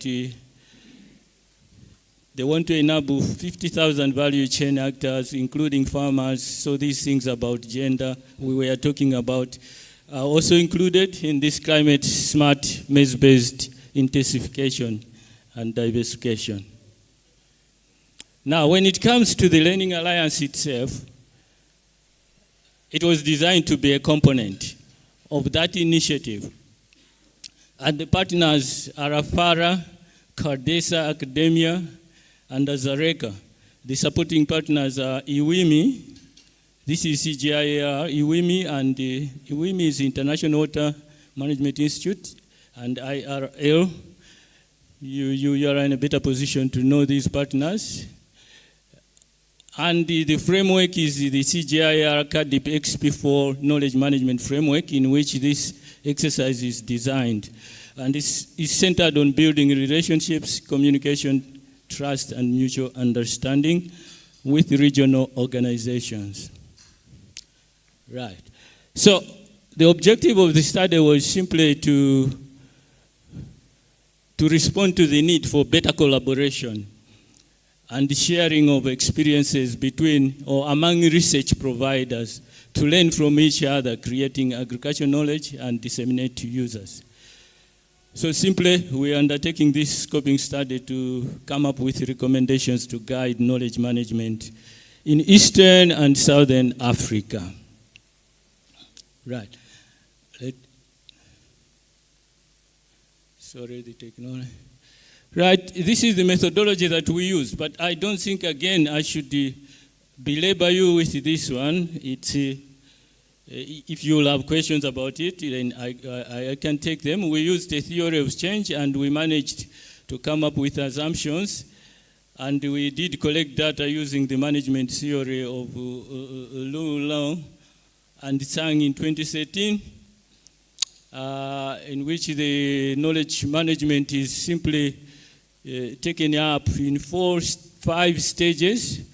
There is the stage of creating, the stage of storing, then the stage of dissemination, the stage of usage, and finally you have to evaluate. Then you come back to create. That's what we used. And using this, we found these institutions that are doing the creation of knowledge, which is the research institutions, FARA, CADESA, Zareka, academia, CGIRs. So they also get involved in storing and disseminating. When it comes to usage, we have the extension institutions, NGOs, farmers, agro-businesses. Then back to the stage of evaluation, we have CGIRs, FARA, CADESA, and academia again. And the NAROs, sorry I didn't mention the NAROs. These are National Agriculture Research Institutes across the 12 countries. So these are also supposed to be involved in this project.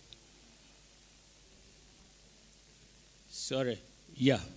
So the information that we collected, sorry, there is a gap between my gadget and the adjustment, so I am shifting. Okay, I'm learning it. The information that we used, we had key informant interviews, desk review, and a capacity assessment questionnaire, which was administered to the 4 lead institutions that will be partnering to implement this. So the 4 are CADESA, Azareka, FARA, and Academia 2063. We also had key informant interviews.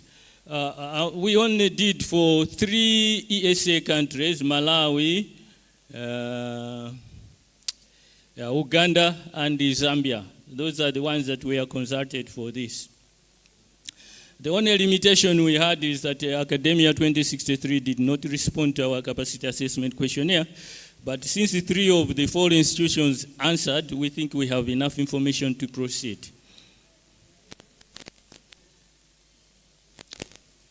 Thank you. So this again is the theoretical basis for this. Let me just try to see if I can skip this. Yes, I can skip this. I'm talking about conceptual foundations of a learning alliance, but I will not skip everything completely. Let me mention one thing that is very, very important, and it will come back at the end of this study. A learning alliance, strictly speaking, is an instrument that is used for transdisciplinary research. The research that we are doing is called disciplinary research in learning. So, for example, we are doing horticulture, we are doing all these seed forms, maize, all various forms of agriculture. They have their own research based on that. Beans, you have your disciplinary research based on that. But the Learning Alliance forces you to do all these disciplines at one go to come up with a solution. In other words, the question before us in a Learning Alliance is more developmental. What is the contribution or the solutions that are coming from agriculture in order to deal with developmental issues? That's the basis of a Learning Alliance. It's a tool for doing that. It's in the literature, you'll find it in the context of the production of Mode 2 knowledge of production. So in this one, the other important aspect that I also don't want to miss from the literature is that how is the learning? Why did we have the name Learning Alliance? In our normal projects that we are carrying out and we are used to doing, I think we are aware that we plan them on an annual basis, most of them. And we do things repetitively each and every year until the project finishes in 3 years. But in a Learning Alliance, we apply the double loop learning process. In other words, once a year finishes, for example, if your period is a year for planning a project, for implementing a project, you will sit down with the other partners, all of you, and review everything about the project, from the design and implementation. But otherwise, in the single loop learning process, what you do is, what mistakes have we made? If we were planning to distribute probably packages of inputs to farmers in order for them to improve productivity, you keep repeating that until the 5 years of the project is over. But in a learning alliance, you will sit down and even change within a year the package of maize you are providing. You may decide to redesign it. You may decide to do so many things about it.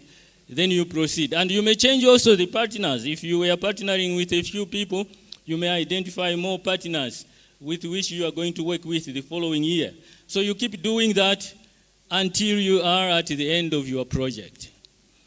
So I will summarize the theory in that way, that it's very important, because when I am starting to report about the findings we have found and our recommendations on the Learning Alliance, they are really driving at, can we be able then to start implementing a learning, are we ready to start implementing a Learning Alliance in the framework of the ESA region? Right, so the literature has some experiences. The International Center for Tropical Agriculture has done some experiences with learning alliances. I'll skip that. You can easily read them. Sorry, I'm trying to shift this. Now it's... Okay, there is also another example we have given in the full report. I think those of you who will be interested in the full report, it can be shared. My colleagues will share it. There is also an example of 9 universities and 1 not-for-profit organization who did a learning alliance, but this one is in England, in UK. So the summary lessons from these 2 learning alliance projects is captured in this slide here. A learning alliance is a vehicle for developing transdisciplinary knowledge to solve real-life contextual problems and nothing else. It derives its strength from dealing with problems that require partnership. So, right from the word go, the problems that are going to be addressed in a learning alliance, they are not the ones that CADESA on its own can resolve, nor Azareka. But in one way or another, the partnerships, like I have seen from the display there, will have to work together on the ground, and the scientists will be meeting in order to deal with a particular problem that has been identified in a certain geographical space, you know. So that's how the Learning Alliance gets its justification. And usually the problems are time-bound that are resolved and are transient. So participants, once they get their knowledge from dealing with one particular problem, they will move on into a new area and deal with another problem, like that. So the knowledge is generated in that context. Livestock scientists can be working together with the seed scientists and can be working together with the policy specialists in order to resolve a problem. So it only uses the double loop learning process and has usually a multidisciplinary team at its disposal. There is one thing also, it requires very high level institutional buy-in from the institutions that are implementing it. In other words, it should be taken at the management levels of CADESA, Azareka, FARA. They should have buy-in and understand what really happens in a learning alliance and how can they participate in implementing it. It does not also answer all types of agriculture research. Its outputs are very much contextual and time-bound. So the other disciplinary research is not, if one opts for the Learning Alliance, is not going to be displaced. You're going to still continue, but the difference is that for disciplinary research, you are never sure whether the results of your research will be used in practice. But in a Learning Alliance, because you are already solving a problem that is going on, you don't do your research without finding that you are addressing a problem. Then all your knowledge is used as you implement the activities. Good. So with that theoretical background, What did we find in the context of ESA region, in the context of the institutions that we are using to implement the Learning Alliance? Are we ready to start the Learning Alliance of that nature? Are we got steps to take before we can do it? So I have made something like some 10 observations, but let's go through them one by one. The dream is really to have a learning alliance, the way I have described it, of theory, that really deals with practical problems. It will be an extension of the existing agricultural research systems in dealing with problems. However, what is needed is to come up with appropriate institutional arrangements. That has not been done. And that is what the biggest work will remain, is to come up with institutional arrangements. And maybe this is where your input will be very critical.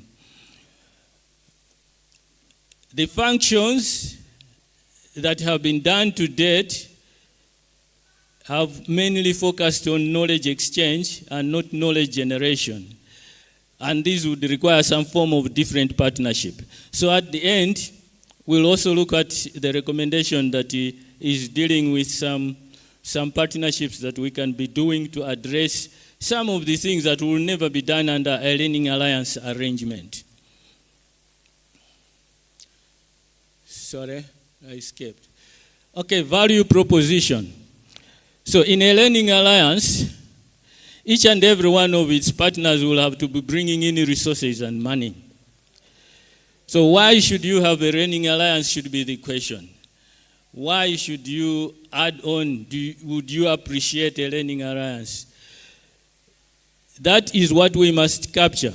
A Learning Alliance derives its value from presenting itself as the best suited vehicle for resolving problems that cannot be resolved without partnerships.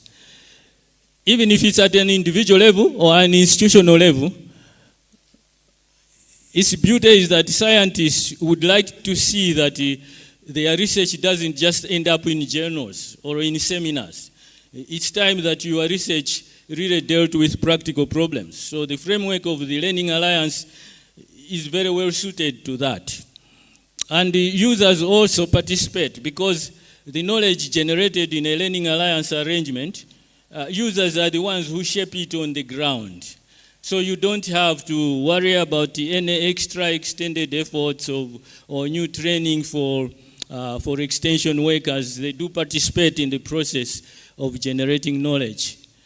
And the policymakers, agribusinesses, in fact, for countries that have got very well decentralized government systems, Learning Alliances can be the way forward that they can try to do for their development proposition. So we will need a proper value proposition for our Learning Alliance in the ESA region that we should develop. Okay, on governance, institutional arrangements, I alluded to this earlier on. There are two sides here. One, the alliance really requires staffing and resources. There is no shortcut to it. We have to look for resources. We need a steering group or a committee to run it, what you may call a board equivalent, and a managing team. These things we haven't established them. So we have some recommendations coming along. You will have to adjust them here and there, but let's see if they are really relevant. But you need this. You cannot afford to use existing staff members' positions because they would be overwhelmed by the workload of a Learning Alliance. Now, the other thing we found is that in our consultations, we wouldn't know whether the idea yet has reached, has got buy-in in the heads of Kadesa itself, in the heads of Azareka, in the head of FARA, because these are key people to mobilizing of resources and and staff also to participate in these activities. That is something that we have to look at together and answer it, but we didn't find that this is addressed yet, so we need to work on that. Now, there is also a governance institutional side, but this one has to do with only knowledge management. How is knowledge management being executed in our existing institutions? Is it strong? Because knowledge management would be the driver for this Learning Alliance, and it is important that it's knowledge management that does it, because knowledge management, unlike research, is already equipped for change management. So the respondents gave us the impression that knowledge management has no formal champions at the highest level of their organizations. By this we mean that we don't yet still have top managers who can be responsible and account for results. If our finding is not correct, you can easily challenge us on this one. But this is a challenge. If knowledge management at the highest level where decisions will be made is not very, very well represented, we think that decisions on resourcing and managing a new initiative like the Learning Alliance might suffer. Then also, while not all types of research will be accommodated in a Learning Alliance, but however, it's a novel idea. Some of the agriculture research can be more developmental or demand-oriented. There is just no need to keep on developing new varieties, higher yielding varieties when there is no use in practice for them. So that's the goodness of a Learning Alliance. Probably people don't need high yielding varieties, they need a combination of climate resistant varieties rather than high yielding. Those are the questions that are answered in a Learning Alliance. Okay, number 5, I did touch on the idea of resources, finances. The respondents in the institutions have given us the impression that the institutions don't have adequate resources yet for financing knowledge management. What they have is either from other budget lines or external sources like projects and donors. Now, when it comes to the national agricultural research organizations, both on the research side and extension, I think the information, this one you are already familiar of the funding challenges in these countries. So these ones, their funding is even more crippling, relying on government and the sporadic donor support. So the issue is, in a Learning Alliance, institutions have to find money to participate. So what we are seeing is that there is a challenge at the moment in terms of financial resources that can be used. So this will shape the recommendation that we are making later on how we can proceed with the Learning Alliance. Okay, on the human side too, the respondents have given us the impression that the situation is different among various institutions. Some have got very unstable, relatively unstable capacities and staff turnover. So, in terms of a Learning Alliance, it would have been easy to start if we have staff that can be deployed quickly to begin the processes. But that will mean that we should be well staffed. Now, we don't have that message from this study that it appears the institutions are at full capacity, in short. They are working at full capacity, that they may not use the same members of staff to take on additional challenges like this one. So we should be mindful of that. There are differences. Azareka may appear more stronger, but this is comparative. It's not saying that still more they have adequate, more capacity to take on challenges, but it's just that we noticed that some institutions, Kadesa, if you compare to Azareka, they will be stronger on M&D, but they would be weaker on turnover, and Farah too. So we had all these institutions compared to see where the strengths are, so that probably when you start a learning alliance, you can ask one institution to take the lead for certain functions and the other institutions to take a lead for other functions. The national research organizations have indicated that they seem to be stable on the numbers on the research scientists, but on the support staff, they don't really have. They require capacity. That's been the feedback. So that would pose a challenge for the Learning Alliance to start immediately. We also asked about the tools themselves, knowledge management tools and systems. So the respondents have given us the impression that these tools are available, especially the regional institutions, regional research-based bodies. The KM tools like mobile apps, online platforms, interactive decision support tools. Such tools would be quite useful for a learning alliance, where geographical distances would be an issue. But the national research organizations, they seem to be less well equipped, and I think this also you are already aware of it.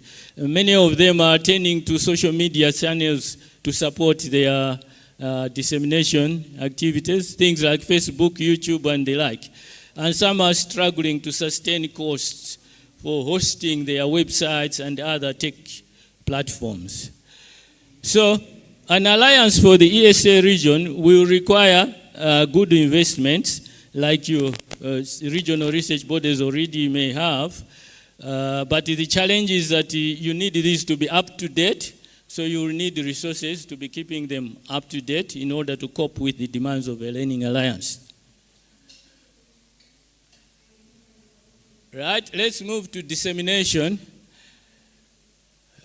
It appears the regional research bodies are well equipped for this task, but they are not the key ones in reaching out to many rural farmers.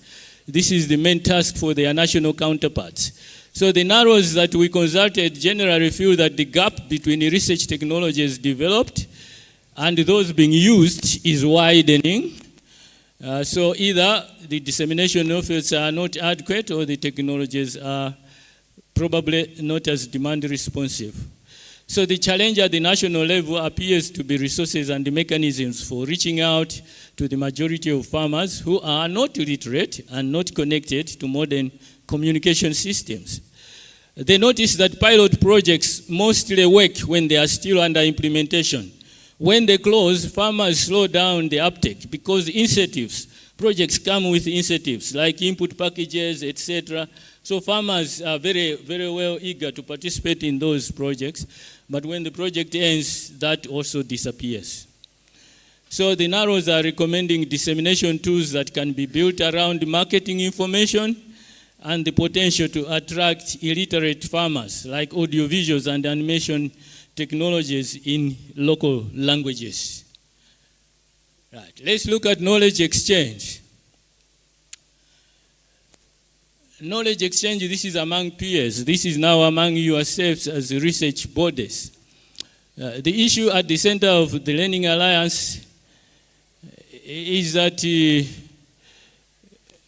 consultations have revealed that regional research bodies have an edge in capacity to facilitate knowledge exchange compared to their national counterparts. But the NAROs are more aware of regional research bodies than the CGIARs because they believe, I think the message we got was that CGIARs confine their work to the delivery of the research product, but they usually don't go beyond the delivery of research product to support dissemination. Those are the observations. You may wish to comment or challenge them, but they have informed this. So for NAROs to work closely with CGIARs is a two-way process. Both institutions should have resources and should support each other. And in the circumstances, we find that probably the initiative would come more from CGIARs to support the NAROs more than beyond the current boundaries of support. Sorry, number 10, we had a very comprehensive capacity assessment questionnaire, so bear with us. We have two more observations to make before we give the recommendations. So, monitoring and evaluation, let's not say much because the Learning Alliance hasn't started yet. But what we found was that the partners themselves have got M&E capacity, right? But it's different. Some of them said we are up to the limit. We can't take more challenges. So when a Learning Alliance comes into existence, the advantage is that in terms of training, in terms of deployment, I think it may not be a big challenge. The existing M&D capacity can be leveraged for particularly that kind of work. The NAROs also, they have monitoring and evaluation capacities which the LA can take advantage of. Sorry, now. Oh. As part of our terms of reference, we were asked to look around in the region for lessons we can draw if there are other learning alliances and we can apply in the context of the ESA region. Okay, so respondents that we consulted from NAROs, the countries have never heard anything like the Learning Alliance we are talking about. They were hearing it for the first time. So we went into literature, and when we went into literature, and we also used some search engines, and it was a mess, because we found that the word Learning Alliance is used like any other business name. So I think most of you will say that, yes, in ESA region, we know there are learning alliances, but if I'm going to ask you, can you tell me if they are doing transdisciplinary research, you will be stranded. If I ask you, are they applying the double learning loop process, you will be stranded. You say, we don't know, we don't know. So when we did our research and we read their objectives and consulted, we discovered, for example, in Ethiopia they have something in agriculture called the Learning Alliance. And in Malawi here too, I think it's the LILONGWE University of Natural Resources. They also have something called the Learning Alliance. It's supported by ARR. When we ask them, we find that they are just doing disciplinary research, and that's not what a Learning Alliance is all about. So the name Learning Alliance, in practice, if we were in the elections of USA, we would say it's fake. It's a fake name. When you hear of a Learning Alliance, at the moment, there are very few that exist, but it doesn't exist in the ESA region that does transdisciplinary research, that does apply the double learning loop process. So that's the challenge we have, that a Learning Alliance, yeah, I gave you the example of Malawi and Ethiopia. We have put it also in the report. In short, what we have are learning platforms. So people have named the learning platforms after the name of Learning Alliance. Fine. We were also asked about knowledge hubs, but I think you are much aware of knowledge hubs. They are very technically specific collaborative arrangements. Many of them that we came across involve universities, pharma organizations, pharma research networks, research institutes, NGOs, extension services, private sector organizations. And some of their benefits are seen in improving dissemination processes, providing more effective community interventions, ensuring informed care. These are what we are all aware. Sorry, I was put the microphone far. So the knowledge hubs have their own problems. Like most of them, they are project donor funded. And they have problems in resolving information and conflicts also when they come up. So, but the issue is, since we are not yet there where we are starting the Learning Alliance, we would do a review of knowledge hubs. They would provide very useful information to identify partners on the ground. That much we admit. But beyond that, we'll have to do more work at the time when the arrangements for our Learning Alliance are ready. So I think with this, okay, in the main report there are also some best examples, best practices, because the National Agricultural Research Institution said that, look, if we need a Learning Alliance in the definition of not really a technical learning alliance, but something that would be useful for knowledge exchange, there are examples that they gave in Uganda was farm clinics. Oh, all right. Farm clinics, and Zambia, it was Scientific Animation Without Borders, and Malawi, they gave us the example of MASHEP as one of them. Right, so what is the way forward? What should we do? We are suggesting that there are two options, but these two options are not parallel. They are staged options. The Learning Alliance is still a desirable goal, but it can't be established immediately. There is need for some bit of work, some bit of groundwork to do it. So we are suggesting that the Learning Alliance should come in 2 or 3 years' time, if it has to be established. But what we should do immediately is establish something that pushes ahead with knowledge exchange activities. And this is something should be the one to develop further the idea and the arrangements for the Learning Alliance if it can be implemented. So, I have a few minutes to go, so let me just say that so the Learning Alliance, we can do it in 2-3 years down the line, we can review it, but we would need 1 or 2 research organizations to champion it, get high-level buy-in with potential partners. They should develop clear objectives, identify and interest other partners, and the knowledge management experts in the institutions should push the agenda, and it should not be done as a standalone project. Funding agencies are reluctant to fund activities that don't produce tangible results. They would rather support something that is being used indirectly, maybe to support dissemination and training. So that can be done. And here, we give,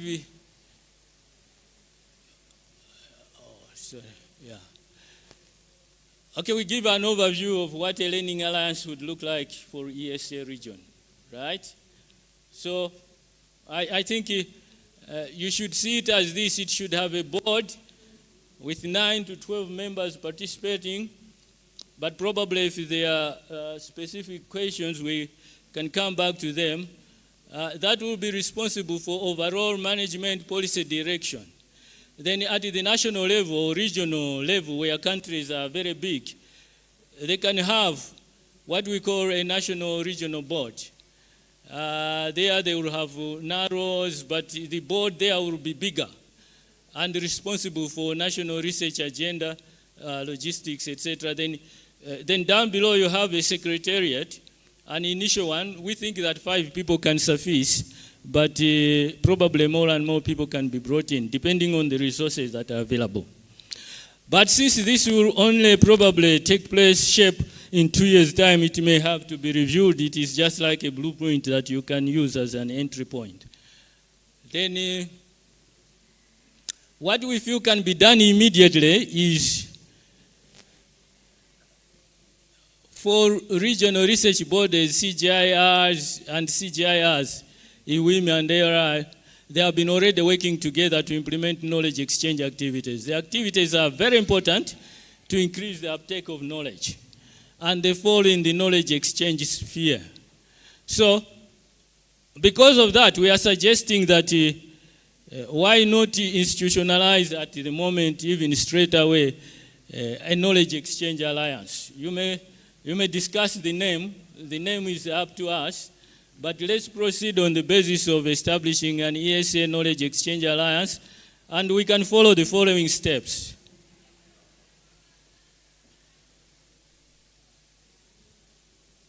Oh, sorry. Thanks. So these are the steps we can follow in order to introduce the Knowledge Exchange Alliance. Regional organizations should facilitate its establishment, organize joint or pooled resources, and develop one program of action. Partners can take responsibility for some of the deliverables. So the program of action can focus on a few things that may be more impactful and can be done very well, meaning intensively. On this basis, the EKN can have the following scope: strengthening farmer-led knowledge sharing networks, choosing one or two interventions. They can also be leveraging on digital technologies. The alliance can again focus on one or two things there, like audiovisuals and animation for technologies in local languages to overcome illiteracy. But you also still need a steering committee and a schedule of activities. This one we can't avoid it, so we have to establish a steering committee. And that steering committee can be chaired by one regional research body, say CADESA. I am not sure, I shouldn't be biased at all. You are free to recommend anybody else.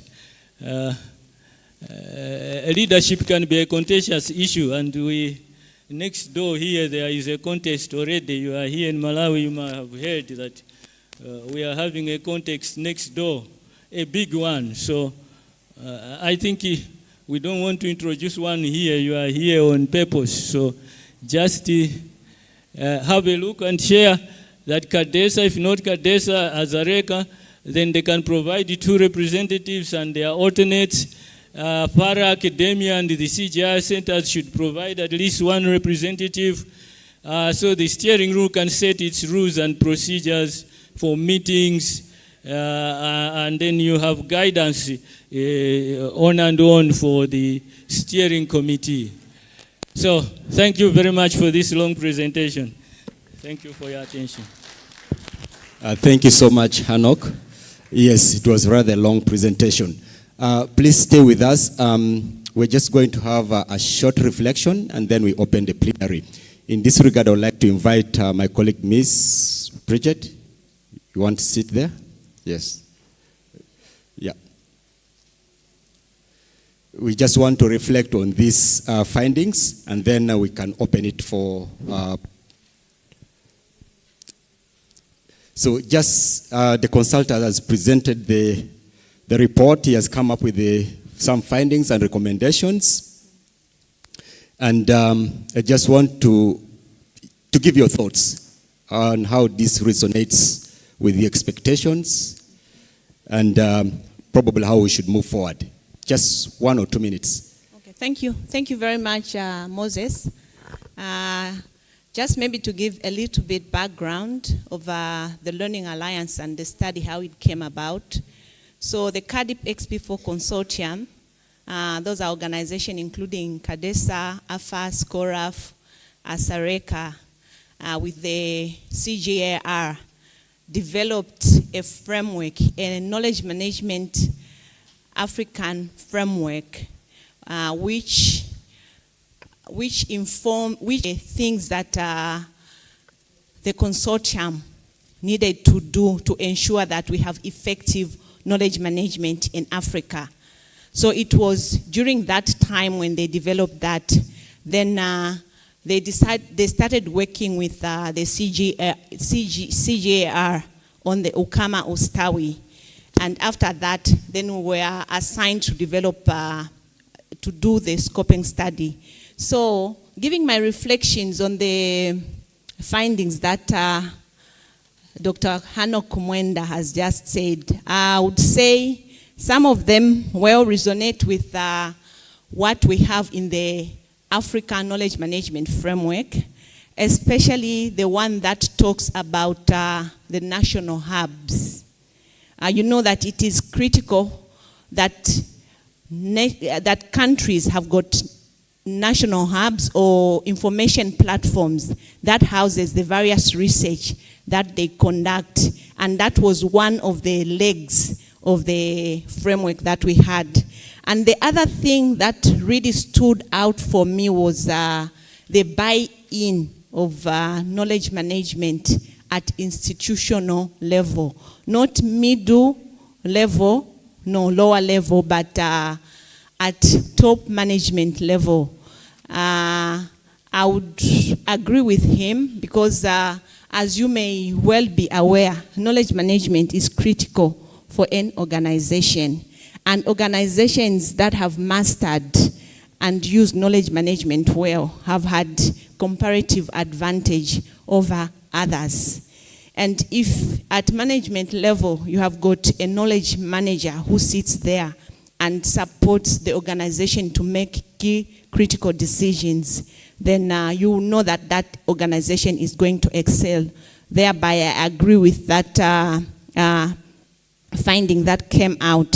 And then the other one that I would want to allude to is the one on human resources.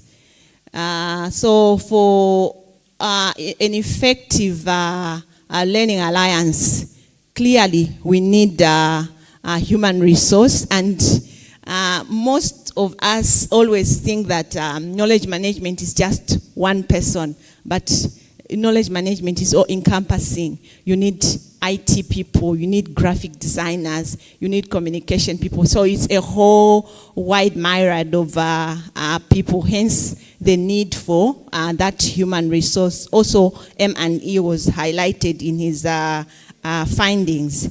And then the other one that I would think should be given preeminence is the issue of resources funding. You know that you cannot effectively implement a learning alliance or an effective knowledge management component without funding. Thereby, there's need to develop proposals that are tilted towards strengthening knowledge management components. Like Dr. Hanok mentioned, he said it cannot be implemented in isolation of other result-based initiative, maybe like research or maybe increasing agricultural productivity and all that. I think for now, those may be my few reflections. I think I even went over and above 2 minutes. Thank you. Thank you so much. You've done a fantastic job. Just, Hanok, you've been in the middle of all this. Your findings indeed indicate that there are knowledge structures within these institutions that are well positioned to facilitate the transfer or sharing of knowledge to the stakeholders. Just your reflections. How do you think the Learning Alliance should be able to achieve this? Transferring information to the last mile stakeholders. For example, the farmers, the policymakers. You can choose any group that you want.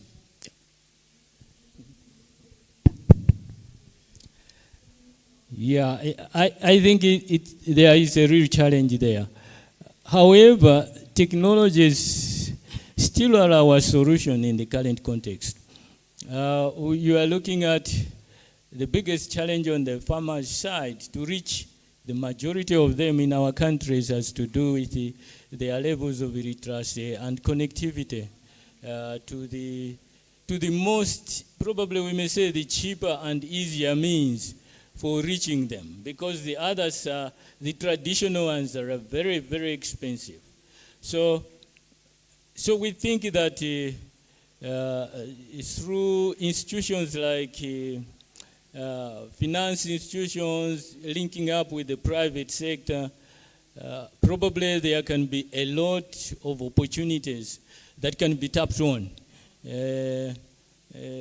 bringing them together, because under sponsorship arrangements you can bring many people. So maybe there is a physical side I'm trying to address at the same time with the technological side. Technological side, we found that the farmers, the illiterate ones can benefit. Like Desa in Zambia is working on the the SOBO initiative. Some of you know it very well. It's a Scientific Animation Without Borders initiative.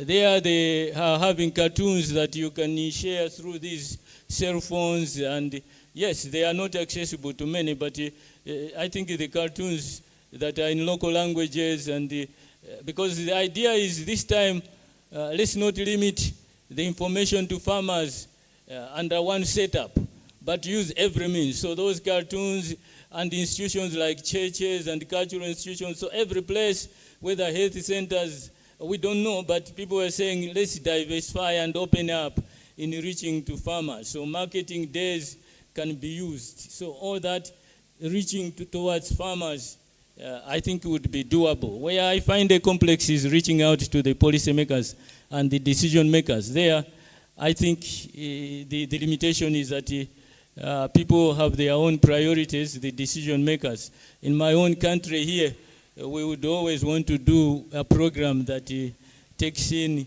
a lot of people with donations rather than encourage them to do things that are more productive on their own. Thanks, Moses. Okay, thank you so much. I also know that the Learning Alliances proposes to engage with the farmers mainly through knowledge sharing workshops, where then information can then be provided to the last mile stakeholders, and then they'll be able to use that information to implement the various interventions that we are promoting.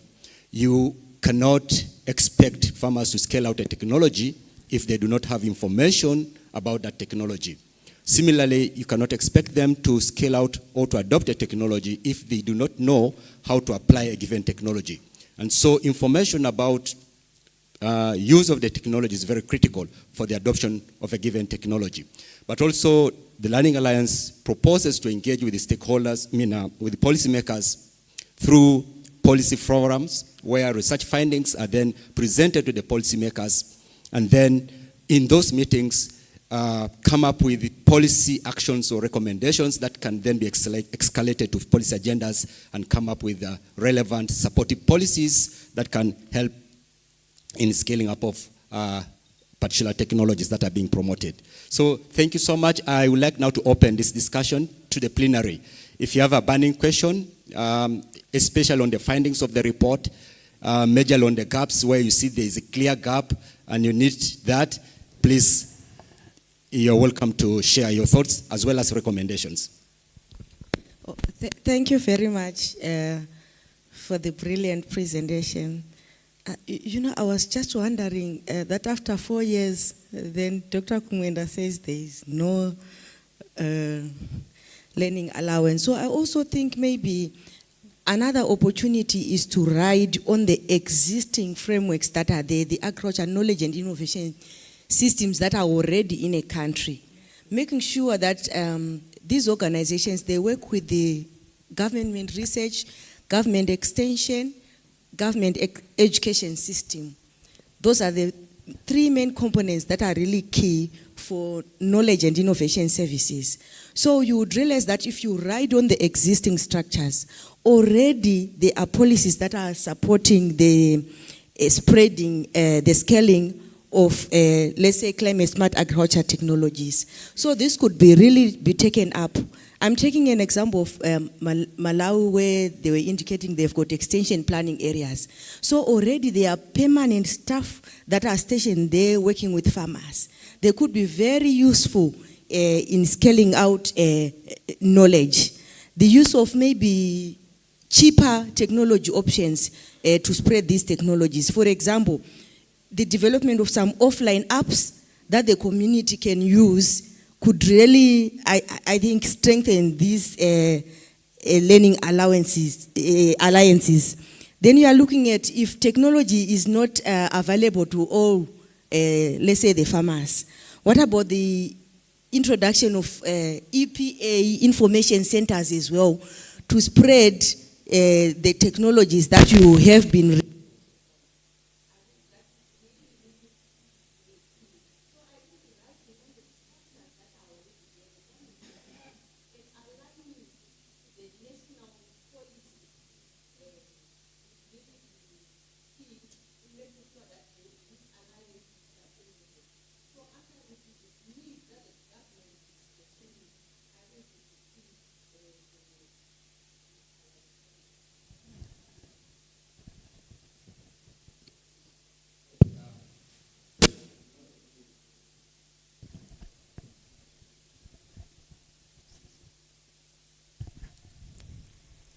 Thank you so much. That's a very powerful point there. Recognizing that there are already some existing structures, and how can we be able to leverage on those existing structures so that we are able to build synergies and avoid duplication, but at the same time ensure enhanced impact arising from collaboration with the existing stakeholders or partners that are doing almost the same thing. Thank you. Any other person? You have a comment? Yes, thank you very much for that powerful presentation. I just wanted to comment that CADESA and the consortium have done a lot of work on knowledge management in Eastern and Southern Africa. Like, I am one of the national focal point person for CADESA in Malawi on knowledge management and communication. And we're trained to be certified knowledge managers for our countries. So it's not only in Malawi, but it's across all the SADC region. So now what we did is we developed knowledge management and communication strategies for, like, I'm based at the Department of Extension, for the Department of Extension. So there's already a lot of work that has been done, especially on knowledge management. And now we are working on operationalizing the knowledge management strategy. I think a lot of work is now to have a good policy environment for management, top management, like, for example, in the Ministry of Agriculture, where I'm based, to really support the work of knowledge management, because, like the consultant said, that you need funding. So if people do not understand the importance of knowledge management in an organization, it will be very difficult to support its work. So I think, even like Ms. Kakua said, that knowledge management is not only for the knowledge managers, but for everyone in the organization. So if top management recognizes the importance of knowledge management, I think it's going to be very easy to operationalize it. But for me, I think also my reflection is that this is a big concept, but I like the ideas that what we can do immediately. I think the learning exchanges that CADESA is already doing, leveraging on that would be very important. Thank you. Thank you so much. Again, emphasizing the fact that there are existing strategies at national level, and then the element of stakeholder buy-in. Yeah, I don't know if there's still time in your report. I really enjoyed it, and I thought you were very funny.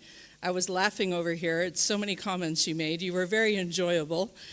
I would love to see that last area where you put out the ideal learning alliance, and then you talked about finding alliances that aren't alliances. I would love to have them spelled out a little bit more to achieve different levels of learning alliances, because the learning alliances seem so out of reach. You need so many staff, so many people, so many whatever. I'm a part of community of practices, coalitions that sound very much like a learning alliance, but now I'm realizing they're probably not a learning alliance. There's networks, they're just plain alliances, there are hubs. I would love it to be presented as, if you can't do a learning alliance, here's what you could do to achieve close to a learning alliance, and here's something you could do. So, like, different levels of a learning alliance that are more accessible to more people. I don't know if that's very clear, but you did it with the Learning Alliance, and I'd love to see it done with some of the other ones. Thank you. I loved your presentation. Okay, thank you so much for that comment. Basically appreciating the presentation and also giving her feedback on the possibility of coming up with the various different options of what a learning alliance would look like and what is achievable, and seeing what we can then do with the various options. Let me come this side. Anyone wants to comment? I will now move to table by table. Yes. You want to comment? No. Okay. Talk to me. Talk to me. Yes, give your thoughts. Thank you very much. I like the idea of Learning Alliance, but I think the governance structure should be more inclusive, as opposed to having a steering committee composed of regional research organizations, leaving out the national agricultural research organizations and also the development partners. I'm sure they all have to be there so that it's inclusive, within the context of innovation platforms. Right? Thank you. Thank you. That's a very powerful comment out there, that this Learning Alliance should be inclusive, the governance structure. We know that most of our structures tend to, exclude other stakeholder categories. So he's saying, can we, in this governance structure of this Learning Alliance, have all the different stakeholder categories, or at least some of the different stakeholder categories represented? Another comment? Just one more or two more, and then we can stop there. I see digestion is taking place, which is a good thing. Okay, I think we have to close it there. Oh, there's one more there. Oh, you're just lifting up your hand. We have to end it there. Thank you so much for your comments. But before, I think I just want to give final comments. Key take-home message from here. No, thank you very much for those very encouraging comments. I think the Learning Alliance, looks a faraway dream, but I think it's just because this knowledge management issue in institutions probably is not really very much high on the agenda, but it's something that can be brought forward. So the idea of exploring levels, different levels, it's possible. In fact, this first step we have proposed probably is the one which we should use as a basis for looking into these other levels. So if we start with the Knowledge Exchange Alliance, properly governed, and we can put in its terms of reference to capture these further developments that we can look on, that can be in between the Learning Alliance. In fact, the Learning Alliance can also start as a pilot rather than as a whole, so that people appreciate exactly what is involved. As to the governance structures, I think that is straightforward. We can sit down and see who is missing, which stakeholders should be included. Let me hand over to Bridget. Maybe she has a few more things to say. Thank you so much. So my last reflections would be to remind you of a baobab tree. I'm sure most of you have seen a baobab tree. Has anyone of you ever hugged it completely alone? Have you ever tried hugging a baobab tree alone? So that is like the Learning Alliance. The Learning Alliance is so big, and none of our institutions can do it alone. We need concerted efforts, not one organization, but a number of us coming together to ensure that we implement this Learning Alliance. And speaking on a topic that I'm so passionate about, which is a part of the Learning Alliance, knowledge management, it is critical that it is fully embedded in the Learning Alliance, because it has all the branches of the Learning Alliance, which are knowledge management hubs, systems, human resource, M&E.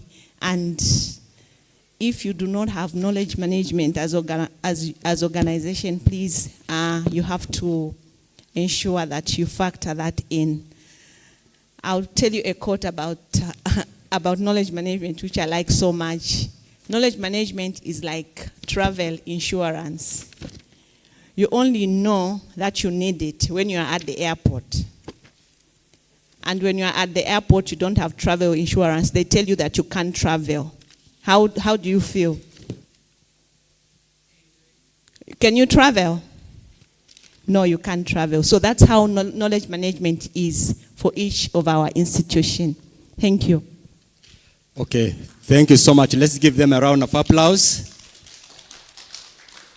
And I just request that they take a picture of these 2, 3, yeah? Oh, I'm being reminded that the board chair has to give a statement about the study. Professor Lala, are you there? Okay, he's not there. Okay, he's there. Okay. Just come and take 1 minute just to say something about the study.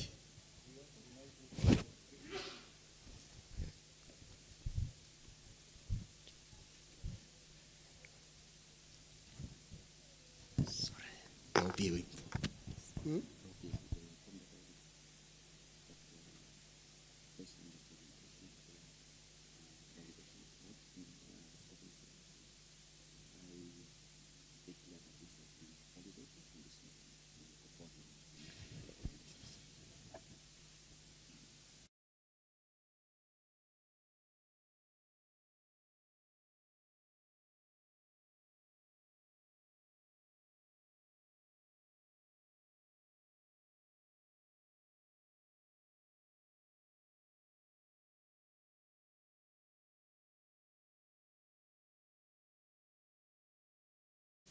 It is a pleasure for me as a board of CARDESA to validate the study and give the go-ahead for the implementation.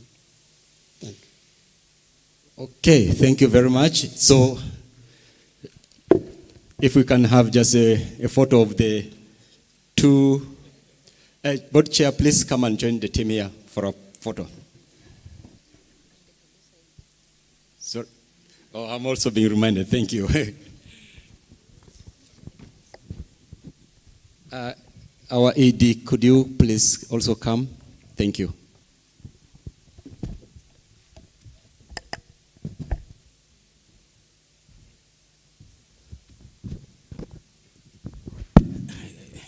Thank you, sir.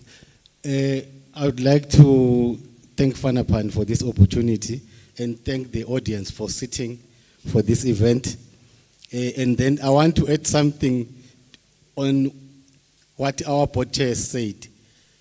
The board chair is saying he is extremely delighted that the stakeholders present today have gathered here, listened to the good presentation, made some contributions, and validated the report.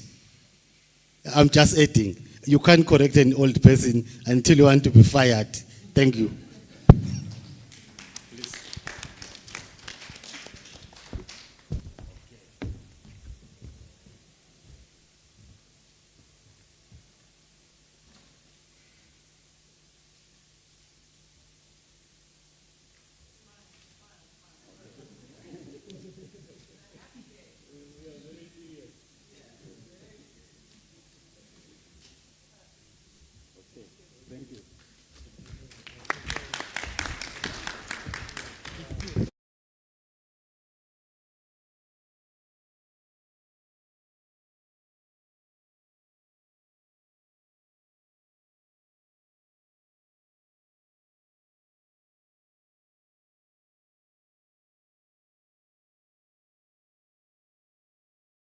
The groundnuts that are being sold outside. Dr. Betty Nyam already mentioned that if you are buying from them, you are supporting not only NASFAM, but you're also supporting the livelihoods of farmers that produce those products.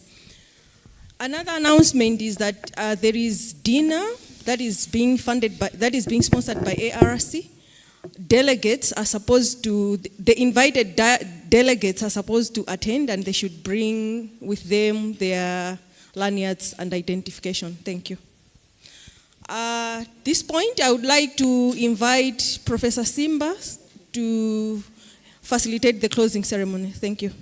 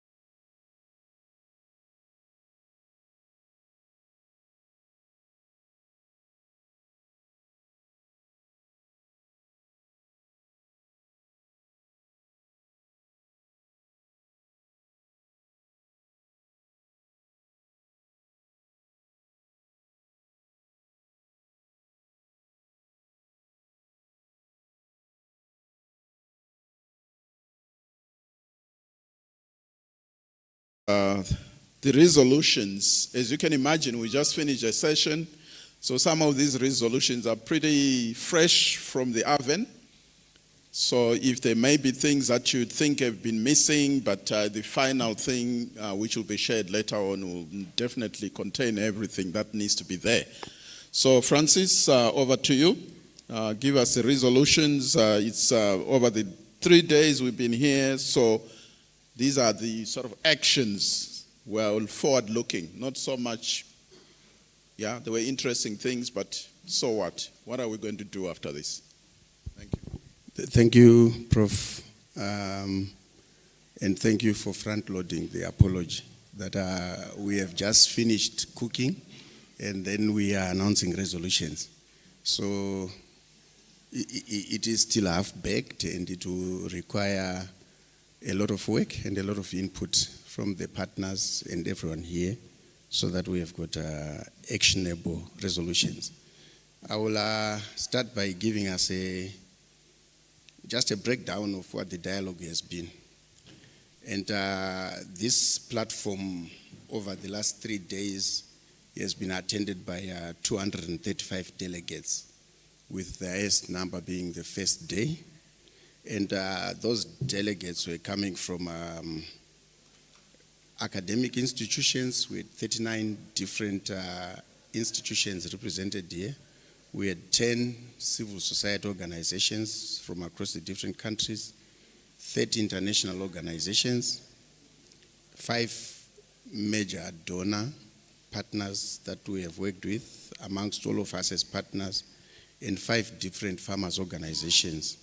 We also had 30 representatives of government, largely being from Zimbabwe, from South Africa, from Malawi, and then other countries. And we had media accompanying this process over these days, and 12 different media houses were here, then 38 NGO representatives. And private sector, we have always had the challenge of this stakeholder grouping participating in what we do, but we had 5 private sector representatives from 5 different companies. And then we had 2 regional economic communities and 21 regional institutions operating over and above the country where they reside, and 13 research organizations and 5 youth organizations. And we had representatives here from 20 countries: Botswana, Cameroon, Czech Republic, the Democratic Republic of the Congo, Eswatini, Ghana, Lesotho, Kenya, Madagascar, Malawi, Mauritius, Mozambique, New Zealand, Nigeria, South Africa, Tanzania, Uganda, the United Kingdom, Zambia, and Zimbabwe over the last 3 days. And the following resolutions in their draft format. The first is we need to advocate for the acceptance and prioritization of gene banks by the regional economic communities, the RECs, and the African Union.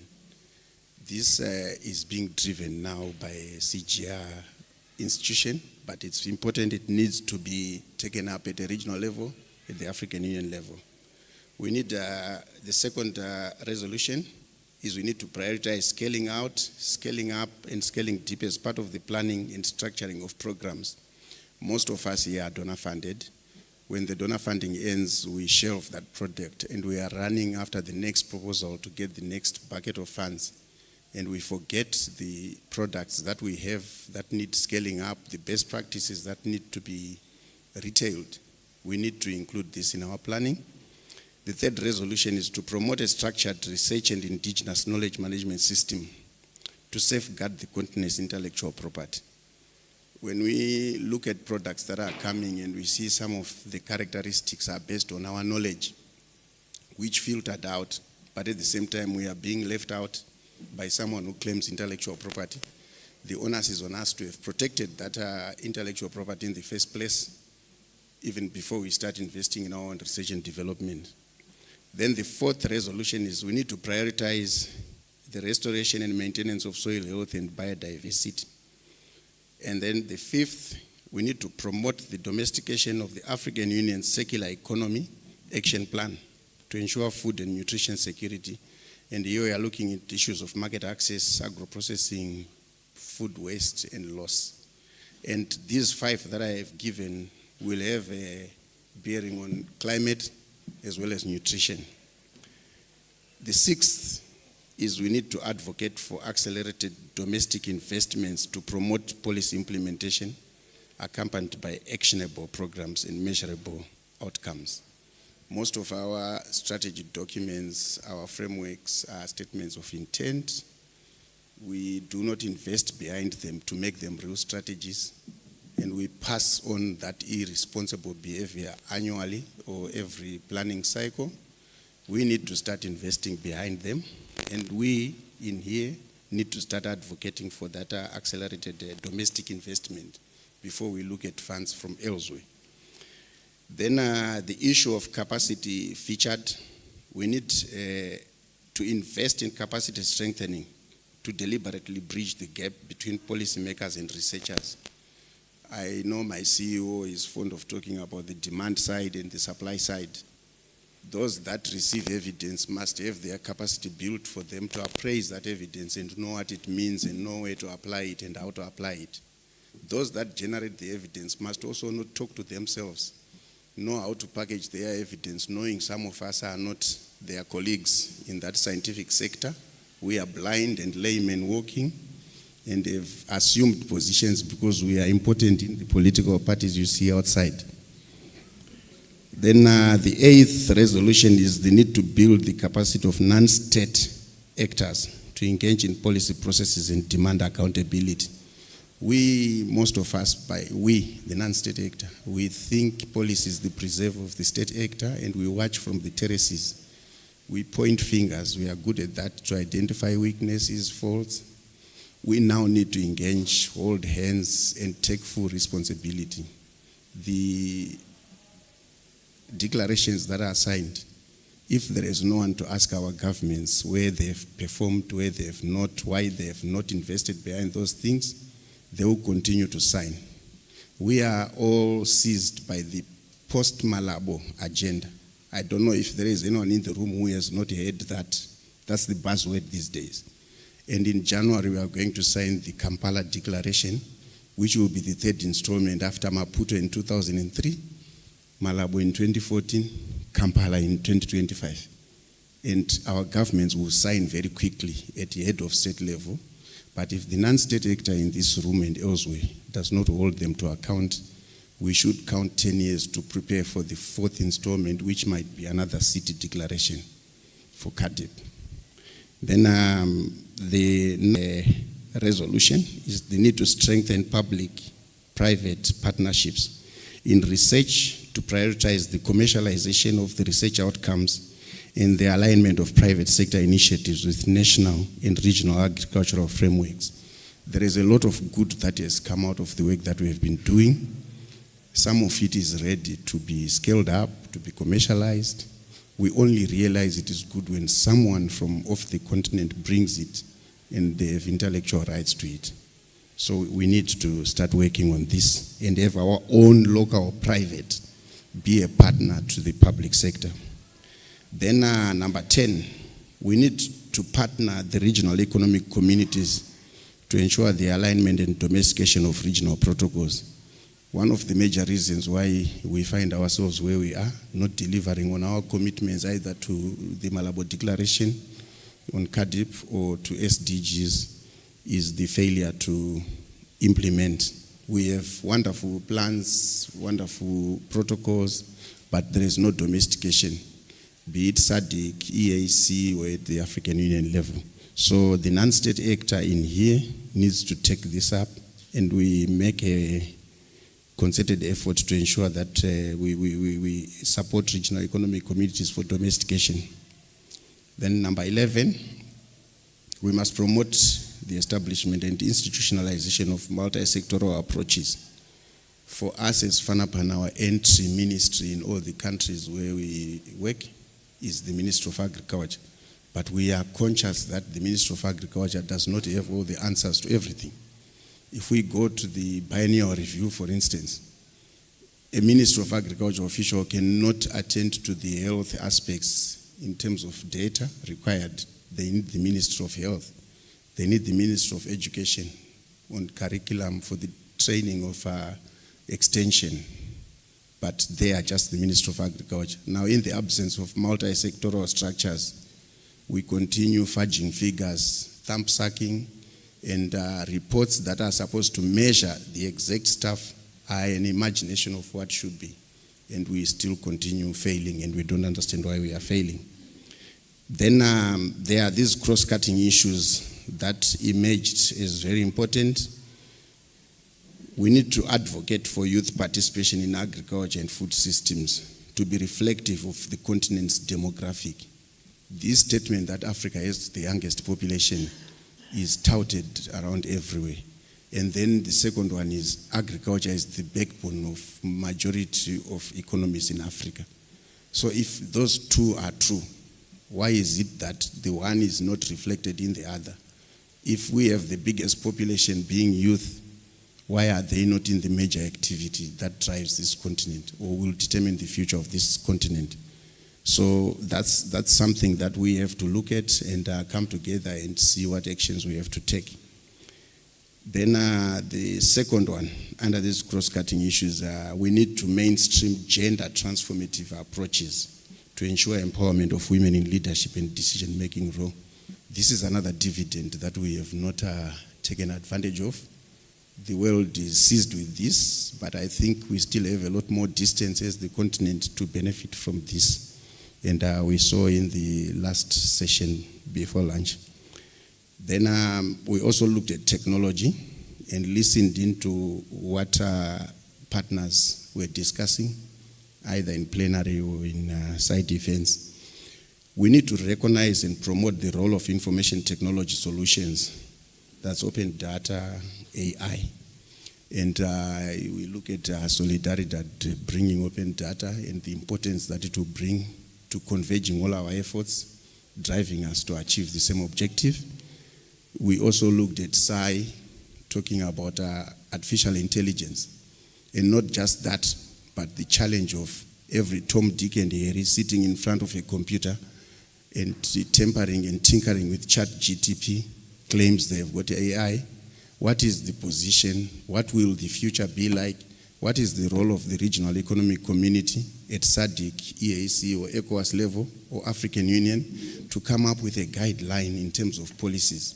We do know there are lawsuits now in Europe for ChatGPT having misled people. Is this something that will happen with our farmers? What are the policies around AI? How do we control it? So there are issues that we have to pick, we have to deal with, and the people to do that are all in this room. We come together, we'll be able to pull in the other few ones who are outside and have a common voice around this. Then we also looked at the issue of agricultural biotechnology. And one of the resolutions is we need to recognize and promote the role of agricultural biotechnology as part of the solutions to achieve agriculture and food systems transformation. Yes, there are different views, there are opposing views, and as observed, we are very happy next time to allow someone who thinks this is not a solution, but as Fanrpan and as the convener, along with our convening partners, we are not saying this is the only solution. And we are not saying AATF is correct in being the only ones here, but this is one of the solutions that should be considered. So if you have something better than this, bring it. If you have evidence that this is not, bring it. But we definitely need to recognize this and promote agriculture biotechnology as one of the solutions. And we are happy to hold hands with the ATF in promoting this along with several other technologies on the continent. Then finally, we looked at trade and the need to promote the Africa Continental Free Trade Area for accelerated implementation. This has been ratified at the continental level, but the actions that are being taken at every country level may not necessarily drive us to accelerated trade. We do know Africa's import bill of the things that we have on the continent and things that we import from outside of the continent, and we are not trading amongst ourselves. Now, given these 16 resolutions that I have read out, as Fanrpan, we don't believe that the journey ends here. I am the Director for Policy Advocacy and Communications. I came in here a week earlier than everyone else to make sure that this platform functions. But during the course of the week, I was nowhere in this program. We were running around and pedaling like ducks for everything to look smooth. Our work begins now. And as a way forward, I would like to let the partners know. We called you, you answered the call, we then convened together, you brought the content, we provided the platform.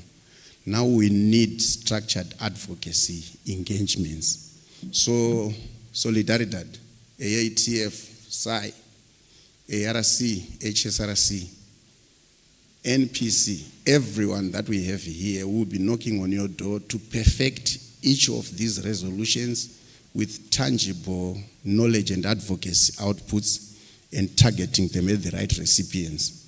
We have work cut out for the governments, especially the ones that are here, Malawi, Zimbabwe, and South Africa. We have work cut out for the regional economic communities, SADC, especially, which is here, and then the continental body. So we are not going to be able to do this as Fanrpan. When we talk technology, we will not speak open data. That's not what we do. We will have our best foot forward, which is Solidaridad and SAI. When you talk agriculture biotechnology, V2 and team, please be ready. We are not going to be able to speak about this the way that you do. So I'm just making a clarion call to our partners to not take off your jackets, relax, kick your feet up and say it's over. No, work has begun. Thank you. I will yield and hand over to our facilitator and just to check and see if I have not left out something that I think is very important. I am happy and I also know that I am available to continue this conversation. We will be cleaning up this, and if there is anything that we have left out, please feel free so that when we release, at least initially before the report of the dialogue, we are going to release this summary with the resolutions. Please come to me, come to my team, Kanto at the back, and let us know things that you feel are key and should be part of these resolutions. Thank you very much. Over to you, Prof. Thank you, Francis. So I'm not taking questions. This is more like from the pulpit. You don't ask your pastor, you know, so that's the nice thing. So we are in Malawi, and tomorrow we have a Malawi Day. So I'm going to invite Ms. Elizabeth Namaona from our partner, Seasonet, to come and tell us about what's happening tomorrow before I move on to the last two items on our agenda.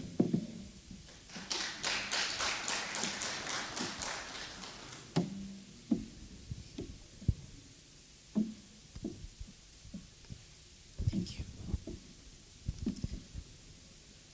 Wow. Say wow. It's been a loaded 3 days, right? Okay, so I'm not taking much of your time. I would like to talk about tomorrow's event, which we have themed it Malawi Day. But before I go into specifics of Malawi Day, I just want to express our gratitude on behalf of CISANET, the Civil Society Agriculture Network. So basically, CISANET is Fanrpan in Malawi. If you work with Fanrpan, here in Malawi, you work with CISANET. I would like to appreciate their efforts of bringing us together. There have been such invaluable insights, more of learning and unlearning. If you're going back with the same ideology, then I don't know. But there's been a lot of things. So I'm delighted to invite you to this Malawi Day dialogue that is being hosted by CISANET. Basically, this event, we are going to build on our recent discussions with a focused agenda addressing Malawi's pressing agricultural and food security challenges. And the dialogue will feature 3 things: thematic presentation on charting a path to hunger eradication. Second, we'll look at learning labs, where we are going to explore more on food systems governance, research, and capacity building. And lastly, we are going to have another set of panel discussions, which will tackle more on the One Food program by HRSC. So this gathering presents a unique opportunity for all of us to dive deeper into these critical issues, to share and develop actionable strategies, and to promote collaboration among key stakeholders. So I know some are leaving tomorrow, but for those that are still around, it will be great to have you. Thank you so much. Thank you so much for that. So, yeah, especially if you have not been in Malawi before and you're around, I think this will be a great opportunity so you actually see what's happening out in the field. So we move on. Of course, it takes so much behind the scenes effort to put an event like this into place. So it's important that we acknowledge those that got things happening, and even those that may not be here physically, but held the keys to getting resources released so things could happen here. So I'm going to invite my CEO, Dr. Chilidzi Madzivandila, to come forward and give us a vote of thanks.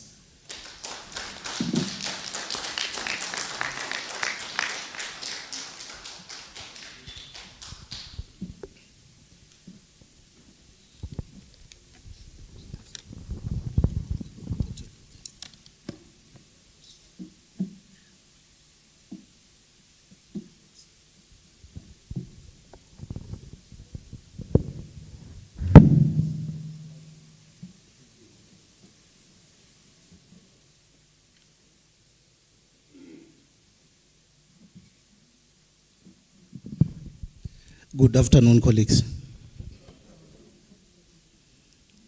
Good afternoon, colleagues. Fanrpan Board Chair, CISANET Board Chair, Fanrpan Board colleagues, ladies and gentlemen, I am very much humbled.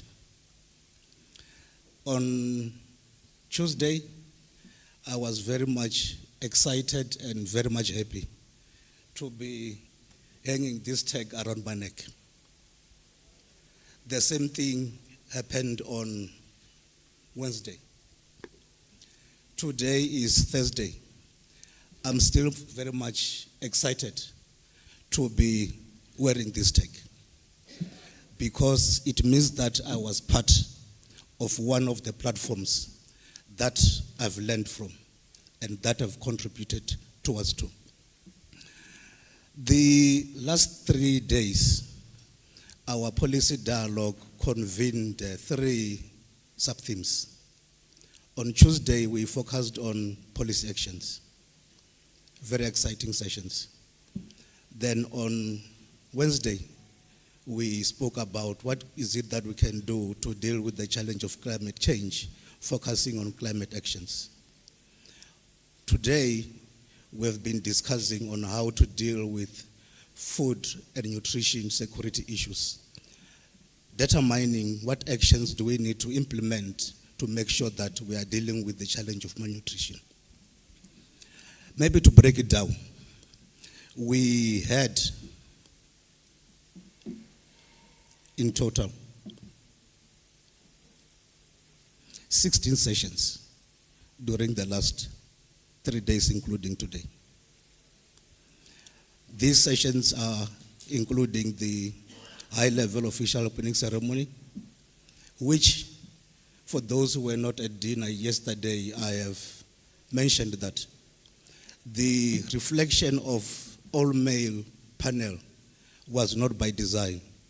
It's because those who are heading those institutions happen to be male. However, as Fanrpan, gender inclusion is one of our values. So don't falter us on just a segment of the program. We are very much aware of what is it that we need to do to make sure that youth and women are considered in the work that we do. The official ceremony now also is part of the 16. And then to also say that during the afternoons, we gave our partners opportunity to go and deliberate. And they've brought it here at plenary to make sure that we are bringing it all together. And we thank you so much for your contribution. We really value what you've brought to this platform that we have availed. Like what my colleague Francis has said, we don't own this platform. The platform is yours to utilize. And when we convene during the course of the year, in the next year, please utilize the platforms that Fanrpan is availing. Let me now break down some valuable statistics for you to really appreciate why is it that we value the Fanrpan Annual Policy Dialogue as a calendar event that is of value to us and our partners. For the 2024 Fanrpan Annual Dialogue, we have managed to mobilize 10 partners who are not based in Malawi. It means that they've invested to be here and to be conducting the activities here. We also had 4 local organizations who are based in Malawi, and on top of that, we had the contribution from government in terms of the Office of the Presidency and the Ministry of Agriculture. And also to acknowledge the 3 Fanrpan projects that also then have brought colleagues to participate. Later on, then I will give details of those who have supported the dialogue. To also mention that by the sideline of the dialogue, we hosted 8 exhibitions. Like when we were reading the resolutions, during the course of the 3 days, we had 235 local and international delegates. Please, a round of applause. And they are coming from 20 countries, including Malawi, both continental and outside of the continent. As Francis has indicated, we have crafted 16 resolutions, and we are going to follow up those with actionable recommendations and to make sure that we develop a report which we're going to be holding each other accountable. And then we're going to give account of those when we meet in 2025. I hope that I'll still be the CEO. Let me now come to acknowledge our partners. And when I read the name of the organization, a representative, please come to the fore to receive a token of appreciation. I will start with the 5 institutions that helped us to convene here in Malawi. These are the local-based institutions. We have got CISANET, who are our node-host institution, Ministry of Agriculture, National Planning Commission of Malawi, CARE, and GIZ. If those can come to the stage here to receive a token of appreciation. And also I would request that our camera crew please assist us by taking some pictures to make sure that we capture this moment. Don't be shy. CISANET, Minister of Agriculture, National Planning Commission of Malawi, CARE, and GIZ.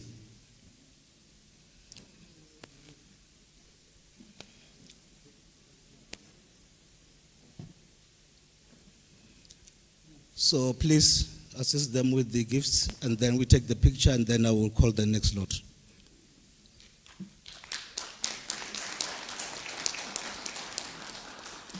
Thank you so much. Those who are not here, they've missed out.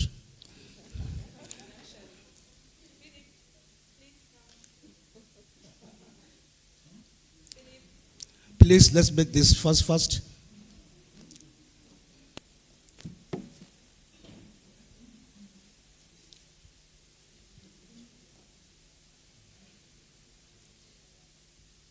Yeah, you can go and gift him. It's fine. Yeah.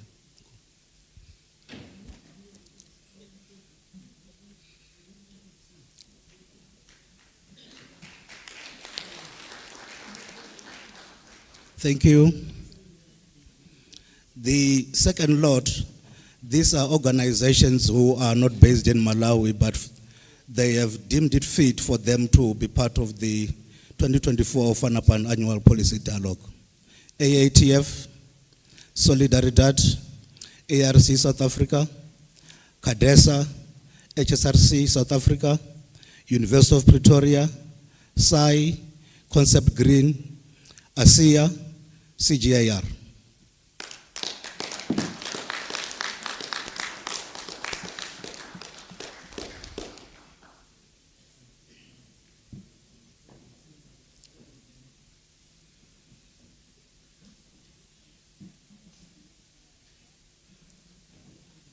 AATF, Solidaridad, ARC South Africa, CADESA, HSRC, University of Pretoria, SAI, Concept Green, ASEA, CGIR, representing the affiliated research institutions.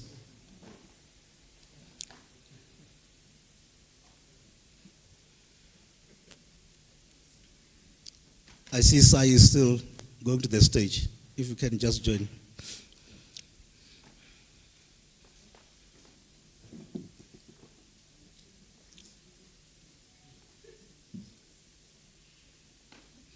Thank you so much. The last but not least group are the Fanrpan hosted projects that have supported delegates to come to participate here. Foster Health, Principal Investigator, CBA Scale, Principal Investigator, Club Africa, Principal Investigator.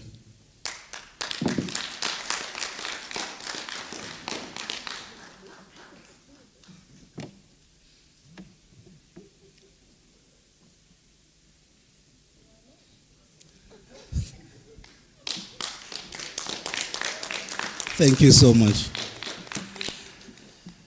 So, colleagues, the next segment, I am going to present to you the Fanrpan network. It has got 3 spheres, which are interdependent.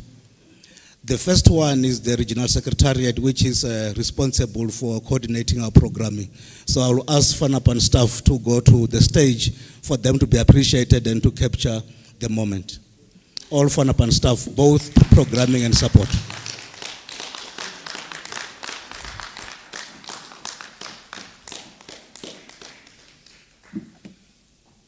Colleagues, we always say that we are a secretariat, so we don't have a bloated staff complement. The work that you see here is this team that has managed to pull it together.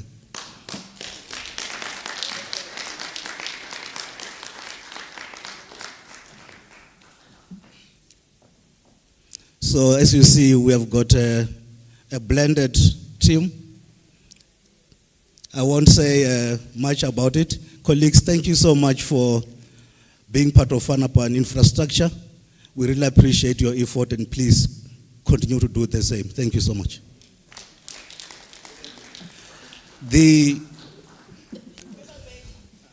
No, nothing.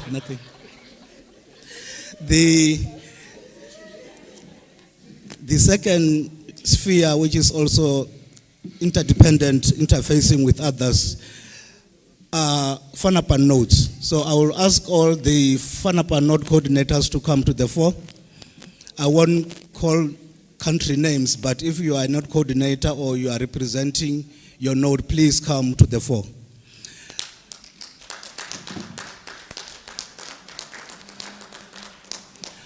While they are coming through, Fanrpan has got representation in 17 African countries.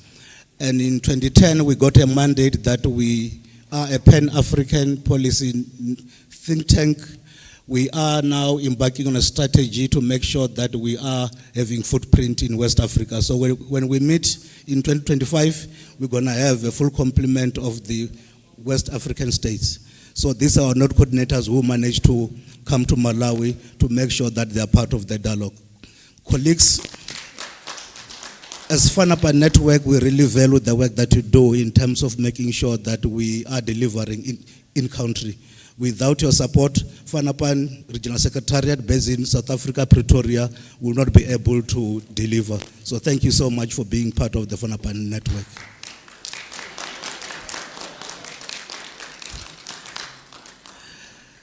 Thank you so much.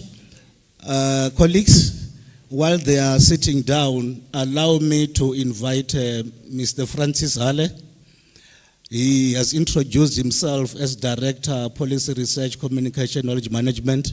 However, he also doubles up as Secretary to the board. So he's going to introduce the Fanrpan board.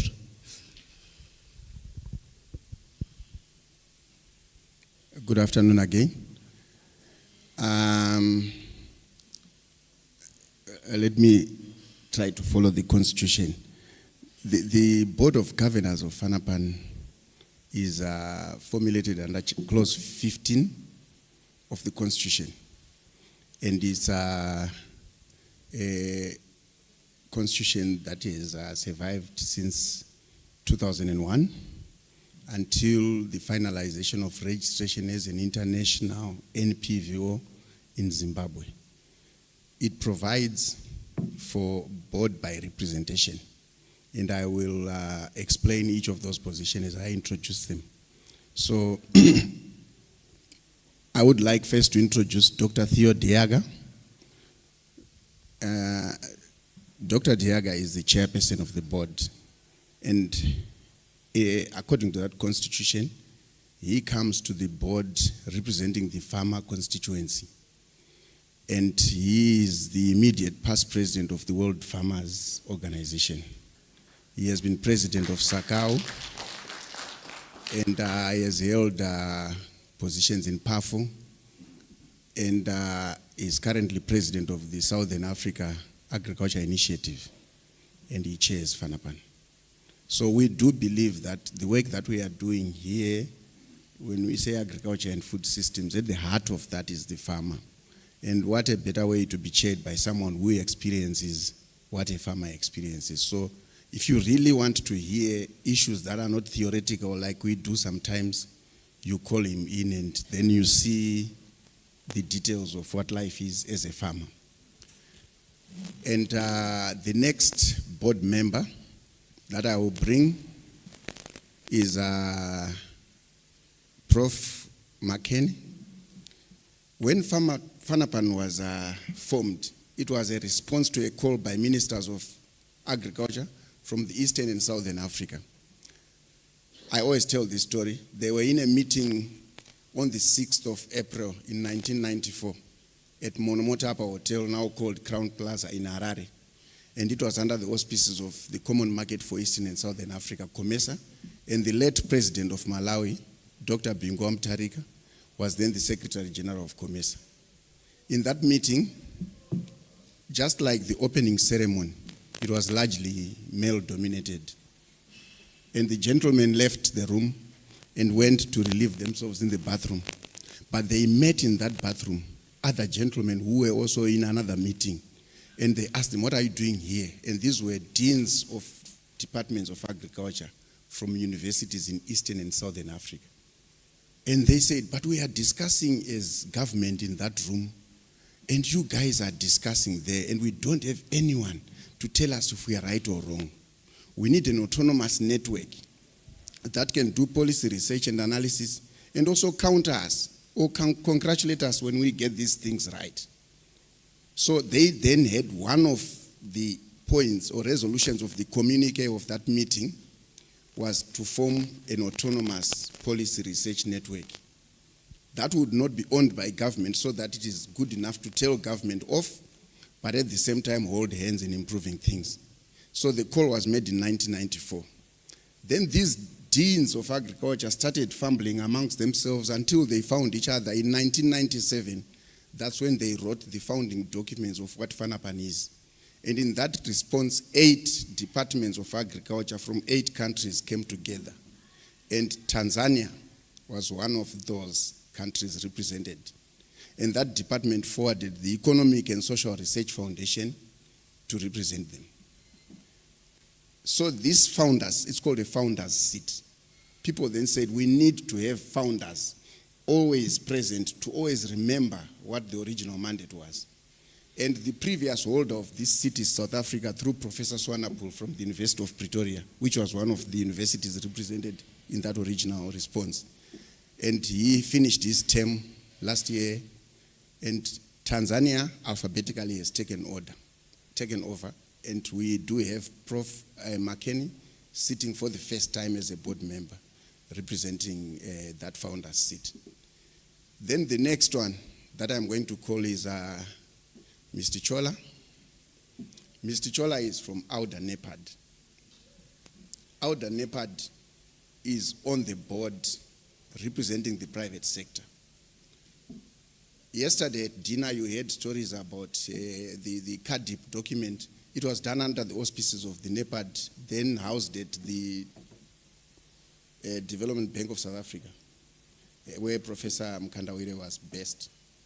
And then they had what was called the NEPAD Business Foundation, which brought private sector, because the whole understanding was we come up with plans, but the resources to implement are from the private sector. So we bring in Auda NEPAD to bring in that private sector component, and what we are going to do here, the things that came from the resolutions that you have to do with that, our first foot and best foot forward is through Mr. Chola and that body at Auda NEPAD to reach the wider private sector. You can see they are not here, but they have the money. Our governments are poor. We need them to bankroll the Kampala Declaration, unlike what they have not done with Maputo, with Malabo. Yeah?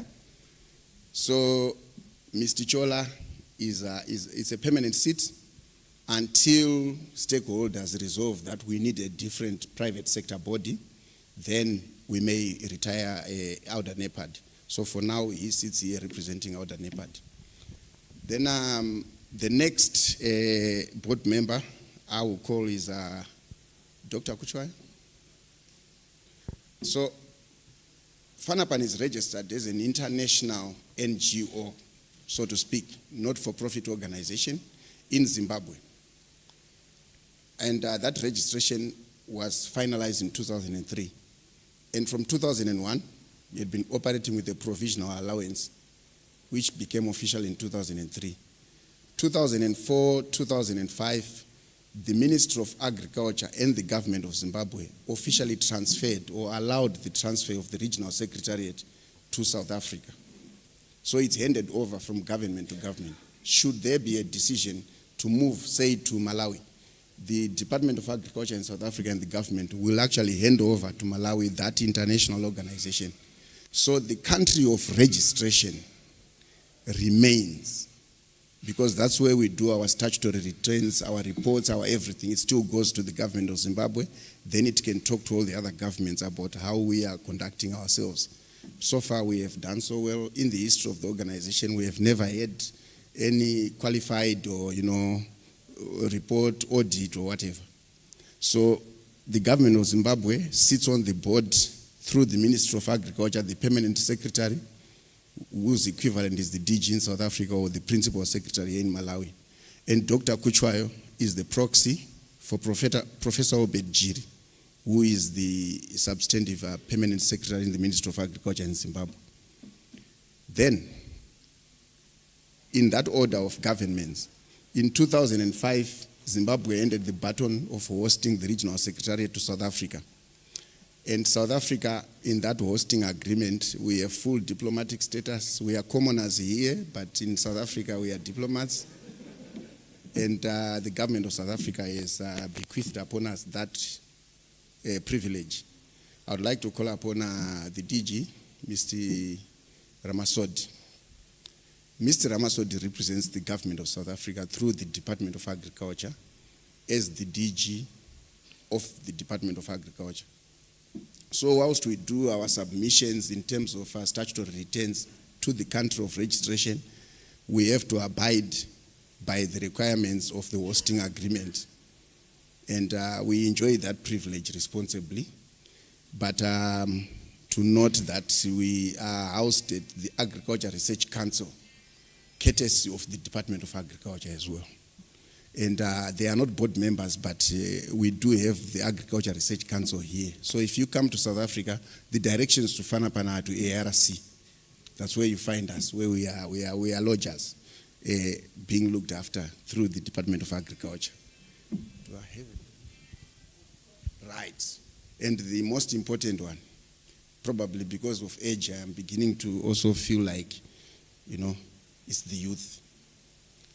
The youth on our board are represented by Mr. Kofi Akwaye. Kofi, please. Right. Kofi is the Africa representative for YPAD, the Young Professionals for Agriculture Research and Development. And we do believe that through the network of YPAD and the issues that they are dealing with, they are an entry avenue for youth issues. We as Fanrpan, even with our partners, should not forget issues to do with youth. These are the board members I have here today. But I will just give you a rundown of the board members who are not here for you to get a full picture of how representative it is. After the youth, for the satisfaction of my Beijing conference delegates, women are represented on the board. And not only represented, it's vacant at the moment. We have received nominations, 8 nominations of powerful women on the continent to replace Professor Osho from Nigeria, Osho Foundation, who was the representative for women and was the chairperson of the board. So they were not only on the board, they chaired for 2 consecutive terms of 3 years. Right? Then we do have research, and FARA, the Forum for Agriculture Research in Africa, he has a permanent seat, and the executive director sits on the board. They are in India now, attending to an international conference, and pass their apologies. Then, yeah, right.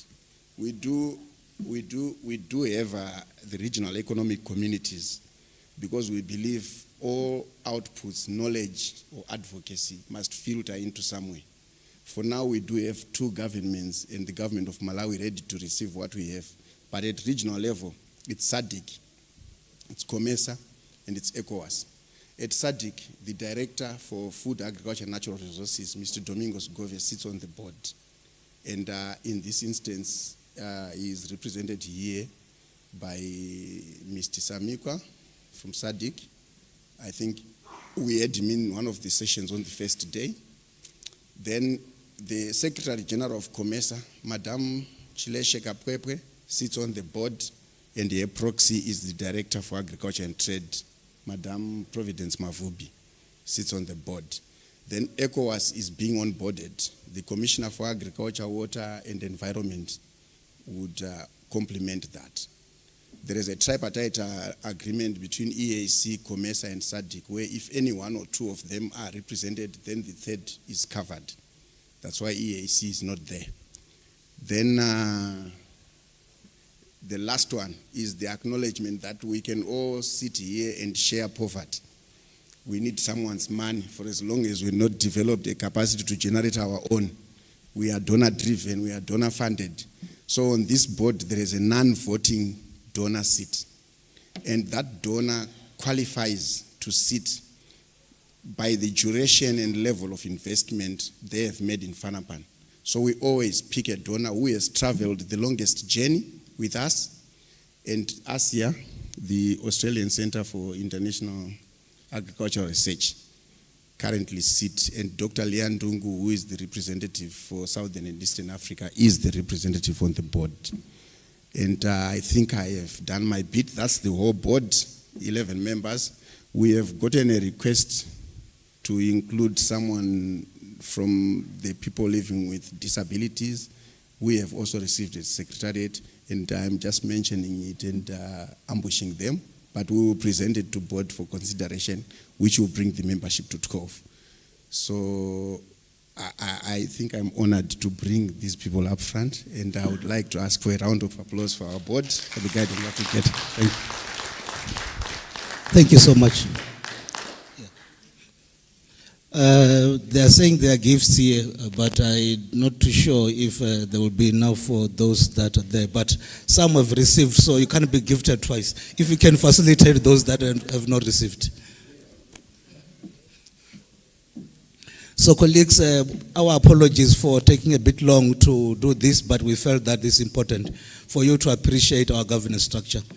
So now I am going to do what you have asked me to do, Program Director.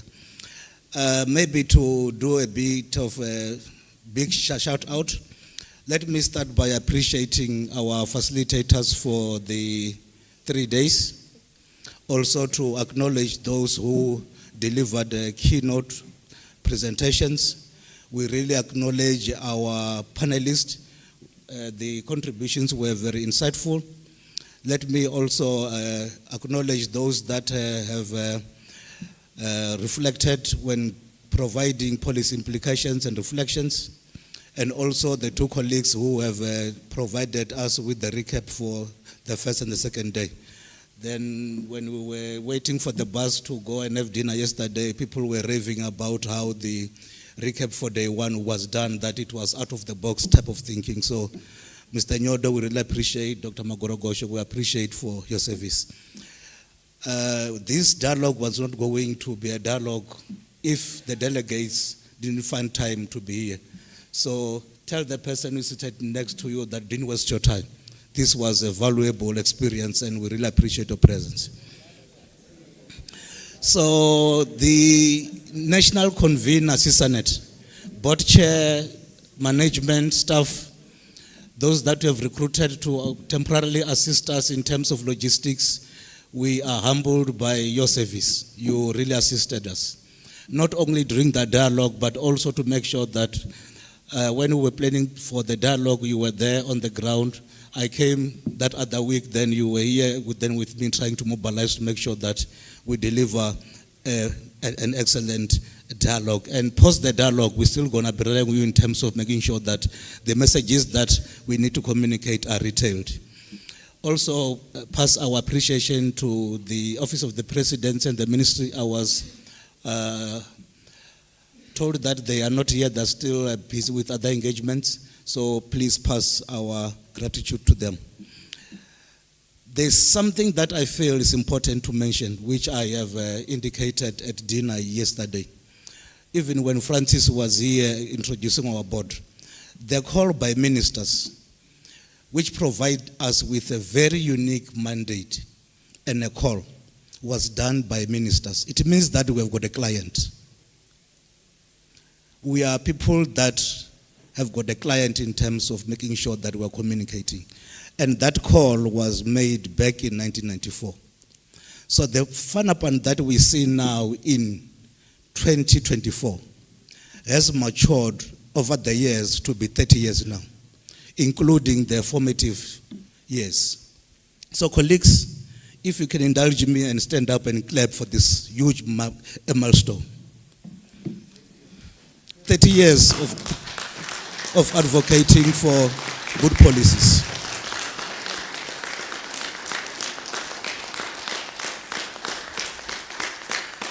Thank you so much. Now allow me to conclude my intervention. The dialogue had 3 objectives, and I have articulated on those when we opened. But let me say that my 5 senses tells me that we have delivered on all 3 of them. Number 1, I can be proud to be standing here to say we have facilitated the exchange of knowledge. Number 2, from the resolutions that we have shared, we are hoping to develop actionable recommendations that can be implemented. Number 3, this one is very much important. I believe that through our interactions here, we have fostered partnership, and the collaborations are going to continue beyond this dialogue. That said, I am proud to say, even though some can say we are blowing our own horn, but I think it's important. if you don't congratulate yourself, no one will congratulate you. So we have delivered an excellent policy dialogue for the year 2024. Let's clap for that. So, thank you so much for spending the 3 days with us. There are other competing events. You are busy persons in your own space and in your own right. For you to give 8 hours a day to be with us, we don't take it for granted. So, thank you so much for being with us. So, I am looking forward to meet you in 2025. Thank you so much. Like I said, I've been told that people from the ministry are not here. I will invite my board chair to come and just do the official closing.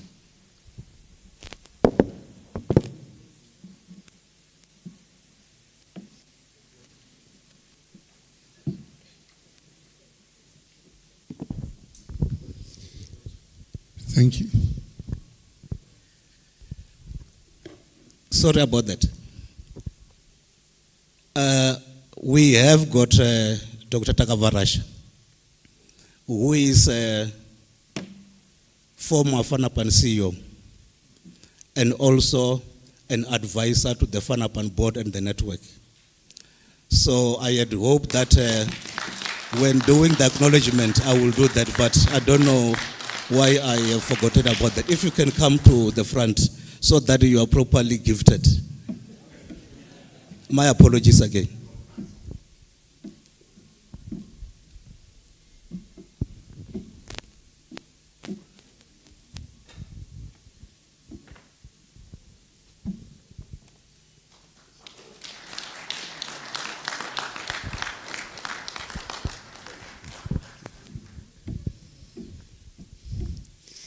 Dear leaders of CISANET, our co-host, the board of Fanrpan and our secretariat, dear nodes and partners and researchers, everybody who took part in this event. As you've heard, I'm no academic and I'm no researcher, I'm no politician, but I've spent a lifetime making a living with my fingers in the soil.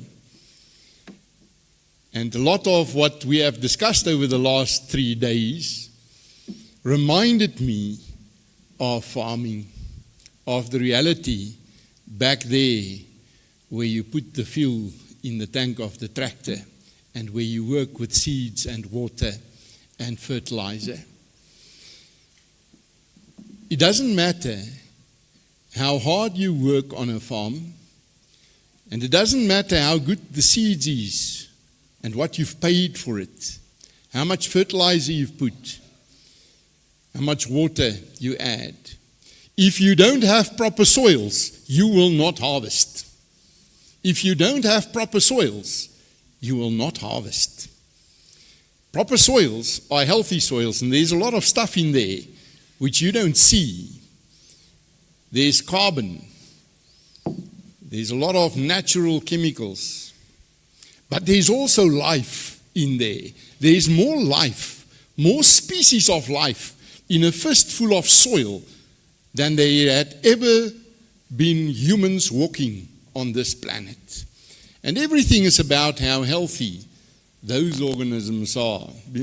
Without healthy organisms in your soil, there will not be healthy plants, and there will not be healthy animals, and there will not be healthy humans. That's what the whole idea of One Health is about. And if your soils are poor, you must work to restore it, and it takes years and it takes big effort. That's how it works on the farm. In a country, if you want to grow your economy, if you want to be more food secure, it doesn't matter how much theory you put in there. If you don't have healthy policies, you will not harvest. Policies is the soils in which we plant our well-being, our wealth, our people. And this is why this kind of discussion is so utterly important. There's a lot of stuff in those policies, just like in the soil. There is a lot of interests and values. There's a lot of politics. There's a lot of economic reality. And we do not all farm the same. No two of our countries have the same policies. That's why in a discussion like these dialogues, we enrich each other by sharing from our experience and from our science, knowing that we come from a very small region. We stand so close together on this continent. If one of us sneezes, the rest will also catch the flu. No use one of us thrive and all of the others are left behind. The idea of having a platform where we can do this is absolutely unique. We must treasure it. We must improve it all the time. If I can put some criticism to what happened here over the last 3 days, and it's more than just the criticism, there's an aching in my heart for the fact that we are a mere 21 countries together here. There should have been 55. We must expand this dialogue. And the more we can talk about policies and the more we wrestle each other on policies, the more our policies will be aligned and the stronger we will be together. So from the heart of a farmer, thank you so much for what each one of you have invested in these dialogues, for each one of your contribution in the discussions here. Go in peace. Take what you've learned from here and do something with it back at home. And what you learn new, bring it again next year. And with that, I now declare our Policy Dialogues 2024 closed. Thank you.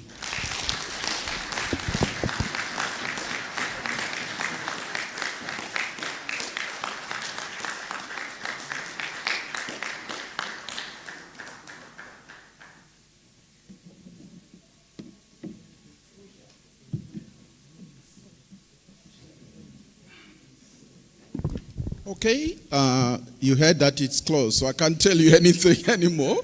Otherwise, I'll be out of order, except to say there is an advisory about products from NASFARM. These are from the smallholder farmers movement in Malawi. If you can have a look, I know a few years back I bought some rice, very aromatic, great stuff. So please, I think they're out there somewhere. Oh, right here. Okay. But remember, we also have coffee, tea that we need to partake of. The caterers have done a good job, so please, let's do that. Otherwise, enjoy tomorrow, Malawi Day, and those who are traveling tomorrow, Jenny Messes. Thank you.